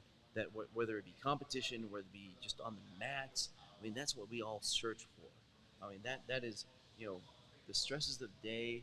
I get on the mats, I just take them off, I hang them up, and I'm on the mats, and that's it. And that's therapeutic. It's amazing. And if for some reason they try to like sneak in, I get choked out because it's self-correcting. Yeah, I was about to say, you can't think about, No. what you got going on back at home because you got a problem right now. Exactly. Oh, no. Kids' school stuff? No. Wife stuff? Work stuff? No. You're here. It's meditation. That's why it's so amazing. It's why so many people are coming to jiu-jitsu from everywhere. I mean, they say that jiu-jitsu is now becoming, the sport of kings. I mean, you see Mark Zuckerberg. You see that, the Trumps. They're all doing it as well. I mean, everyone is realizing this is freeing. This is, something that makes you better. Not only for self-defense, not only for, your own, belief in yourself, but just honestly for going to see a psychotherapist or something like that is hard for people. But the mats, that's understandable, and that does so much good for you. I have an interesting question for you. Yeah. I don't know. I don't know you well enough to know how much of a pull this question is going to have on you. But I'm going to lay the stage first. A little exposition. Check. So when I was in college, I had the realization. My head coach was Doug Schwab. He is an Olympian. He was fresh off the Olympic team. And Doug Schwab, when you meet people like that, we've all met them if you've been in this sport long enough, that just are so assured that they are the master of everything within arm's reach. Everything within arm's reach is their space. Like, that's their world. If you're within arm's reach, you are living on their time, right? And I had this weird realization of like, yeah, man, like Bill Gates is out there, Jeff Bezos is out there, and they're two of the most, by nature of their wealth, their connections, their infrastructure, they're two of the most powerful humans on the planet. But if Doug grabs one of them by the neck and nobody is around to help him, he's just a guy. He's just a guy. Doug or whoever else you want to put, fucking Roberto Abro, grabs Jeff Bezos by the neck. He's just a guy for the length of time that, until somebody can come help him. Okay. Right. So with that, it was a weird understanding for me. That said, obviously I'd rather have $1 billion, but so here's the question. Okay. I'm gonna buy all of your jiu-jitsu, all of your self-defense, all of your whatever you want to call it, off of you, athletic ability, off of you. What's the price tag? None. None? You won't accept it? That's Refuse? like Woody Harrelson, Robert Redford, Demi Moore, the billionaire that's like offering $1 million this is back in the day, so $1 million was like a lot. I mean, granted, it's still a lot. Still a lot, yeah. We're like, hey, I will sleep with your wife. Hey, let me sleep with your wife. I'll give you $1 million. And they decide, oh, it's gonna change our lives for our family forever. Yada yada yada. No. You don't get to buy me. I mean, and here, wow, we're getting really far afield, but that's almost like the PGF Insiders. If you don't know our show, that's how we do it. Within 2 minutes, we're far afield. But philosophically, what's the price for you? Right. $8 million. Well, there you I'm go. just playing. At least you know it. No, I was thinking about right here, and so I was like, how much is it where I can like set myself up pretty well forever, not even living amazingly? What's the minimum where I think I could set myself up and not it's a regret different question, though. It's a different question. For sure. $8 million might be your number you have to hit to retire, and to not be beholden to anyone. Your FU money, if you ever saw that. Like, The gambler. Yeah, exactly. Yeah, that might be your number for the FU money. Yeah, his is $3 million at the time. Whatever it is. But here's the thing: the question is, how much you're willing to sell your soul for? Because anyone who's done jiu-jitsu for any length of time, that's part of your soul. I would be a fundamentally different person, a fundamentally less happy and fulfilled person overnight. If I don't do jiu-jitsu for a number of days, it's almost like I tell my subordinates, if I'm getting cranky, you need to give a snack to the boss because he's getting hangry. Jiu-jitsu hangry is way worse because it means so much to us. I mean, just there's the what the hell it is, the hormone from just, give us crap all you want, from the cuddling, from just like human contact alone, you get hormones. Oh, yeah, that- humans need interaction. They're Yeah, yeah. supportive. I mean, let alone the fact that the older you are, it becomes harder to become friends with people, and so you build camaraderie, you build community through jiu-jitsu. I mean, I moved from the East Coast. I'm the border on the Atlantic Ocean to the Pacific right now, like a few weeks ago, and I have a community building right now because I train every day, 6 a.m. 10th Planet Oceanside, and I'm slowly getting to know everyone, and it's my community, and you have that. And again, the older you get, the harder it is. You're a kid. Back in the day, before the digital stuff, you used to go to the playground, like, anyone want to play a ball? Any ball whatsoever? Oh, you're my friend. Yeah. That's how it was. No, I mean, there's so many benefits of jiu-jitsu. You can't buy that from me. It is priceless. You can't have that. Just like the proposal, where the heck the movie was in little older movie. No, you can't proposition my wife for any amount of money because I'll use my jiu-jitsu or whatever I happen to have on me, and we're done. Yeah. No. So I don't know. Does that Yeah, answer your question, sir? Yeah.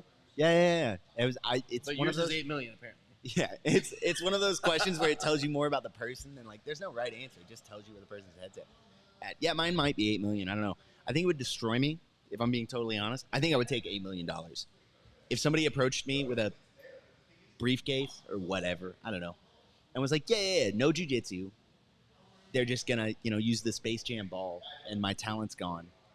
No jujitsu, $8 million. I'd probably take it. It'd be hard to turn down. Here's the thing. I train jiu-jitsu. I'm one of those weirdos that trains jiu-jitsu for self-defense. Like when you say it like that, it's got like a weird stigma around it. People don't like that. Oh yeah, the idea is the people that train it for self-defense suck at jiu-jitsu. Oh. It's like a running joke among competitors because that's code. But it's a bad rep. That's why I do it. It's not competition. Competition is a test and a challenge for me. Sure. It's honestly, some of my best friends are in jiu-jitsu, but it's not the social. I'm kind of a social guy. I have no problem like chatting with people, like walking straight up to people and making my own friends. It is 100% because if I have this like pathological need to know I can defend myself, to reassure myself that I can defend myself. It's like the whole like bullied as a kid thing. And I'm like, yeah, man, I don't like feeling helpless or defenseless physically like that, or in any way, but physically especially. If I don't train like you're talking about, if I don't train for about 2 weeks, I'm having a hard time sleeping. Oh, I got you. I mean, Anxiety through the roof. I'm like, nah, man, I need to like, I have a shout out to Cole. I have a guy that trains with me that's a cop, and he and I talk about this all the time. We train for the same reason. He's very good. He competes, excellent at jiu-jitsu. And the reason he does it is he's like, I have to know that I can defend myself. I have to. He's a cop, but even when he wasn't a cop, he was like, yeah, man, I don't like living in this idea that I can defend myself. Z-Lock by Helena Krever. Man, that looked rough. that was quick. That went on quick. Yeah. She got the leopard print going on. Yeah. Which we can't really talk about too much. She's still 17. So Yeah. it's a She very, likes very her full like onesie. I think she did like a Power Rangers one a while back. She got a very unique style. I mean, you have to think she's got to be sponsored like crazy by those people. Whoever God, makes yeah. that stuff, she's making money. Oh yeah.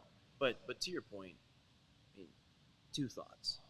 One, we're both in similar situations and very different situations at the same time. Mm-hmm. I mean, you're not you're a fair amount younger than me, so your life is very different. I'm obviously, old man, married, 3 kids, 1 in college. So me making friends is a little bit different than you. Mm-hmm. You've been in that kind of like that, still kind of like single guy doing things, just like, hey, figuring out the world type of thing. Yeah. I've been in my track. I've been married 20 plus years. Right. It's a little different for me. My wife doesn't like the wife of a friend. I'm sorry, my friend. Or my burgeoning friend. Ain't gonna work out soon. Don't worry. Yeah. But then at the same time, as far as like being assured of being able to defend yourself, no question, my friend. We're both there. I know we're both concealed carry holders. Yeah. No question. If we're not wearing our suits, don't ask how many weapons we have on us. I get that. That is also a very powerful thing about jiu-jitsu. And I just got done at Gracie Charlottesville for 3 years. That's a very Pedro Sauer based self-defense every day, and every once in a while you're like, man, I'd really just like to get on the mats on the ground, let's go. But at the same time, like, this is powerful, this is important. I mean, I learned a lot of kind of stuff like that when I studied Krav Maga for a few years. But either way, it's always powerful, it's always beneficial. And regardless, jiu-jitsu, Krav Maga, martial arts, if you're learning to take care of yourself, Yeah. you're focused on like, hey, I will not be a victim, that's empowering. Yep. That makes you a better citizen. So nothing wrong with that. Yeah, I would be a dramatically worse person if I didn't do jiu-jitsu. I think this is no reflection on any of y'all out there. Me personally, I would be a worse person if I didn't do jiu-jitsu because I would be a fear-driven human. And that's part of the point is that, like, once you have the capability of doing harm and of controlling people and of hurting people, you have that ability to be gentle. You have that ability to, like, You don't panic. you don't. But at the same time, you also know, hey, anything could happen in Or- a fight.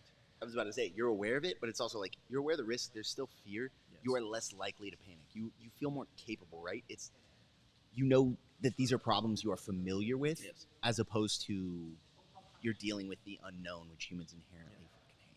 You can deal with things, but you also know that at the same time, there's still the Rumsfeld unknown unknowns that can happen during a fight. So let's just not go there for any help. But hey, you know what? If you want to, I'm not helpless. So giddy up. But let's not do that. Yeah.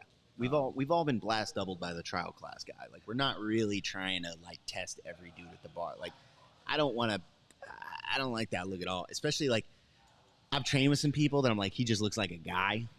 That dude just looks like a dude. Not super built, not whatever, and he could absolutely F me up.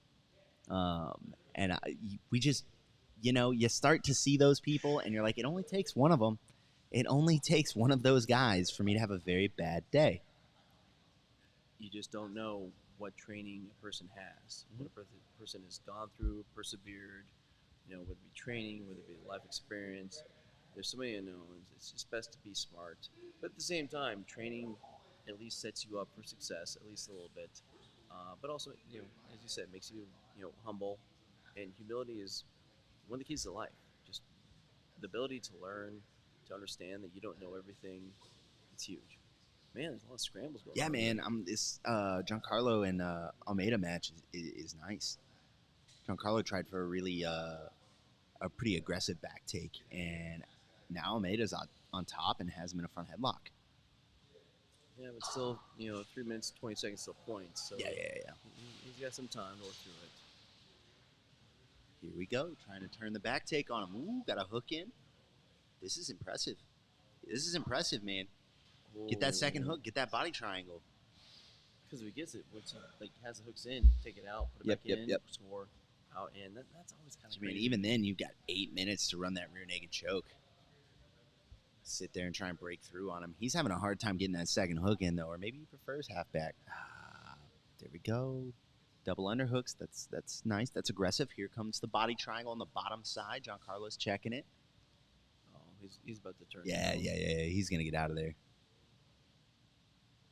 Almeida doesn't have his feet planted in the floor, so he's not getting top out of this. Wow. He's trying to hang on to that body triangle. Giancarlo is going to be able to pivot and turn and look into him unless Almeida puts those feet in the floor.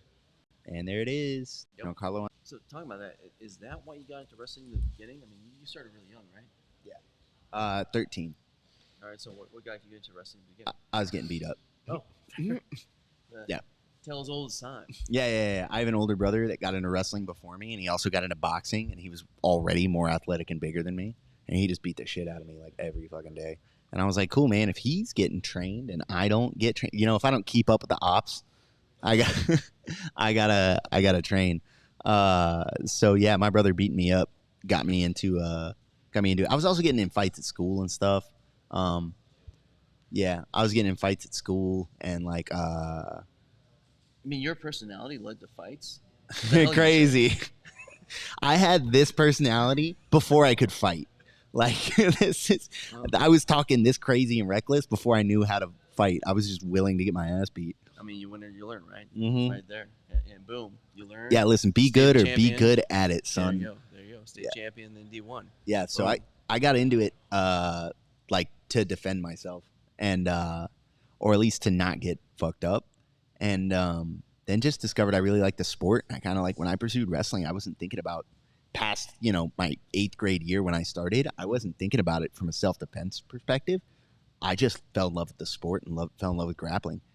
Coming back around to like the self-defense perspective kind of came from like my adult life for the most part. Maybe college. I went to school in Cedar Falls, Iowa, and I don't know how they are now, but when I was out there, like bar brawls was like a big thing.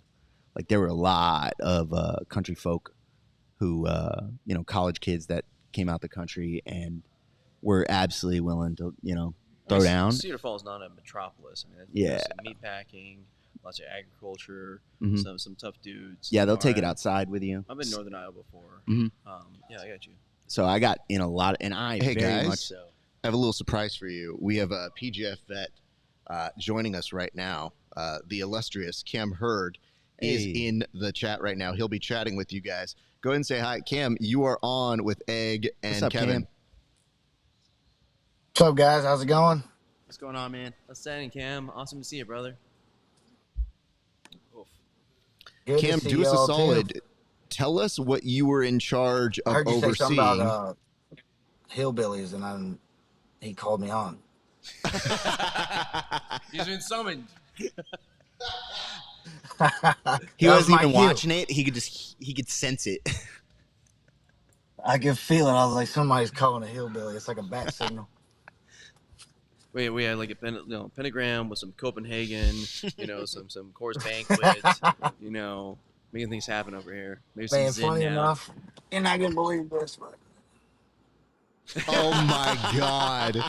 Get Sir, that man sir, a I real swear to beer, God, you couldn't have please. scripted Oh it my any God! better. For the record, he is not driving. I just See, left I my know he's buddy's smart, yeah. cookout. He You know, is it's not driving. Cam, tell the boys no, I'm not what you driving. were. I'm in the car for privacy. There you go. Good for you. Tell It the is boys driving. what you were in charge of overseeing, sir. Well, I've been in charge. I think it was 77 kilograms for the ADCC division, which this whole weekend's been like overload of just so much to keep track of, and everything's been exciting. I was up till 3 a.m. last night watching the CGI, and now I'm tired of shit today trying to watch ADCC. But Curse of the East Coast. it's good for grappling. Yeah. East Coast time zone, we're and then the good UFC card tonight too. I'm sure I'll be up late again, but it's all been good. I wish I was out there. I kind of wish I was hoping to compete at the ADCC Open, but my knee got a little jacked up and been recovering from that, and looking forward to some things in the future. But I'm missing out on all the fun. It kind of sucks. I feel like FOMO sitting at home, just watching along on my phone and on my computer. Well, in that case, welcome, bro. Yeah, it's funny, Cam. I'm sure we'll see you in Vegas. Yeah, Vegas. In just a few months. I mean, I'm sure that'll happen somehow, some way. I just have this feeling. So, but Oh, yeah, for anyways, sure. I mean, obviously nothing it's a negative. little tough because we have handsome Kevin over here, but I have to think he might be a little bit threatened because for that handsome I'm title definitely belt. under I mean, Yeah, cut stress. the I didn't feed. know you guys were gonna set it up. well, I mean, at least drip wise, I mean, Cam comes in with some outfits. They're like, I have no idea. That's like off the runway. Yeah. I mean, this is nothing special, but like I said, it's hot outside. I went to my buddy's cookout today, and Oh, not now. Just I'm little just nothing like special. the way I've seen you at PGF World 6. I'm not dressed up. You guys, So, Cam, tell You us guys got about the the suit and ties. 77 Y'all look kilos, sharp. man.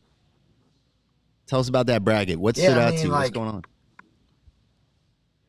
I don't think there's, Dorsey. I kind of expected to win, and I think I'm trying. I mean, not much really shook out where I didn't think it would. Mika won. I thought Mika is the favorite to me, anyways. I feel like in the 77 kilos, Mika's the guy to beat. If I had to bet money, that's the guy that I think is going to take it home. I think obviously anything can happen. We just saw, Marigali go out, which I would have never guessed. Crazy.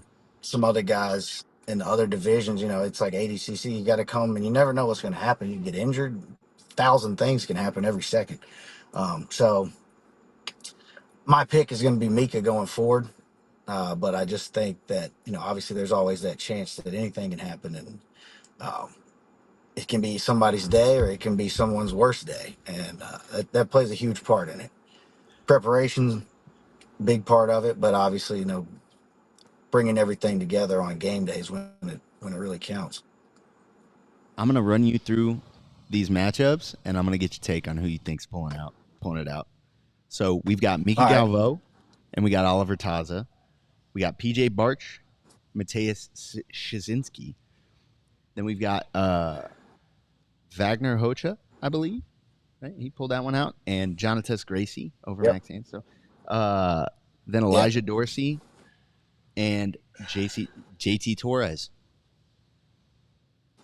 Any of those stand out to you that you want? Yeah, any of those stand out? You want to call them out? Think something's gonna happen? Call them out. Yeah, not the athlete. Call your Like I shot, said, bro. I mean, They're kind of busy right what's now. your prediction? What's your prediction? No, but I mean, like I said, I think Mika is a favorite to me. I think Elijah's got a really good chance, in making a deep run, if not being maybe a dark horse in all this. Is it out over? You think he pulls he's it got a out really over good JT style. Torres? It's a tough match for sure, but I think, after seeing him and do what he did at East Coast Trials, like, I think he could definitely win it. He has another day like that, then that's his match. So I'm looking forward to that one. I think, those two, Mika and him, I'm happy to see PJ get the win as well. Like, I didn't really feel like I was shocked by any of the 77 matches. I Yeah. felt like I could have maybe gone 100% if I would have picked all those. Taza's tough to beat. I do think, he's shown, at least in the trials, that he has a tough time kind of seeing it all the way through. So in that regard, I would kind of hesitate to put my money on him a little bit to take it. Maybe place, maybe get a third bronze, but I wouldn't pick him to win it. Yeah, hard to pick him over Mika with his next matchup is, the guy to beat. Yeah. Right. Yeah, for sure. I just think that Mika's got too much for him. Taza's a great technician, but Mika's a great technician and a super athletic just style. You never know what he can throw anything at you. So he's really fun to watch. Yeah, man, it's gonna be a dope time. If I may. Yeah, for real. I mean, Cam, like I said, since we have you, since you What's stayed up? up till 3 a.m. watching the CJI, what are your thoughts on the CJI? What's your favorite match, upset? I mean, what are your overall thoughts? I mean, there's a lot of excitement. I really like the pit, honestly. I just think there's so many new, like, cool nuances with the rule set, with the pit, with the periods. It's a little long, going one match at a time. But like, for the most part, were exciting, especially once they got to the under 80 kilograms. Like, every match I felt like was phenomenal, and there were some upsets, and then even at heavyweight, like seeing Victor Hugo go out was, I don't think anybody would have put a bracket together that had that, but it's been cool, and I think it's good. It's a little bit of an overload from a spectator standpoint who's trying to take it all in and, see every match. It's going to take, like, I think, weeks to go back and kind of watch everything that I missed. But it's good for the sport, I think. Absolutely. One, people are getting paid, and two, there's just a lot of good jiu-jitsu going on. There's a lot of chance for viral moments, for good matches, for success stories and everything, and just continues to help grow jiu-jitsu as a whole. Yeah, it's been a fantastic weekend, man. How do you feel about the PGF? Yeah, for sure. Next season coming up. Oh, man, it's exciting. It's kind of just, everybody's been looking forward to this, and then once it's over, every good competitor's like, all right, well, that was fun. Even if you won, great, but it lasts 5 minutes, and you're like, all right, what's next?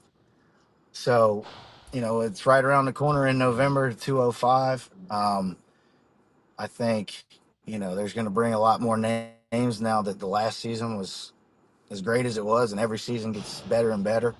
It's going to be interesting to see, who they pull, guys bigger, smaller. 205 is kind of like an interesting weight class because you can maybe pull some guys from like 175 that were cutting weight to get to 75, but walk around in the 80s. And then obviously you're going to pull the heavier guys that can cut down to make 205. And I think it's going to be a cool season because there will be like kind of a balance of size versus technique. And, like it's really a chance for jiu-jitsu to shine if some smaller guys come in and maybe make some noise or win it all against some of these bigger guys. So I say that being a smaller guy, I guess considered 205 sounds big for me. Not to break I walk in. around in the mid 80s, but Sorry, just noticing that we got about 1 minute and 45 seconds left with Jacob Rodriguez versus Ryan Aitken, and Rodriguez in a dominant position with Aitken's back in the body triangle, up 6-0. Man, not expecting this. I was. Oh, I can't see it. pardon me. I am I no forgot disrespect, myself and, dude. No back here. disrespect to Ryan at all. Ryan is an absolute monster. J-Rod, I have been told. I know a lot of people that train at B Team, and I have been told that J-Rod has been looking absolutely fucking unbeatable. And I think he would have been a hard matchup for anybody in this rule set prior to some of the stuff I've been hearing about his training camp and how well he's doing against some of the other B Team guys. I was really expecting, and after seeing like his brother perform yesterday and the improvements he made, I was like, that has to be like that has to be real. That has to be real. I got it, but it's Ryan Aitken coming out that UFC Fight Pass Invitational, the absolute tournament, winning it beating all. Dan. I mean, Big Dan. I mean, he just had so much momentum coming in. I had this feeling like, man, he could really do it all. And he upset the number 2 seed by submission super fast in the first round. Like, had a phenomenal performance. But you're right, J-Rod. I got it. Dude, 6-0, I'm surprised it went down like this, but I thought this was going to be a tough match for Ryan. Yeah. Like, stylistic matchup mixed in with, like, this is J-Rod's rule set. He That's is fair. very well trained for this. Sorry, going back to you, Cam, and your point is like, the 205 kind of weight class is kind of like that like 189, 215, or whatever the heck it's called now in wrestling. Like, that ultimate position of like, hey, you got size and speed together. It's really, really dangerous. And that's kind of what you're saying, right? Yeah, absolutely. Yeah, I think it's an interesting weight class because you're going to get sides of, strength and just mass, and then also guys that are maybe giving up some weight, but got more speed, agility. Not saying that anybody there is not talented because everybody's talented, but it really makes that technique aspect of it. If you're a smaller guy coming into it, like your technique's got to be on point, or you're going to get smushed. So, and we've seen that traditionally. So it's just more. Sorry for getting up. I apologize. Sorry, say that. No, to your point, we've seen that traditionally in PGF. A number of people have always been willing to like go up a little bit of weight, use their cardio, use their technique to your point, just to be able to like possibly overcome that weight advantage. And so I think another thing we need to ask about, like, what are the favorite submissions that you've seen so far this weekend? I mean, the knee bar that was on Isaac Michel was pretty slick. Kind of like from a inverted, like, I guess it almost like outside 50-50 type position, but it was a funky looking knee bar. That one was interesting to me. Obviously, I mean, Levi's leg locks and Craig and the CJI thing have been his transitions and like just everything looks so silky. It's crazy. He looks so sharp. So a bit watching him and his leg game has been fun. I'm trying to think what else stood out. I think there's a Baby Shark that they got a Darce in the first round. I always love some front headlock Darce guillotine and kind of katana type stuff. So that one was pretty. It's a lot to take in. Like I said, this weekend there's so much to pick from. It's like sensory overload. I feel that. And Cam, voice of God coming in here real quick. I'm kicking out Kevin There to he go is. give him What's some up? food. but I'm back here, brother, and I wasn't about to let you show up on my show and not talk to you fully in present person. I have to tell you this, dude. Appreciate I have FOMO that you're not here too, because I would love for you to be part of our ragtag crew, coming in, joining the festivities. I have to say, though, what you may not have known is while we were doing this broadcast, we weren't told that there was an open mat or a class, and people started rolling in. And I was like, I mean, we're borrowing their gym. We can't say shit. But I have a feeling if you were hanging out with us, there's like a 90-10 possibility we would have lost you to the open mat. I probably would have been like, I'll be right back real quick and then hop back on a little sweaty, but like, hey, bro, just see what some of these guys are talking about. Because the worst was when Kevin looked at me and he's like, just say the word and I'll go. And I was like, I don't have beef with any of these people, bro. Like, you don't need to go do that. He's like, they're getting a little close to the equipment. I was like, well, if they knock over the equipment, we got words. And I'm like, and I'm throwing hands. So I don't know how that goes. Cam, how are you able to ingest this? Because right now you are in a car, but you said you were at a barbecue earlier, and I know it's later over there, but my brother, how are you able to do all of this when you have to be in front of people and watch this stuff and keep up to date with it? So how attentive are you right there right now? I mean, like I said, I've been following on my phone all day. I was up till 3 a.m. watching CGI last night. And then today, morning time, usually on Saturdays, is family. Hung out with the girls, went to training.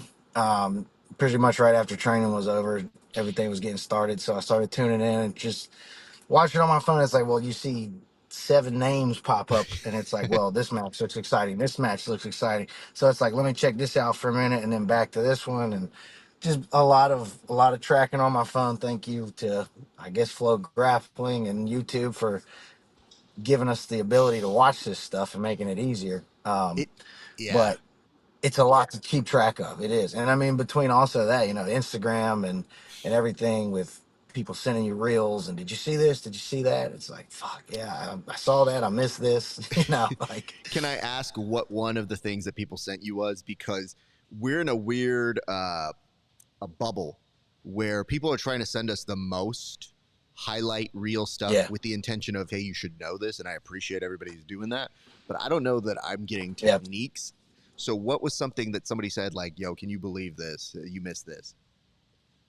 Like I said, the most recent thing somebody sent me was the Isaac Michelle where he got caught in that knee bar. That was such like it's an interesting position. I'm gonna have to look at it a little bit more and try to figure it out. It looked like, an unconventional type of knee bar. But at the same time, clearly effective. And so, that was that's the most recent thing that somebody was like, yeah, you should check this out. So, okay, follow me through on this. I know you mentioned that there's the UFC tonight. Like, you get off this call in a little bit. What does the life look like for you tonight? You already did family time earlier, but are they still like, hey man, you gotta hang out with us? Are you straight to the multi-stream and then the UFC world, and you're just like, it's daddy time right now? Sorry guys. No, I'll be watching. They actually enjoy watching too, so we'll have it up on the TV. Everybody will be tuned in. I just got home from a buddy of mine. We grew up together. He just moved back in town and was having like a little cookout thing, so I had to stop by. And now I'm home. We're about to, like I said, put on everything on the big screen. We'll be doing picture-in-a-picture with UFC, with ADCC and CJI, and trying to follow all the madness. Because all I am right now is watching Oliver Taza and Mika Galvo, and I know you're not watching it. So I don't want to fully ruin it for you, but it's getting spicy. That's all I can say right now. So I'm just like, I don't know, man. I want to keep you on here forever. I wish I could get like a picture-in-a-picture or something going on. You know what it is? You're making a sacrifice for this country, sir. You are giving up your time to chat with us here. And no, don't salute us. What he's doing is giving me more time to go and study. Because everything that I missed this weekend, I'm going to go back and watch and, spend time kind of breaking down, seeing what maybe I can pick and choose that might work for me.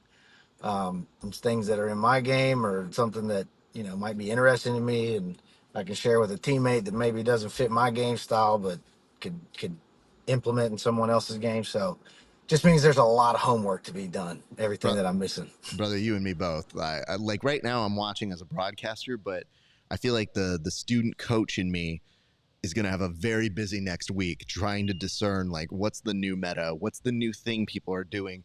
And that part, it kind of excites me, you know, like to add some new things to the game, because I also feel like come tomorrow, I'm just going to be in a medically induced coma on air. And just like, this dude pulled guard. I don't know. I don't know how you're doing it. You know, man, It must be a lot of caffeine. honestly, I try not to do too much caffeine because it'll ruin the voice. So right now, this is some hot tea, brother, in very hot weather. So when people are like, are you doing this? I was like, you need the honey. You need raw honey. Don't get that regular processed honey. You need raw honey for your voice, and you need to keep it going. But you guys compete. This is competition for me. So this is me getting in my zone. So like when you guys like come up to me, you know what we need to do next year? We're going to have people rage captaining me, like pep talking me before I start pressing record, being like, yo, Raf, you got to kill this, man. You got to get out there. You got to show them who you are. And be like, that's right. That's right. And speaking of good rage captain, This is your zone. I want to tell you this. This is your zone. You have been so helpful because your boy, Asim, his program has been phenomenal. And dude, I'm not seeing like full gains, you know what I mean? Because like you do real person gains. And I'm like, yo, that your shit works. I see it. But it's been very, very helpful. And do not tell him that I have not done my workouts in the past 2 days. But just let him know. Hey, he's out there. He's actually out in Vegas with another one of our professors, Troy. Yo, I wasn't sure if he Yeah, came he's out there this with way. his wife. Oh, that son of a Hit bitch. him I'm up, gonna have dude. to. I'm gonna I shoot mean, I him know you're a note. busy, but Well, he's welcome yeah, to he's come out there here, and he's soaking it all in. dude.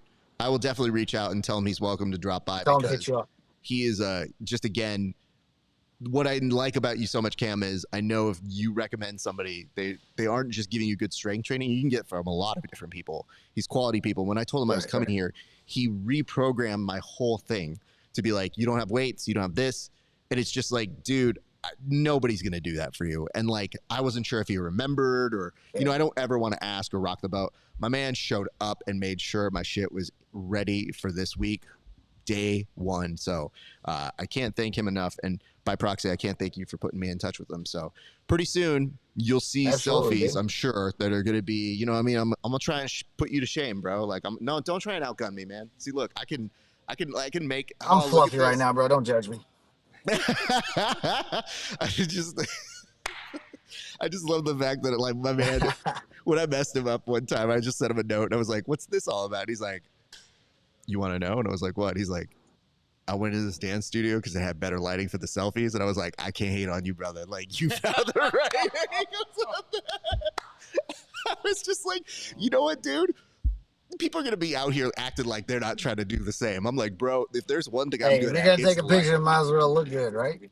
Listen, Yeah, bro, get the lighting you know. right. That's why I tell people, I'm like, let me see your photos. Let me see. No, I got this, bro. I know my good angle.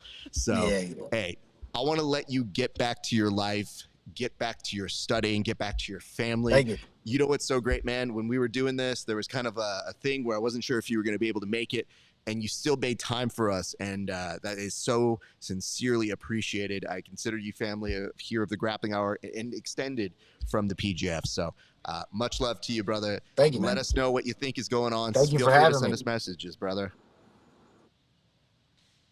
Yes, sir. I'll be in touch for sure. Again, thank you for having me. It's good to see you guys. Look forward to seeing you again.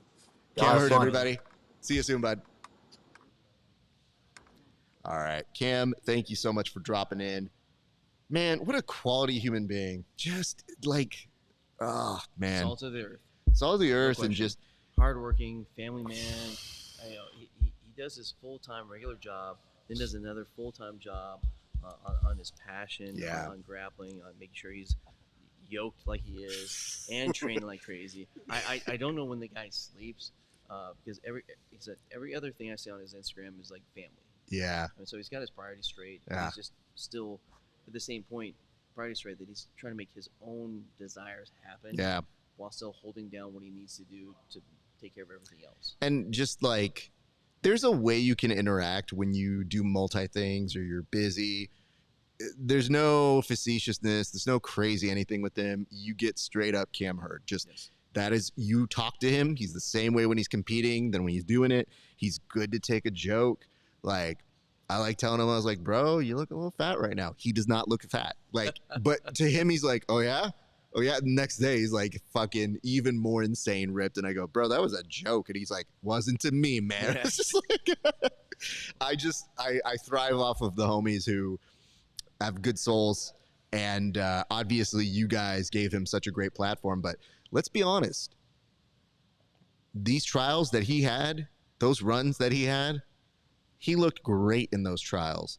So, you know, maybe he's watching as a fan right now, but anything can happen, you guys. That dude can definitely surprise you and find his way into this world sooner than even you might think. So just want to give him his due and just say, like, you know, don't be surprised if he makes his way into things in the future. And it does look like, is that PJ Barch is advancing right now?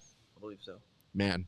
So, I mean, think about this. We gave him so much credit from, season 5 to season 6 because he was just like a straight up wrestler, front headlocker, you know, and then he came in, it was really trying hard. We saw he did some, ADCC opens where, like, one of my favorite parts was like when he just sat guard and, you know, stuck it in an armbar on some dude. Yeah.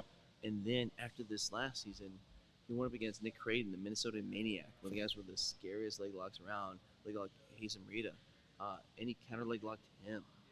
I mean, this, you know, to your point, Cam Hurd is the type of super coachable, humble, hardworking guy, just, you know, throwing leaps and bounds, and he's still in that sweet spot. I mean, we've seen he's still in the sweet spot. He's still got some years. He can really still make a big run. Hold up. I think we're awaiting a decision in the Chris Wojcik match, and I think it's pretty tense. And Chris Wojcik advances to day 2, everybody. Well done. What a good man. Second best rider in jiu-jitsu. Would that first rider be you? I don't know what you're talking about. What a sly bring in there, sir. You know, while we're talking about that, I want to bring up one other nice thing about Cam while, you know, we can, before we go back to being rude about him and telling you what his selfie game is kind of trash. I want to tell you this, is that my dude kind of breaks a cardinal rule here, which is if you put that you are grilling on your Instagram, meaning you have a shot of your grill, if I don't see the final result, you are by law required to give me some, because I don't like people being like, oh, I'm grilling, can't see what's inside. I'm like, bro, I want to see the technique. I want to see what it is. Listen, dude, I'm like a person cutting weight all the time, even though I'm not fat, regular. But I'm saying, I'm like, I want to view what the technique, the methods you're using here. And I did find this out in our travels here. Egg has obviously gone above and beyond and making sure we're accommodated here. But at one point you offered to do part of the grill, and you yourself said you're a grill master, sir. We are now Facebook friends, and you can go back through the feed, man. And the finished product is shown. See. Yes, you will see the crosshash grill marks. And yes, medium rare. And if you order anything else, get out of my house. Bro, the wife and I struggle. It is difficult because she does this, and I don't know if you've ever been around somebody that you care about who does this to you, where she's like, can I get that well done? And I just do this, and I go, I'm sorry. To whoever is our waiter or waitress. And I literally whisper that in. And the worst is when they do it back to me. I know. Yes. And I'm like, we're on the same page. But the other thing is, dudes, you'll relate to this. Maybe even some ladies. I don't want to be assumptive here. When you're paying for that steak and you realize in this economy, they get it well done, and you look at them and you go, I am endorsing something bad here. I'm co-signing something I do not personally agree with. I mean, if you want well done, let me just get you a Chuck steak. I'll get you the cheapest thing. I'll burn the crap, and it's the same thing. It's still beef. But to your point, that is my wife and burgers. So my current method of that is, as soon as I start the grill, I just put the burgers on the top burner, and it just starts. And by the time, I just let keep temperature, whatever. Eventually, we'll get to the hockey pucks. She's happy. It's all good. It's fine. And if I want a burger, I'll put it on later. But So, Egg, I'm happy about this. I will definitely be following along because, we had to bring our setup and our system, and I literally brought a pressure cooker and a air fryer. And they're like, really? I was like, see, we need to be fast. So I need to be able to prep shit and have it go quickly. And so what you do is on all that sort of shit, I'm like, I am making sure we have food because we are not fed here. But we also didn't have a grill. And so I just looked at them and I go, you need... Don't say it. What? Don't say air fryer a steak. No, fuck that. No, I'm not doing that with that. Listen, Wallow. He just said fuck that. Okay? We've been beefing on this for like a year and a half. He does it for like... He air fries freaking steaks. Here's the thing. Like everything, you can. I don't think you should, because if you're trying to do it to discern if it's possible, yes, all things through my gotch are possible. But my man, you paid for that steak. You should have it the juiciest, most delicious, purest version of it. And if you get to it, then it does get to the well done area. And I argue, are you then undercooking it because it may not go there? I want that nice little crisp right up top. And then I want to be able to cut it. And the crisp can be optional, but I'm going to eat it. But I want to see a beautiful amount of pink that you're going to be there. If you do red, I'm not going to hate you, but I want to see the perfect amount of pink to red. And then you look at it and you go like, my work here is done. I don't think an air fryer can do that. I think an air fryer dries out the inside of it. And if you marinate it a certain way, Godspeed if you did it, but I don't know too many ways that are going to do it in the air fryer that are going to maintain that juiciness. So, do as you do. But the reason I say air fryer is I'm like, no, I'm talking veggies. I'm talking, we did squash in that. I did bell peppers on that. Because what I'm doing is I go, we got to move fast. Sure. So it's literally chop, go, chop, go. What I do is I use the saute for the chicken, prep it, then air pressure cook it as well so that we can get in and out quicker. Because I'm like, yo, when I looked at this Airbnb, I go, we might be a little out of food options, but I want to make sure people are good. You are noticing here something on the Gracie and Wagner match, sir. No. I was just thinking internally. You got an Airbnb without a grill. Yeah. I mean, beggars can't be choosers. I wasn't there. I'm not part of this thing. So that is a showstopper. It is a little bit of a showstopper, but I knew we wouldn't be there that long. That's fair. To me, I just said like I need enough to cook, but not to pay another $500 just for a better outdoor. I got you, but like for PGF you, World 6, PGF Insiders, we had our Airbnb, we had the grill. And that was my domain. It doesn't take me long to grill because you get up hot. I mean, you go medium rare, you get really hot. It doesn't take long. And all of a sudden, all right, we're happy. So, but hey, different methodologies. They all work. You got your scheme. I got my scheme. I just knew that once you had told me that, I was like, it's not going to work this time, Raf. But next time, now we're playing with power. Egg on the grill, night before, have him cook the stuff because it's just a smarter way to play. As Nintendo says, oh my God, what do we got? Justice over here? Walking his way through the TV sets? Jesus. Hey, man, I'm just saying, like, I got my Costco card. I'll get it set up. It'll be quick, awesome. Even if it's late, you'll like your steak. Believe me. The nice part is it's kind of like our gear experts here, the guys who do the stream. There gets a moment where they win my trust, and I go, you can do it. You can do this now. We were talking about grilling a few seconds ago. Next time. Yes. Thank you, sir. I just asked Stephen Aiken, asked Wallow, asked anyone else. If they're there and the steak was had, it was good. I even did portobello mushrooms for Isaac because he's. Oh, get out! Hold on. This is the note that came up. Both of you shut up if you haven't tried it. I mean, it always comes out medium. What kind of medium we talking here, bro? Wallow likes to air fry freaking steaks.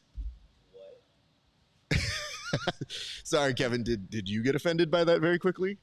I'm sorry, what? He air fries his steaks, bro. You don't?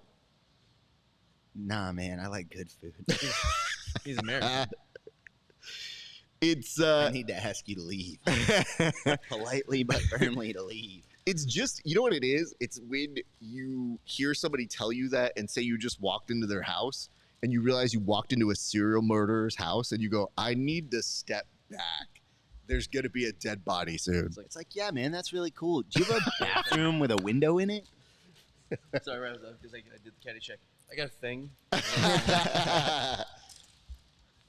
So, all right. Well, that looks like things are going well on that side.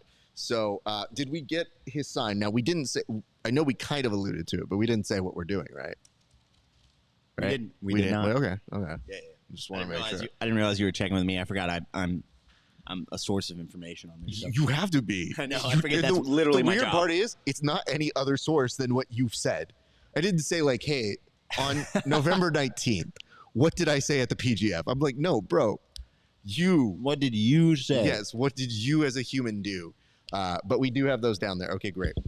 Because we have a little fun thing that we're doing a little bit later, so we'll be sending out those folks. Sorry, 343.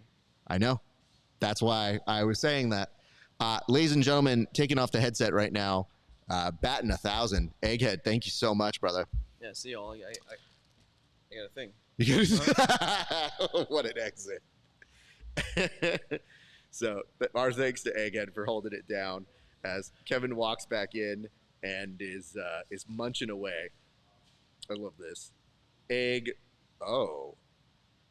Would you mind sharing the screen with the handsome? We got him. Okay. I like how he said it always comes out medium. Like that's a selling point. We were just talking about the fact that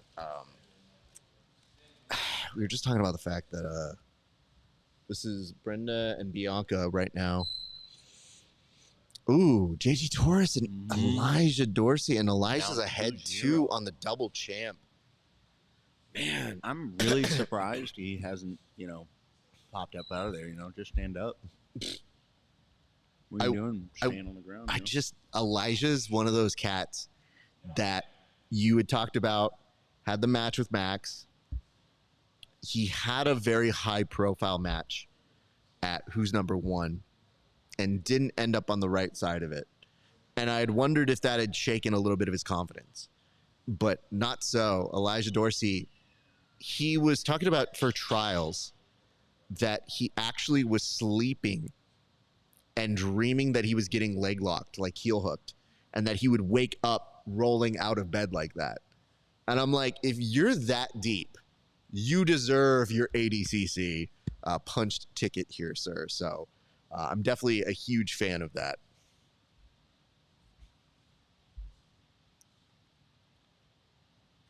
What happened to the Jonathan Gracie and Wagner Hocha match? I'm not sure I exactly. believe they were headed to OT. I think so too, and I wondered if we missed the end result of that. Oh my God! I think you just see that over there? I do. In the background of JT Torres might be on a guillotine on Elijah. In the background of the Bianca, the teeth are gritting right now, and he's got squeezed. No, don't move the camera away. God. Okay, so now they're going to multi-screen because they recognized Red Zone made it happen for us here. Meanwhile, Wagner and Gracie up on mat number 1, so they're giving you an update on that.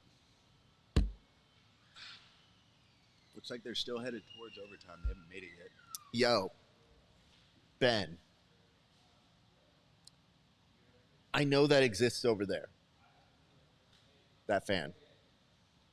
Can it exist over here? My only concern is if it picks up wind over here, but if it can move. If it cannot, no dead. But it will give us some relief over on this side. Ooh. I think Elijah working a nice pass on JT, putting the pressure down on him. 4 points to 0.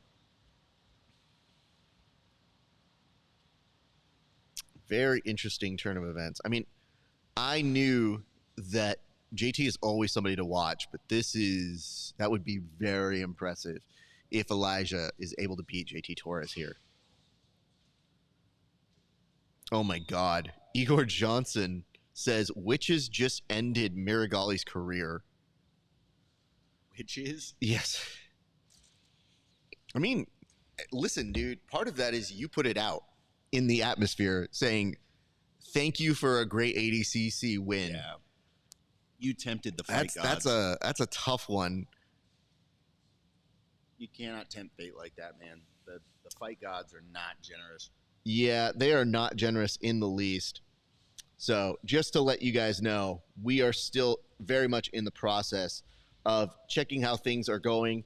We appreciate you guys for watching along with us. It has been an incredible day. And I'm going to go ahead and tell you guys, we have been so busy here. It has been hard to keep up with everything that is happening in the world. But we have been so happy that you guys have been joining us for this broadcast all day long. We have so much more to continue going through. But just in case you want to know, we want to give some shout outs to some friends, some sponsors, of course, to Salt Electronics. We appreciate you guys. You are the best. You have been making it so that we have been able to keep up with the world. But I got to tell you something here. If you don't know about Salt and you have not seen what they're all about, and congratulations on over to Elijah Dorsey, by the way, we can tell you right here, right now, an incredible brand, somebody that we love for supporting us and giving us our due love and respect. So I wanted to just kind of take a moment here, not only to thank them, but I really want you guys to kind of get an idea of who they are and what they're about. So if you guys would indulge, and I hope that you would, I'd like to go ahead and take a minute, show you guys what they're all about, and, just let you guys see who, what, where, when, why. Because sometimes you guys ask me, and they're like, Raf, I see the product. But what can they tell me about themselves? And I think to myself, I'm like, fam, say less. I got you guys.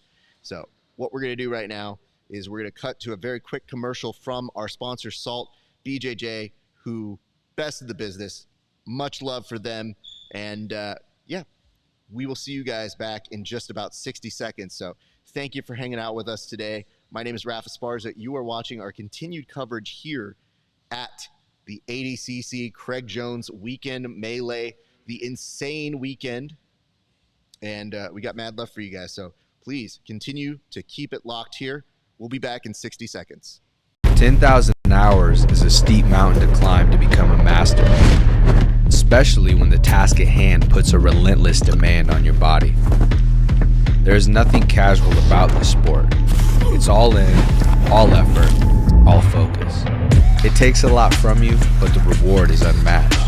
Mastery of oneself, an acute understanding of your weaknesses with an explosive sense of your strengths. Being able to complete the climb to mastery requires the proper nutrition.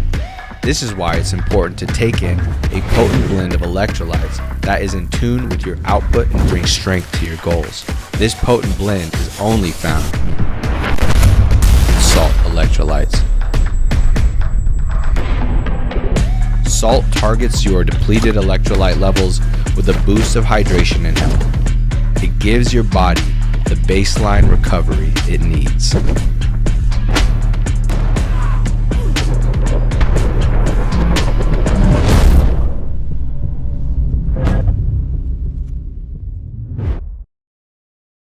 Thank you so much to Salt, our friends.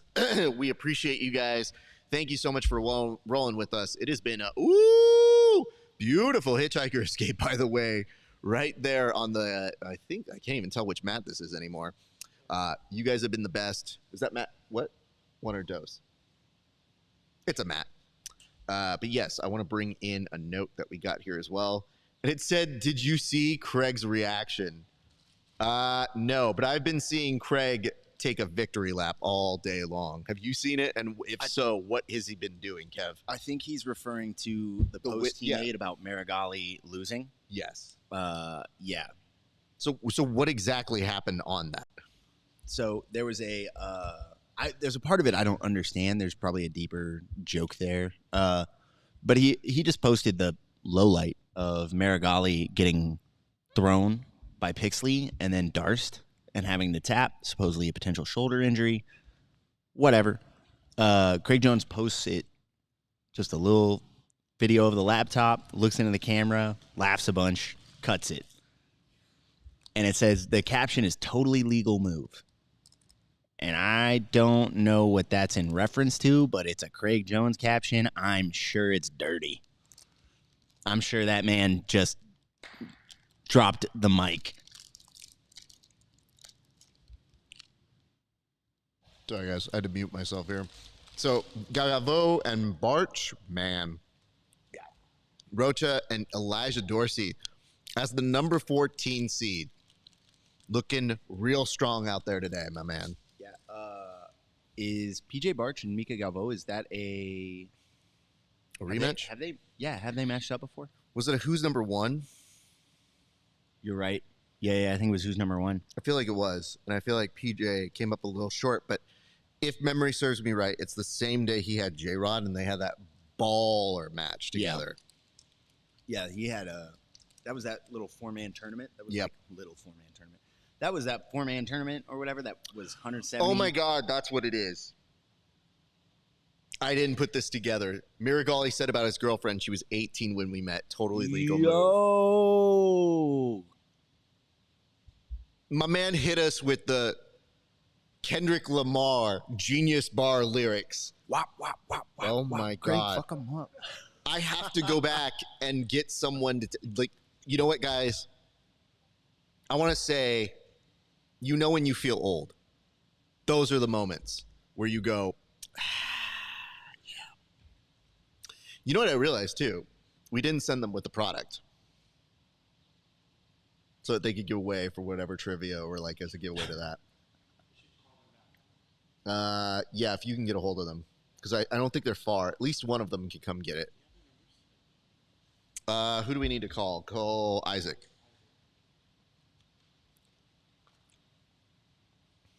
Good Lord. I always appreciate when one of my friends puts up, I had 5 privates this morning. Nobody talked to me. And you go, that's a job, dude. You had a day at a job. This is what you do.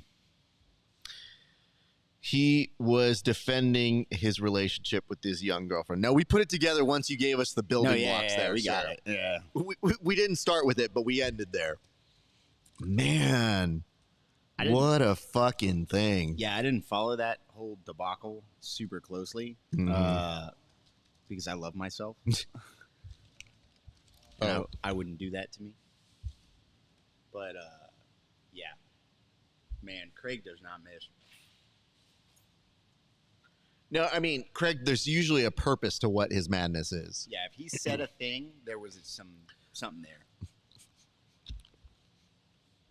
All right.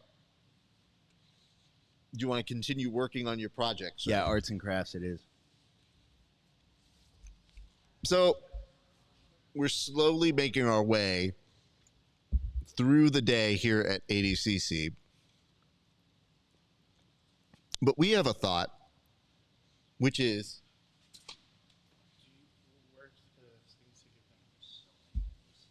it over here? Yeah. Just give that. Yeah. I guess the question that we have here is, what time does the ADCC end? What time does Craig Jones begin? Craig Jones is starting at 5 p.m. So sooner than later, you're going to see people start to make the trek if they're going to both. And I guess that's the big question we have is, are they going to both? We don't quite know the answer for it.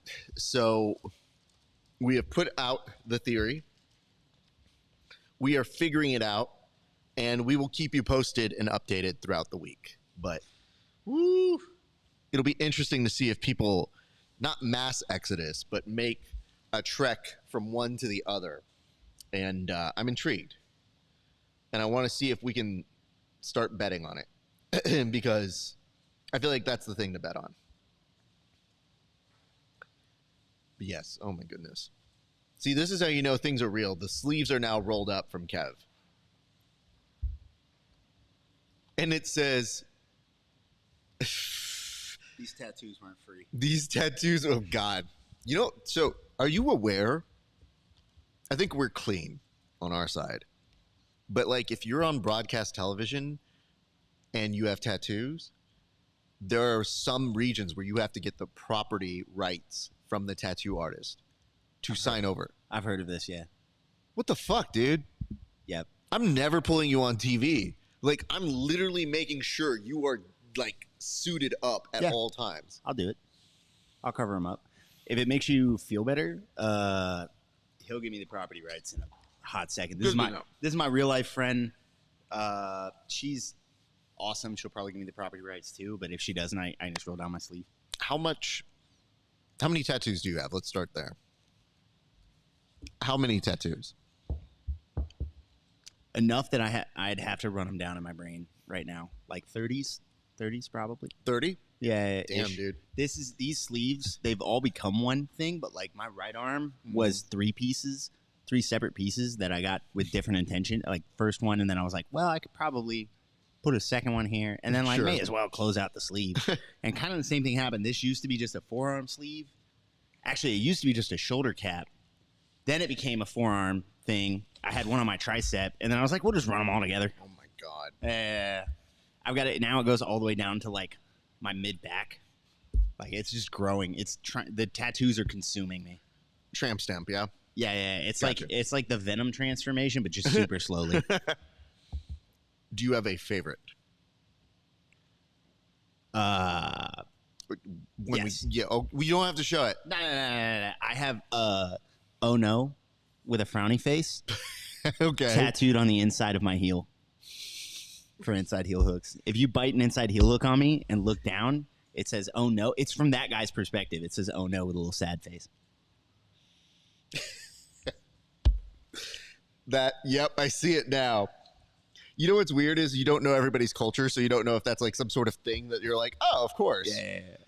That's some just white person culture. I didn't know that. Good to know. Instead, I'm sitting here being like, wait, no, you literally got the words, oh no. That's not like some other language. Culture. Hey, come on. We don't know that about you. We don't make any assumptions. There's maybe a close runner up. Let me think. Maybe a close runner up. I've got Nothing Really Mattress tattooed on my back. Okay. Yeah. Nothing Really Mattress? Yeah, just one line of text says Nothing Really Mattress. Yeah. The garbage time ideas that you have that you're like, Bro, sounds good. I love when people go, oh, that's funny. And I go, oh, sick, what's up? And they're like, yeah, you got Nothing Really Matters on your back. That's clever. And I was like, yeah, nothing really matters. And I'm like, yeah, just, it's kind of a thing about how there's no way. And they go, you can see them processing. They're like, what? Do I tell them?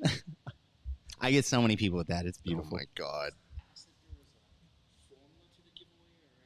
Just however they want to do it. I don't give a shit. That's on them. I just wanted to make sure they had it because there's no coming back from that. Yeah. And I kept seeing it displayed there, and I was like, oh, cool. They'll take it. Oh, okay. Tell them about Tis a Scratch. Oh.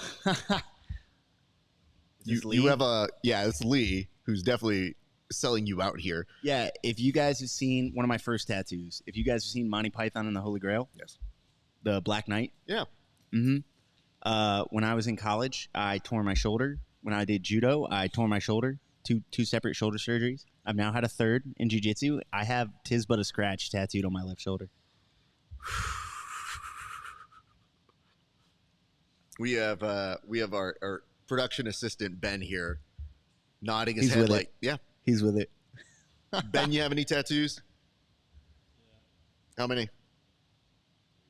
3? Chump change. Look at that. This dude got 3 literally by the time we were done last night. Bro, these are all ill-advised financial decisions. They're not really tattoos. That's fair. These are so expensive. It's like somebody told me once, they were like, you should be proud of me. It means that I'm doing well for myself that I can get this many tattoos. And I was like, or that you're financially you're irresponsible. spending a lot of money on them, dude. Ben, when's the last tattoo you got? I was 21. 21, okay. So 4 years ago? You're a child, I understand. You're 21? No, he's 25 now. 25? Okay. I got all of these after 24. Really? Yeah. Split up with my longtime, like my high school sweetheart fiance, and then went fucking banana. She hated tattoos. Went fucking bananas. I feel like I got mine at certain periods of life when I was like, oh, here's this. Wow. Here's this. And then I was This dude's getting the literal version of like inch marker that your parents do to like chart your height. They're like, remember when he was this young? Oh, he was a special bear, that guy. Well, Terry, Mama Cheryl came through. Oh, hey. And she said 9 3/4. 9 3/4. Yep. I have 9 3/4 tattooed on the inside of my ankle. If you're a Harry Potter fan, you already know. Fucking nerds. Get out of here. Fucking nerds, bro. Yeah, J.K. Rowling, super popular right now, everybody. Great. Yeah, man, that tattoo aged well. It's so funny. She's just like, I love that there's this culture where people are like, I can't believe I read that book. And I go, like, I don't care what she thinks, dude. She's not in my world. Dude, it's so far beyond her. Like, it's not a her thing anymore. She doesn't really own them books. I don't know. There's I think somebody just goes like, why are we giving a shit what rich white ladies are talking about right now? And I was like, I don't tend to care either way. So it sounds good.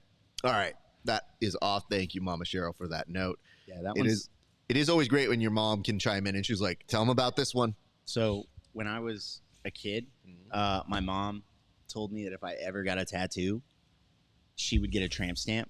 Uh-oh. Like as a yeah, supposed deterrent. You know me now. I got my tattoos. I said, all right, let's go. When are you getting yours? Do you get this part of your personality from your mom or your dad, though? Mom. Fuck, dude. Yeah, mom for sure. Damn. Dad's a Boy Scout. Dad's a Boy Scout. Oh, man. Dad's a nice guy. That's how Mom's you can a tell. rabble rouser. It's like there's one parent you have to be getting this from, and I don't know who it is. Well, good to know. So, yeah, I mean, listen, the fact that the Craig Jones Invitational is happening right now, or in terms of getting ready. So they said they're starting at 5. Yesterday they were close to 3. They got to about 3:15 was when I think we saw the first match, 3:20, somewhere in that region. So I'm inclined to believe it's something similar today, somewhere close to about 5:20.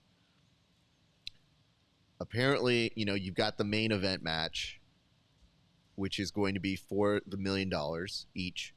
And then you also have the fact Scarlet Nate? What is this? Is it Grandy right now? Scarlet Nate. Oh, Alex Enriquez? Oh. Is that a joke on Redneck?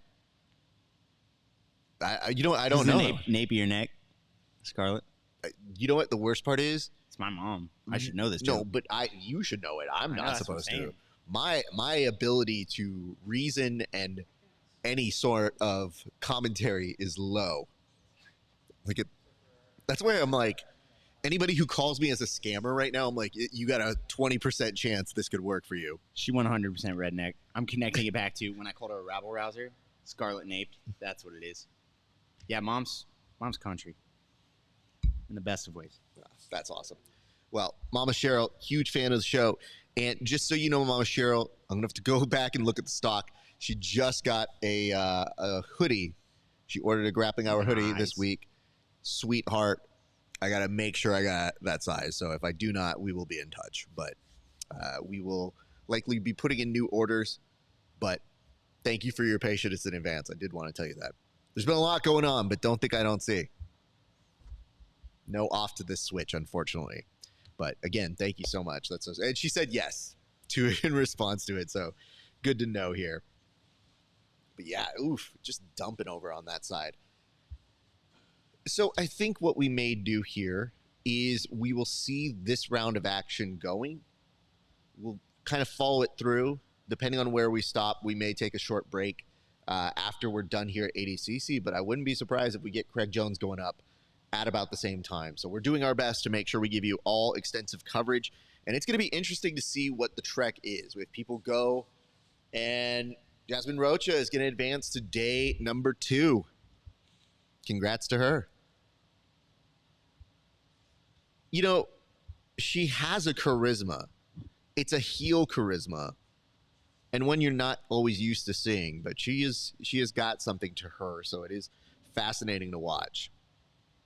But I always wonder if people are like, I don't like that girl. I don't know. Something about her I don't like. Yes. Yeah. Yeah. Yeah, you feel that? Not me. I'm saying 100% there are people out there who are like, I don't like her. Like, we've met the internet, right? Like, I mean, I just always think to myself, like, it's just goofy.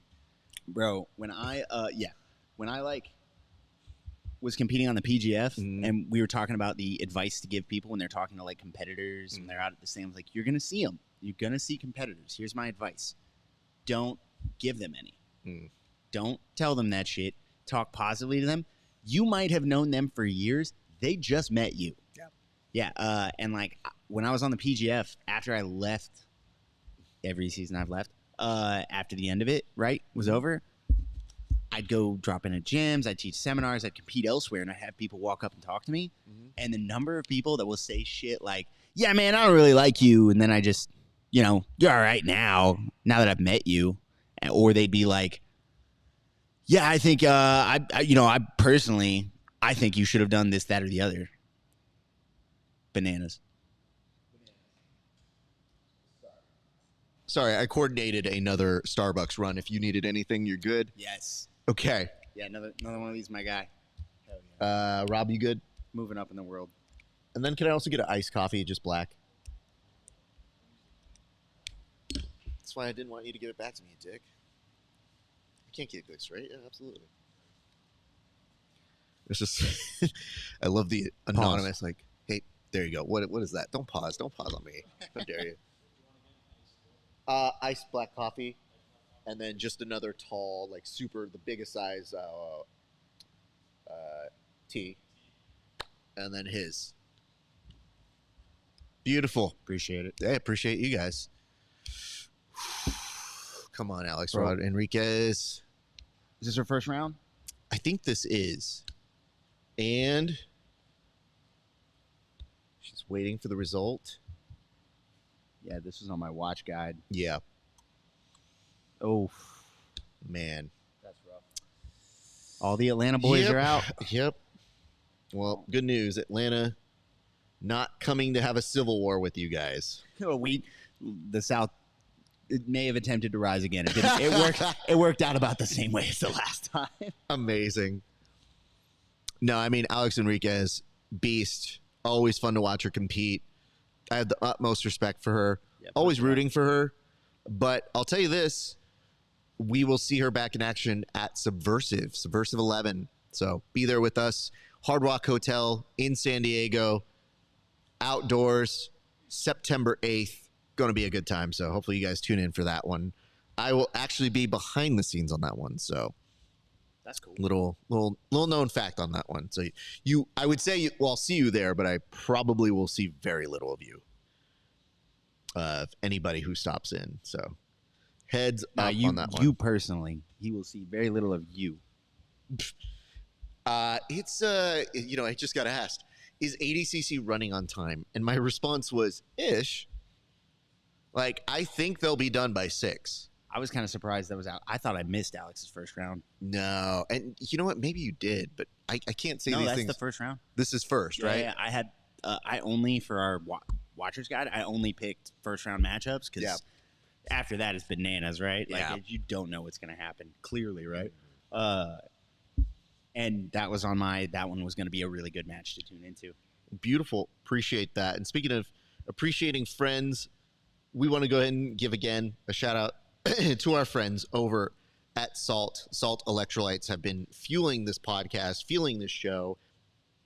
It's been a huge source of sustenance, if you would, for us here. So we thank them. We appreciate them for coming through. And for you guys who are watching right now, hang tight with us. We have a lot more coverage coming up. Hours is a steep mountain to climb to become a master, especially when the task at hand puts a relentless demand on your body. There is nothing casual about this sport. It's all in, all effort, all focus. It takes a lot from you, but the reward is unmatched. Mastery of oneself, an acute understanding of your weaknesses with an explosive sense of your strengths. Being able to complete the climb to mastery requires the proper nutrition. This is why it's important to take in a potent blend of electrolytes that is in tune with your output and brings strength to your goals. This potent blend is only found electrolytes. Salt targets your depleted electrolyte levels with a boost of hydration and health. It gives your body the baseline recovery it needs.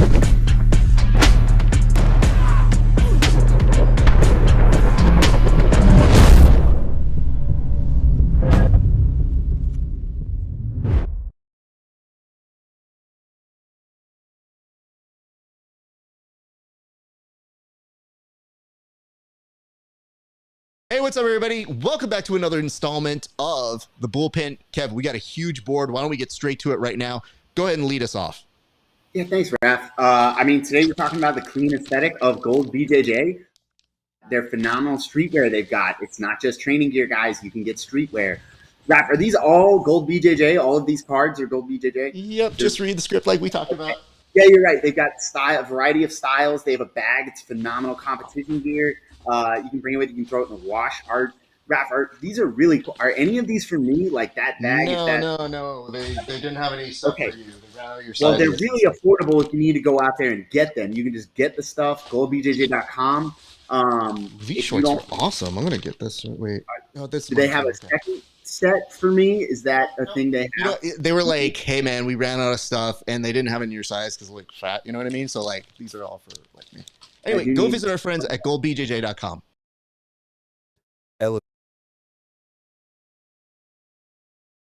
Let me see here. Oh, that should not be the shot.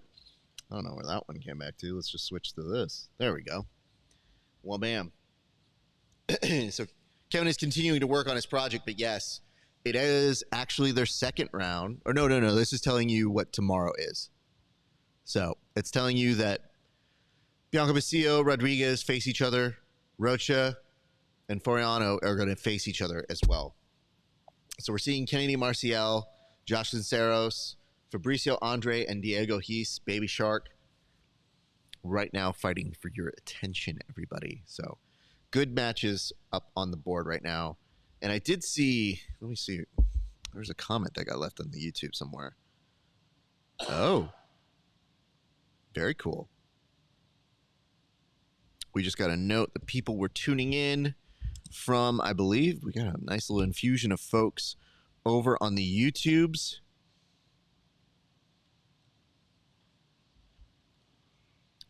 Yeah, if you guys are tuning in right now with us, feel free, drop us some notes, thoughts, expressions, feels, vibes. You can send vibes if you want to, and there's an emoji for that.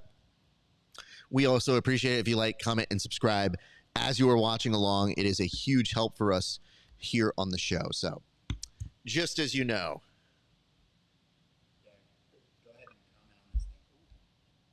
There you go. You guys saw? Yeah. Trying to suppress my voice here. Go ahead and comment on this thing. Give me something to talk about while I do my arts and crafts.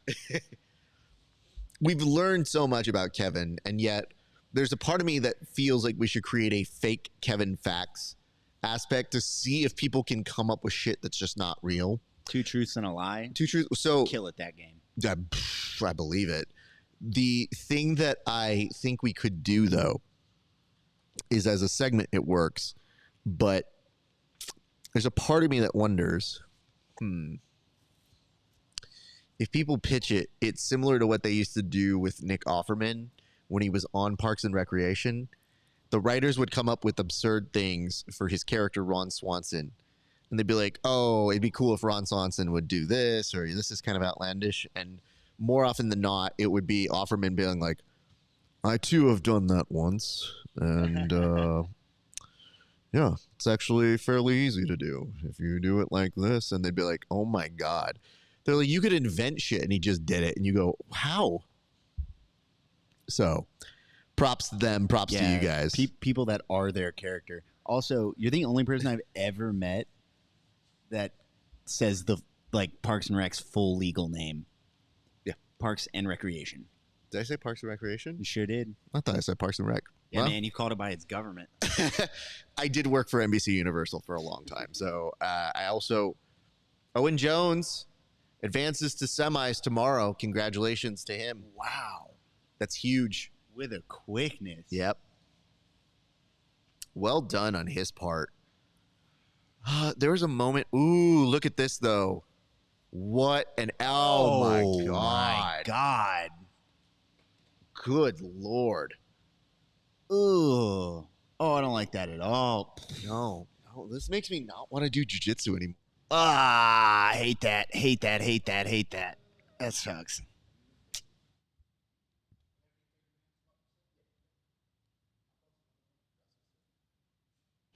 We have been very, very entertained here today. And I mean, Owen Jones making such a huge name for himself. This has been phenomenal to see. Fabricio Andre, Diego Hees, 1:44 left on their clock together.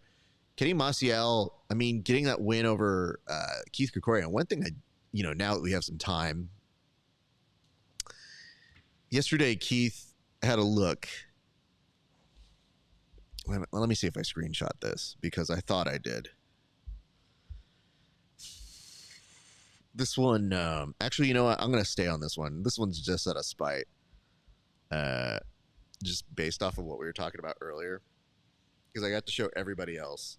So tell me if you recognize anybody in this. But you don't need to tell anybody else about anything. But one thing that we did see here today is we were in good spirits. We were laughing about a lot of different things. But I've just always laughed at a certain thing that when people come in and they're about that life and then suddenly they are not about that life, or they roast you for not being the best role they could have had, and then suddenly don't like the outcome. So I just wanted to show, I think I got to show everybody that one, but you, right? Okay. That's why I was like, wow, the randomness, right? Is it known you have that? I'm not going to talk about it. Is it known like that I have that side or what? No, the evidence, the record of that video. Yeah. Oh, is it known that I have this? Yeah. No, not at all. That's amazing. That's just for you. So no, because I always have something filming. So usually the end credits of these shows are time lapses of me rolling. So that one in particular was, I just had it up. And what always gets weird, though, is I put those cameras up, and sometimes dudes who I roll with or people who I roll with, they're like, yo, can I get that footage? And I go, nope. Because I know, I'm like, dude, you just want to put it up. And so they'll be like, yeah. And I was like, bro, what footage do you ever see of me rolling? And they go, no, not really anything. I was like, because the only time I put it up is if it's like a pro wrestling thing or it's kind of goofy or it's a meme. I'm not trying to put up highlight shit, dude. Like, it's a roll. And they're like, okay, cool, but I just want to learn. I was like, bullshit, dude. And I go, if I make the exception for you, I have to do it for everybody. So I came up with a rule, which is, if you buy privates from me, I'll let you see it. If you buy a private, I'll give you the footage. I was like, because really then it's educational and now you're a customer. So only my private folks will get them. I was like, because I do tape study footage with them. So I do it with you. And I had one guy do this. He's like, yeah, all right, I'll buy one of your privates. I was like, cool, here you go. And he goes, is that all it takes? I was like, yeah. I was like, see you Monday. Sounds good. We'll work. And then he's like, yo, you're actually a really good private. I was like, I try to give you your money's worth. I was like, but if I give it to you, it's so that you reference something because I see something you should work on. But if I do like a marathon roll with one person and I have the film going, they're like, can I get that? No. Like, if you don't want to come back, you don't have to, dude. But nobody else sees them unless it's in a hyperlapse form, just in the end credits.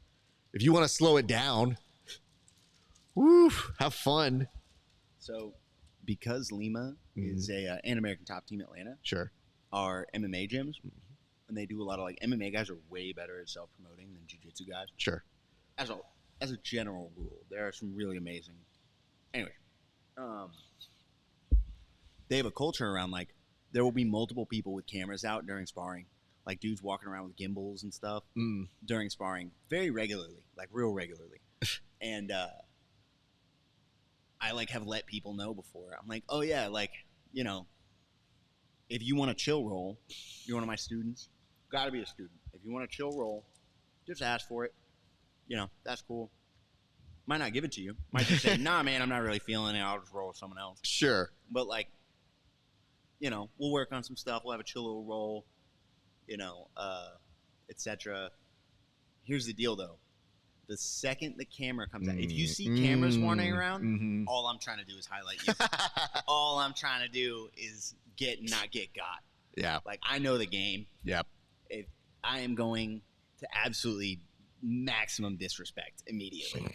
Like, this role is going crazy.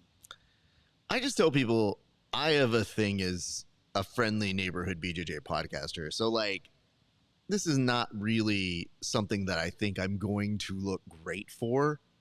There's only downsides for me. Is that either I'm the dick who has a show, or, hold up, Diego Pato, Ethan Krellinston. Diego Pato putting some heat on Ethan Krellinston right now, who's doing that reach on the back of the head. Yeah, that last If he gasp, tilts him out, man. though. Oop, oop, oop, oop. You do not want to be swept with him. Man. He's deep on that Krellinston. leg. Counter leg locking Diego Pato is crazy talk. Oh, my God. That is crazy talk. What are you doing here? What are you doing here? I think you just realize you're in the shootout and you don't really have a choice at this point. Build up. Oh, no, oh, no, oh, no. Man, 50-50. And time to pull up. To scratch his nose, pull up the knee pad. Oh, my God. Pato's scratching his nose, his eye. What's he Yeah. doing? He just chilling. I mean, no. Yeah, this is not looking positive for Ethan Krellinston. Diego Pato even kind of showing him the magic trick. Like, it's literally like, is this your card? Mm-hmm. It's about to be a broken card. Oh, God. Oh, Why man. are you chilling? Why are you so relaxed? I think, What do you know that I don't, Ethan Well, Krellinston? he gets a scoop underneath. Okay. And, And tries to go back for the counter leg lock. Well done. Nice. Beautiful transition there from Ethan Krellinston. Fucking amazing, dude. Kept his cool the whole time. I'm in the booth panicking. Did that cover it? He's cool as hell. Thank you, sir. Cannot be bothered to be worried about Diego Pato deep on his leg. That's impressive. Wow. What an intense back and forth. Jogo Hayes. Thank you, bro. Jogo Hayes, Fabricio Andre. About to go the distance. Is that 1, 2, 3? Okay, great. Oh. Did you have spillover from the first one, though? No. Asks for a stoppage to There's tie his 21 the belt. last time, so it should be that. No, it was 22. I just I had 2 singles, so I just gave you the 20 back. So then I'm getting you two back. Respect. Hey, fool. Don't try and tell me how math works, fool. I gotta be honest, I'm so proud of that. This is just. Don't make this real. I'm legitimately like, I got to the point where I was like, I did the math. I know I'm right. And then I just go, just take this. And you go, I don't know math well enough. And now I have to do an admin reveal. And I go, thank God he's taking it. Because again, Ben has probably been the person I have threatened second most in here. I had more posture defense. He was very afraid. I saw him doing the thing, like the bear response. He started making himself bigger. He tried, bro. He thought he was like, he did that. Let me see. Can you do this? Can you do the Joseph Chin? It's okay. It could be better. We'll go over it. He's not going to give you a compliment. I don't know how well you know Raph, but. Nah, dude. This dude, he was like, let the record show I was not afraid. I'd be like, that has been stricken from the record. Nobody here will ever hear that. Jogo Baby Hayes Shark over Fabricio Andre. Wow. I want to. Do you guys see with like 45 seconds left, Jogo's belt was coming undone, and Fabricio stopped so that he could tie his belt. Wow. Yeah.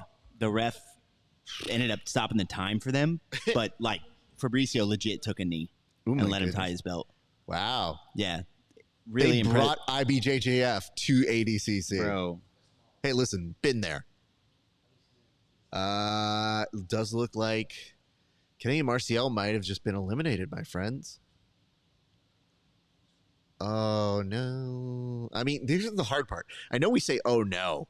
But I think it's coming down to a decision at this point, and we're waiting to see what it's going. In response to a question we got out here, which is, has CJJ or CJI started? Not to my knowledge.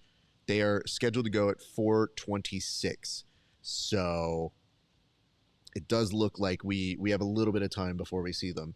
And speaking of a little bit of time, I'm so stoked that we have so many friends, correspondents who have been coming in clutch for us that it has made me laugh and has made me so smile that I've, like, guys, we're blessing the timeline with friend of the show, John Calistine, who is actually breaking down techniques that are being utilized at this ADCC. He sent it a video earlier today, and I'm so happy to be able to present this. So now we want Johnny to take it away and show you some of the techniques that are making waves over at the CRAIG Jones Invitational yesterday.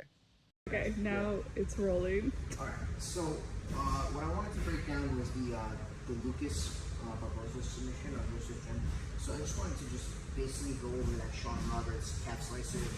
So from here, I think Lucas was in the motion of passing and just kind of got a deep wrist underneath, making sure that that wrist is nice and deep underneath, and then just sat back with that leg over, threw it over from here, made sure to turn that wrist in, lock up a nice tight triangle, lock the hands and drive the hips forward. From here, definitely think the wall might have played a little bit of a factor in Joseph being able to extend his leg. Size also makes a difference with this submission, but I think that was a smart play, and I also think if Joseph could have been able to defend a little sooner, and if they were closer in size, I definitely think this also puts Lucas at like a high risk from here of being heel hooked or countered. So, but that was something that I saw that was very interesting from there, using that very old school calf slicer and getting a finish on somebody very, very good.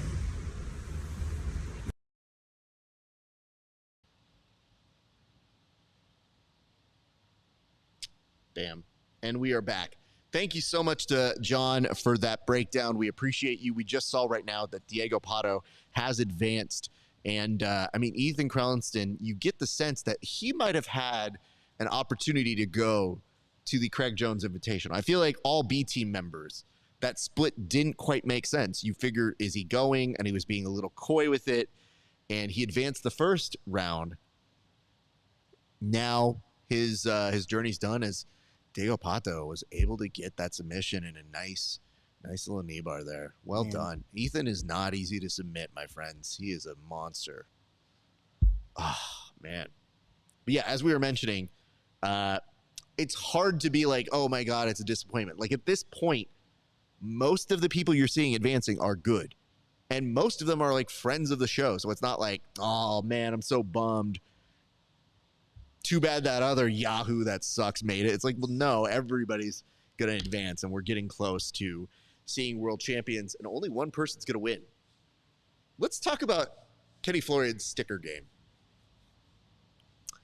That man doesn't have a clean TV or a computer that they could have used here, because first of all, it's not even directed at us. He got a Glock sticker on there. Let's see if we can pick him out. You know what? I was trying to see if we should get Gamecocks. We should see if we can get a screenshot of it somewhere. Yeah, who's breaking that down? Who's breaking down? We'll do that tomorrow. Yes, sticker game Yo. tomorrow. Wow, I mean that's just freaking impressive. Owen Jones has to be one of the leading candidates for standout of the night.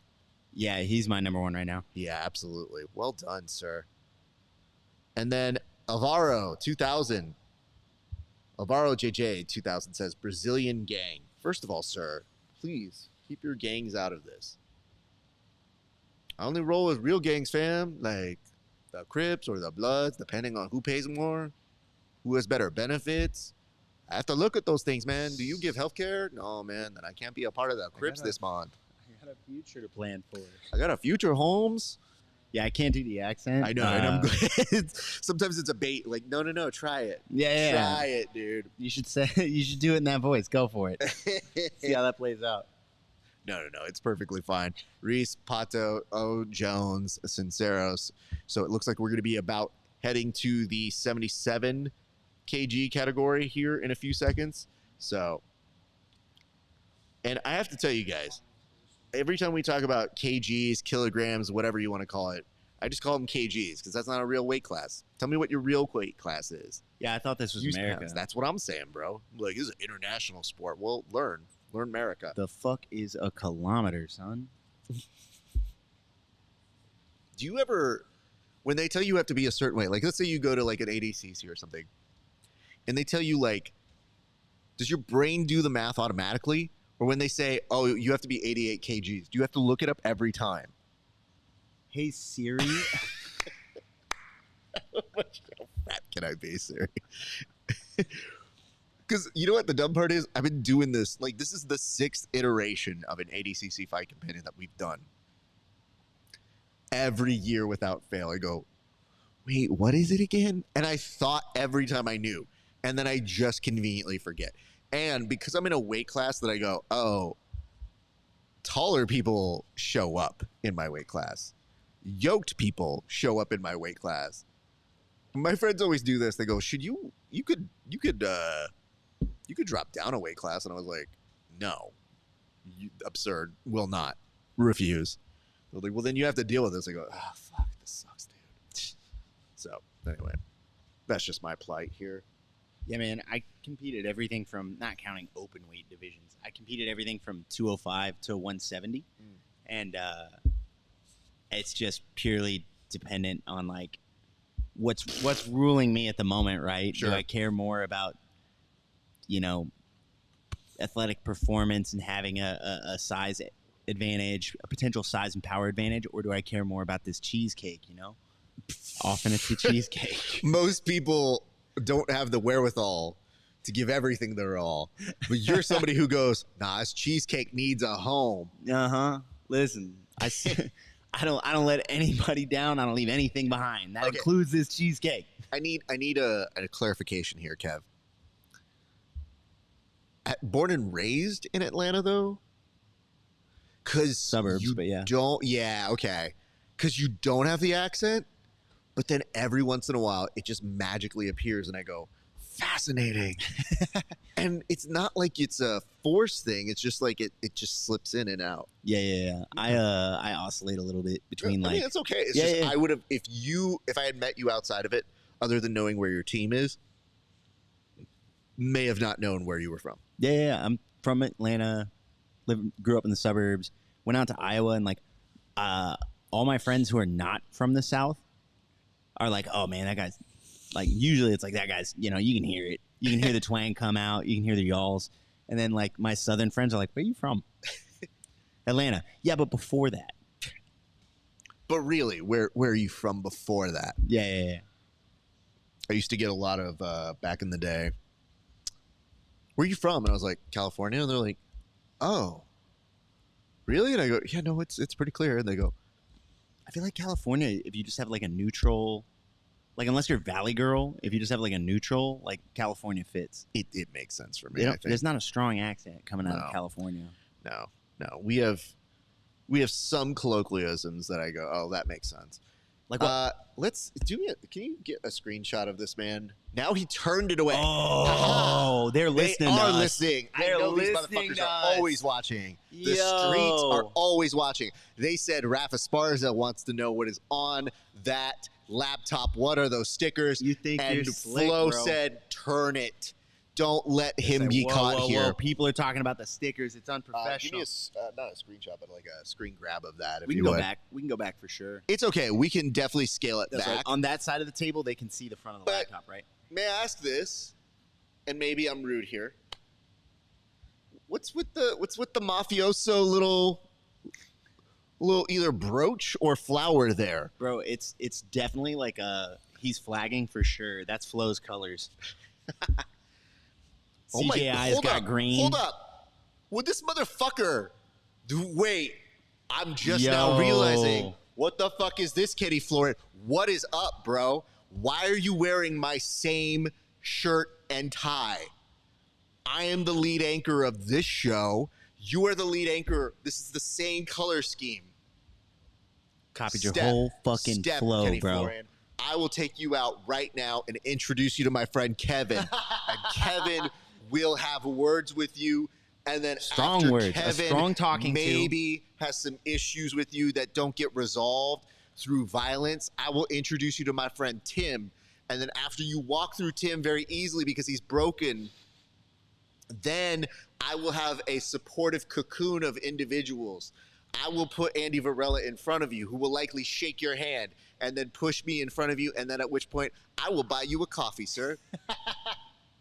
Yeah, you were like, my friend Kevin, and I was like, hey, did you hear how I said he has a Glock sticker on his laptop? He has a Glock sticker. No, thank you. This is, you know what?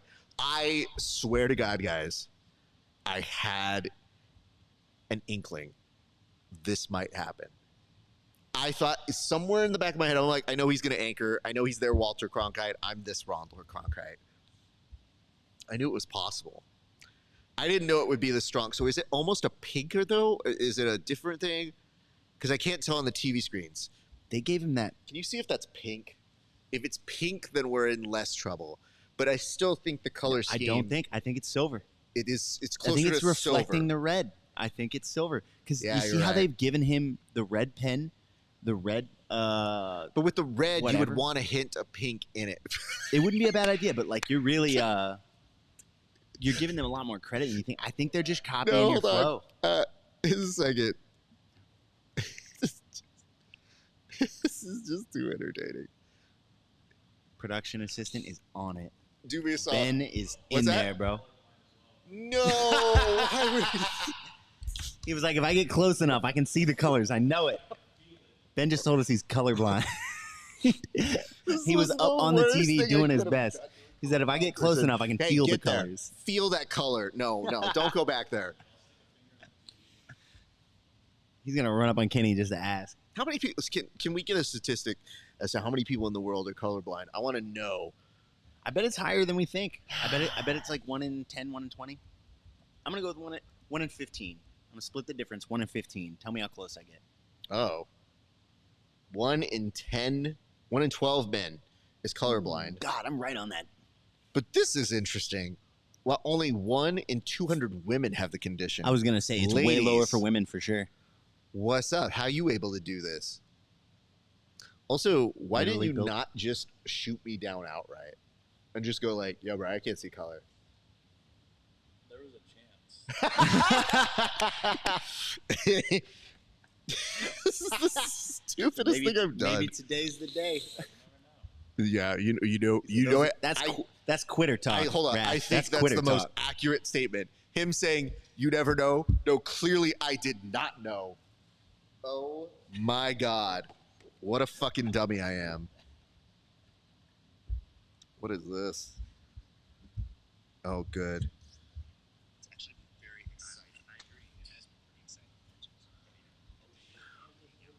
What's up? Oh, yeah. All right. So we are keeping up to date. If you guys want to shoot us notes in the comment section, we'll be taking your notes, your thoughts, your feelings. Hold on. I want to make sure I read this right because I wasn't sure if it came out. Yeah, bro.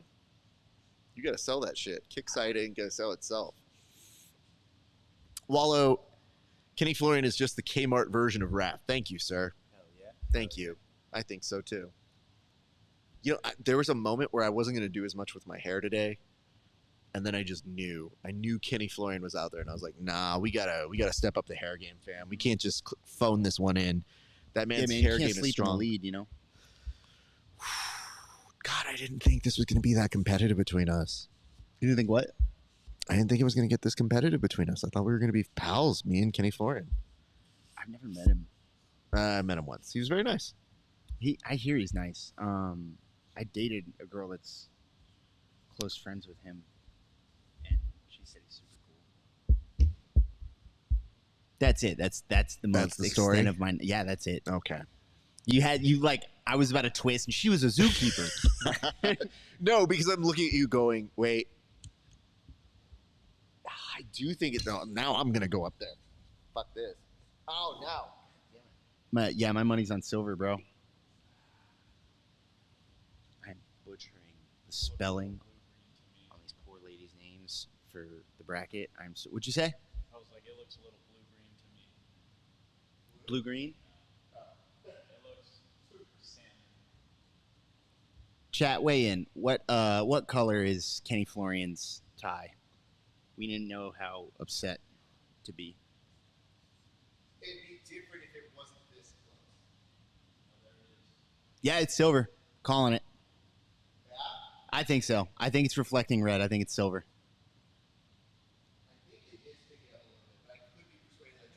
I could. I'm not 100% confident, but I'm feeling strong about it.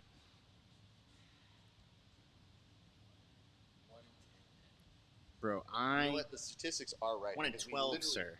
Shut up. We do have 12 people working on this show, so it does. It It fits could be the any of standard. us. Could be.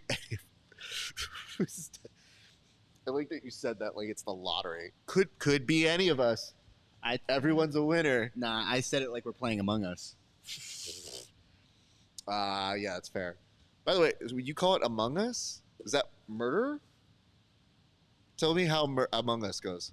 Have you never played Among Us? Tell me what Among Us is. How did you get through COVID? Murder. What? How did you get through COVID?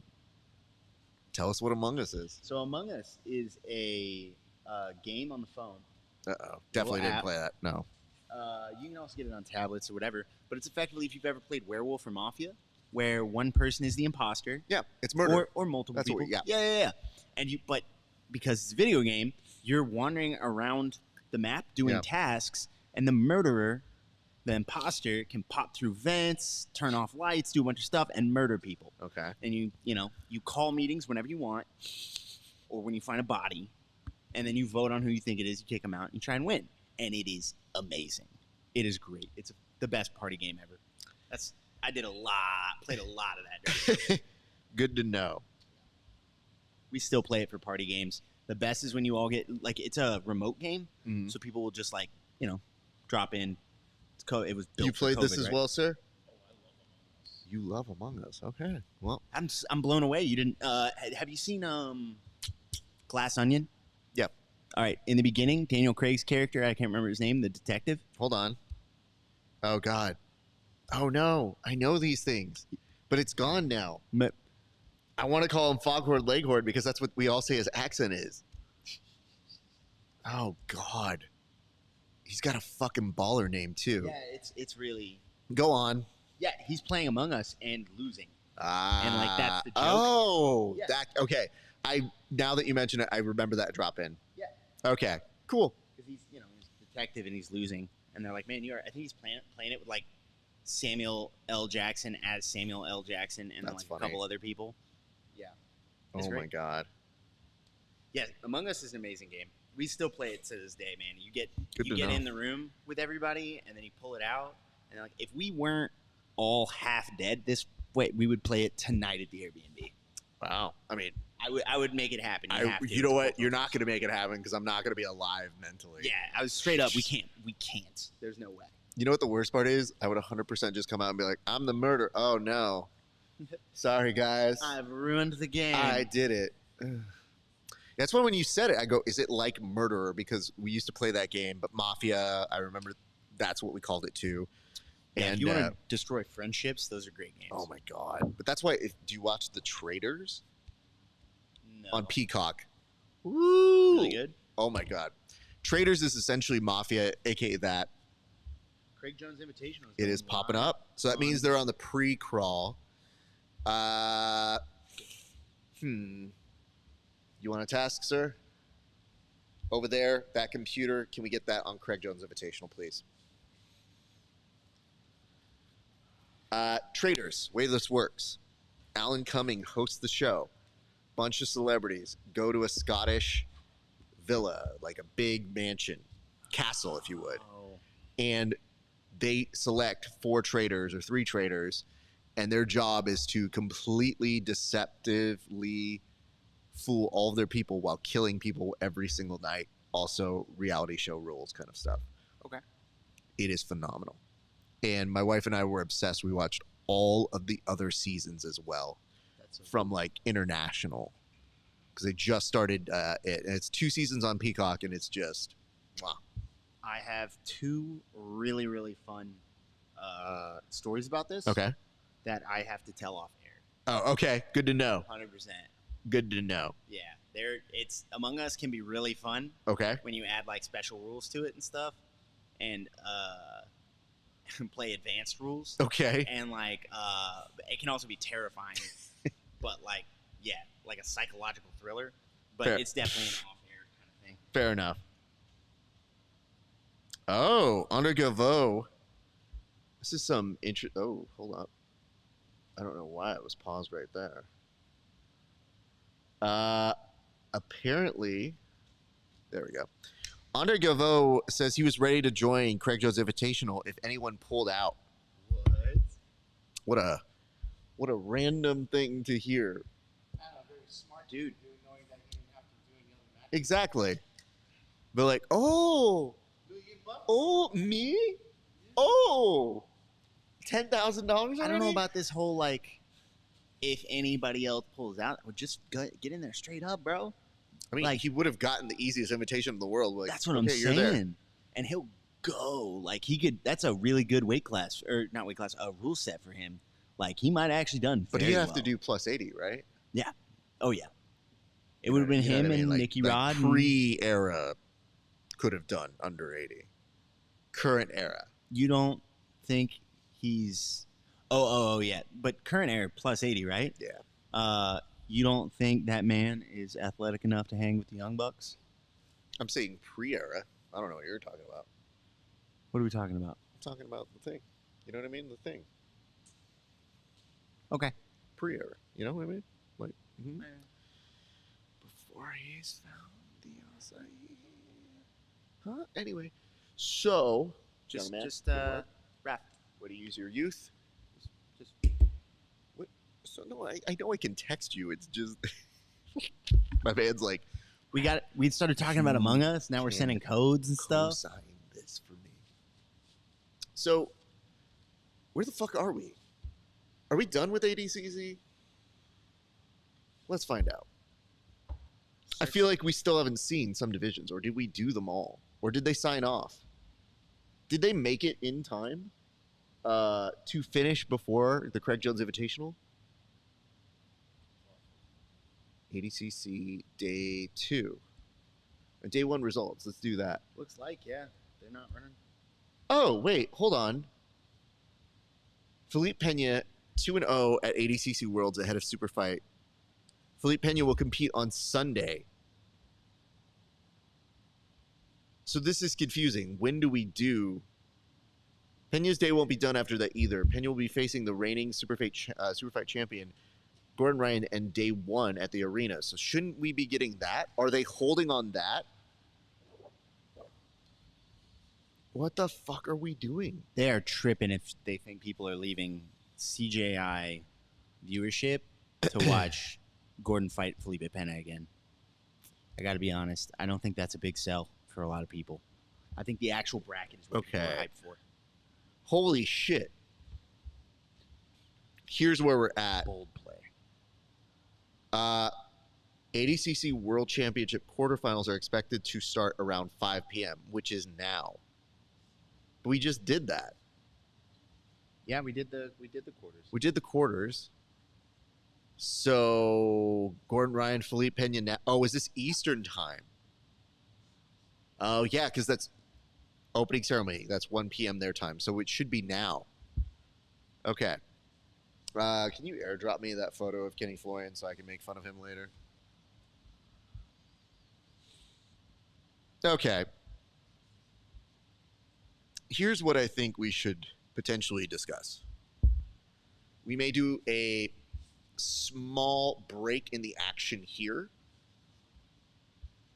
And I think what we'll do is after this is done, we will return to doing more coverage here. But I think we'll take a break. And then that way, when the Craig Jones Invitational starts in about 9 minutes, we will be on task for that and we'll resume our ADCC coverage here. So go get a little snack, take a break. We'll see you guys in a second. But as we kind of transition on our way out, we also want to give a shout out to our friends over at Inverted Gear, who have been so wonderful at taking care of us and making sure that our show is not only well entertained, but well informed. And more importantly, we're super, super helpful in putting this all together. So it has been a true appreciation. But Inverted Gear came on last second said, yo, Raf, we want to support what you're doing. And they've been longtime friends of our show. And we're very happy to have them. So shout out to them for coming through as sponsors. They are phenomenal people. So shout out to them. And we'll see you guys back in a few minutes. Elevate your BJJ game with inverted gear, where pandas and performance meet. Whether you train in a gi or prefer no gi, we have something for you. Our gear is built to last and designed to perform no flashy extras, just high-quality craftsmanship and minimal design. Plus, pandas. Don't miss our back-to-school sale going on now. Visit www.invertijar.com and roll with confidence panda style. Got you guys. Okay. So before we actually sign out, we should say this. Some of you guys may want to know some information, which is, oh my goodness, he's in all these different shots. Let's publish this one. Just so you guys are aware, we've gotten inside reports that have said that people are leaving in droves from ADCC right now. They do not care about this super fight. That is, I mean, it's along the lines of what we thought we heard, but I see this, and it says, I feel like ADCC is stalling the start of Gordon Ryan's super fight purposely until CGI starts. I think you're right. I think that's why we're going to take a little break here. And it says the ADCC broadcast keeps saying super fight coming up next. It's been 15+ minutes. Yep, this is all purposeful. So you know what? Fuck you guys. We're going to take a fucking break because this is dumb. So we're not going to stay on air. What I want you to do is say this. Come back to see us on wherever it is you're watching us in about 10 minutes, 15 if you need some extra time. But when we come back, like, comment, share, give us your friends, give us your individuals here. And guys, Lovato could medal, and so could Cyborg. But it is looking very nice for Pixley, who has been overperforming and took out the favorite. So we'll have more analysis like that when we get back. Ladies and gents, it's been a great day for grappling. We'll see you back on the mats.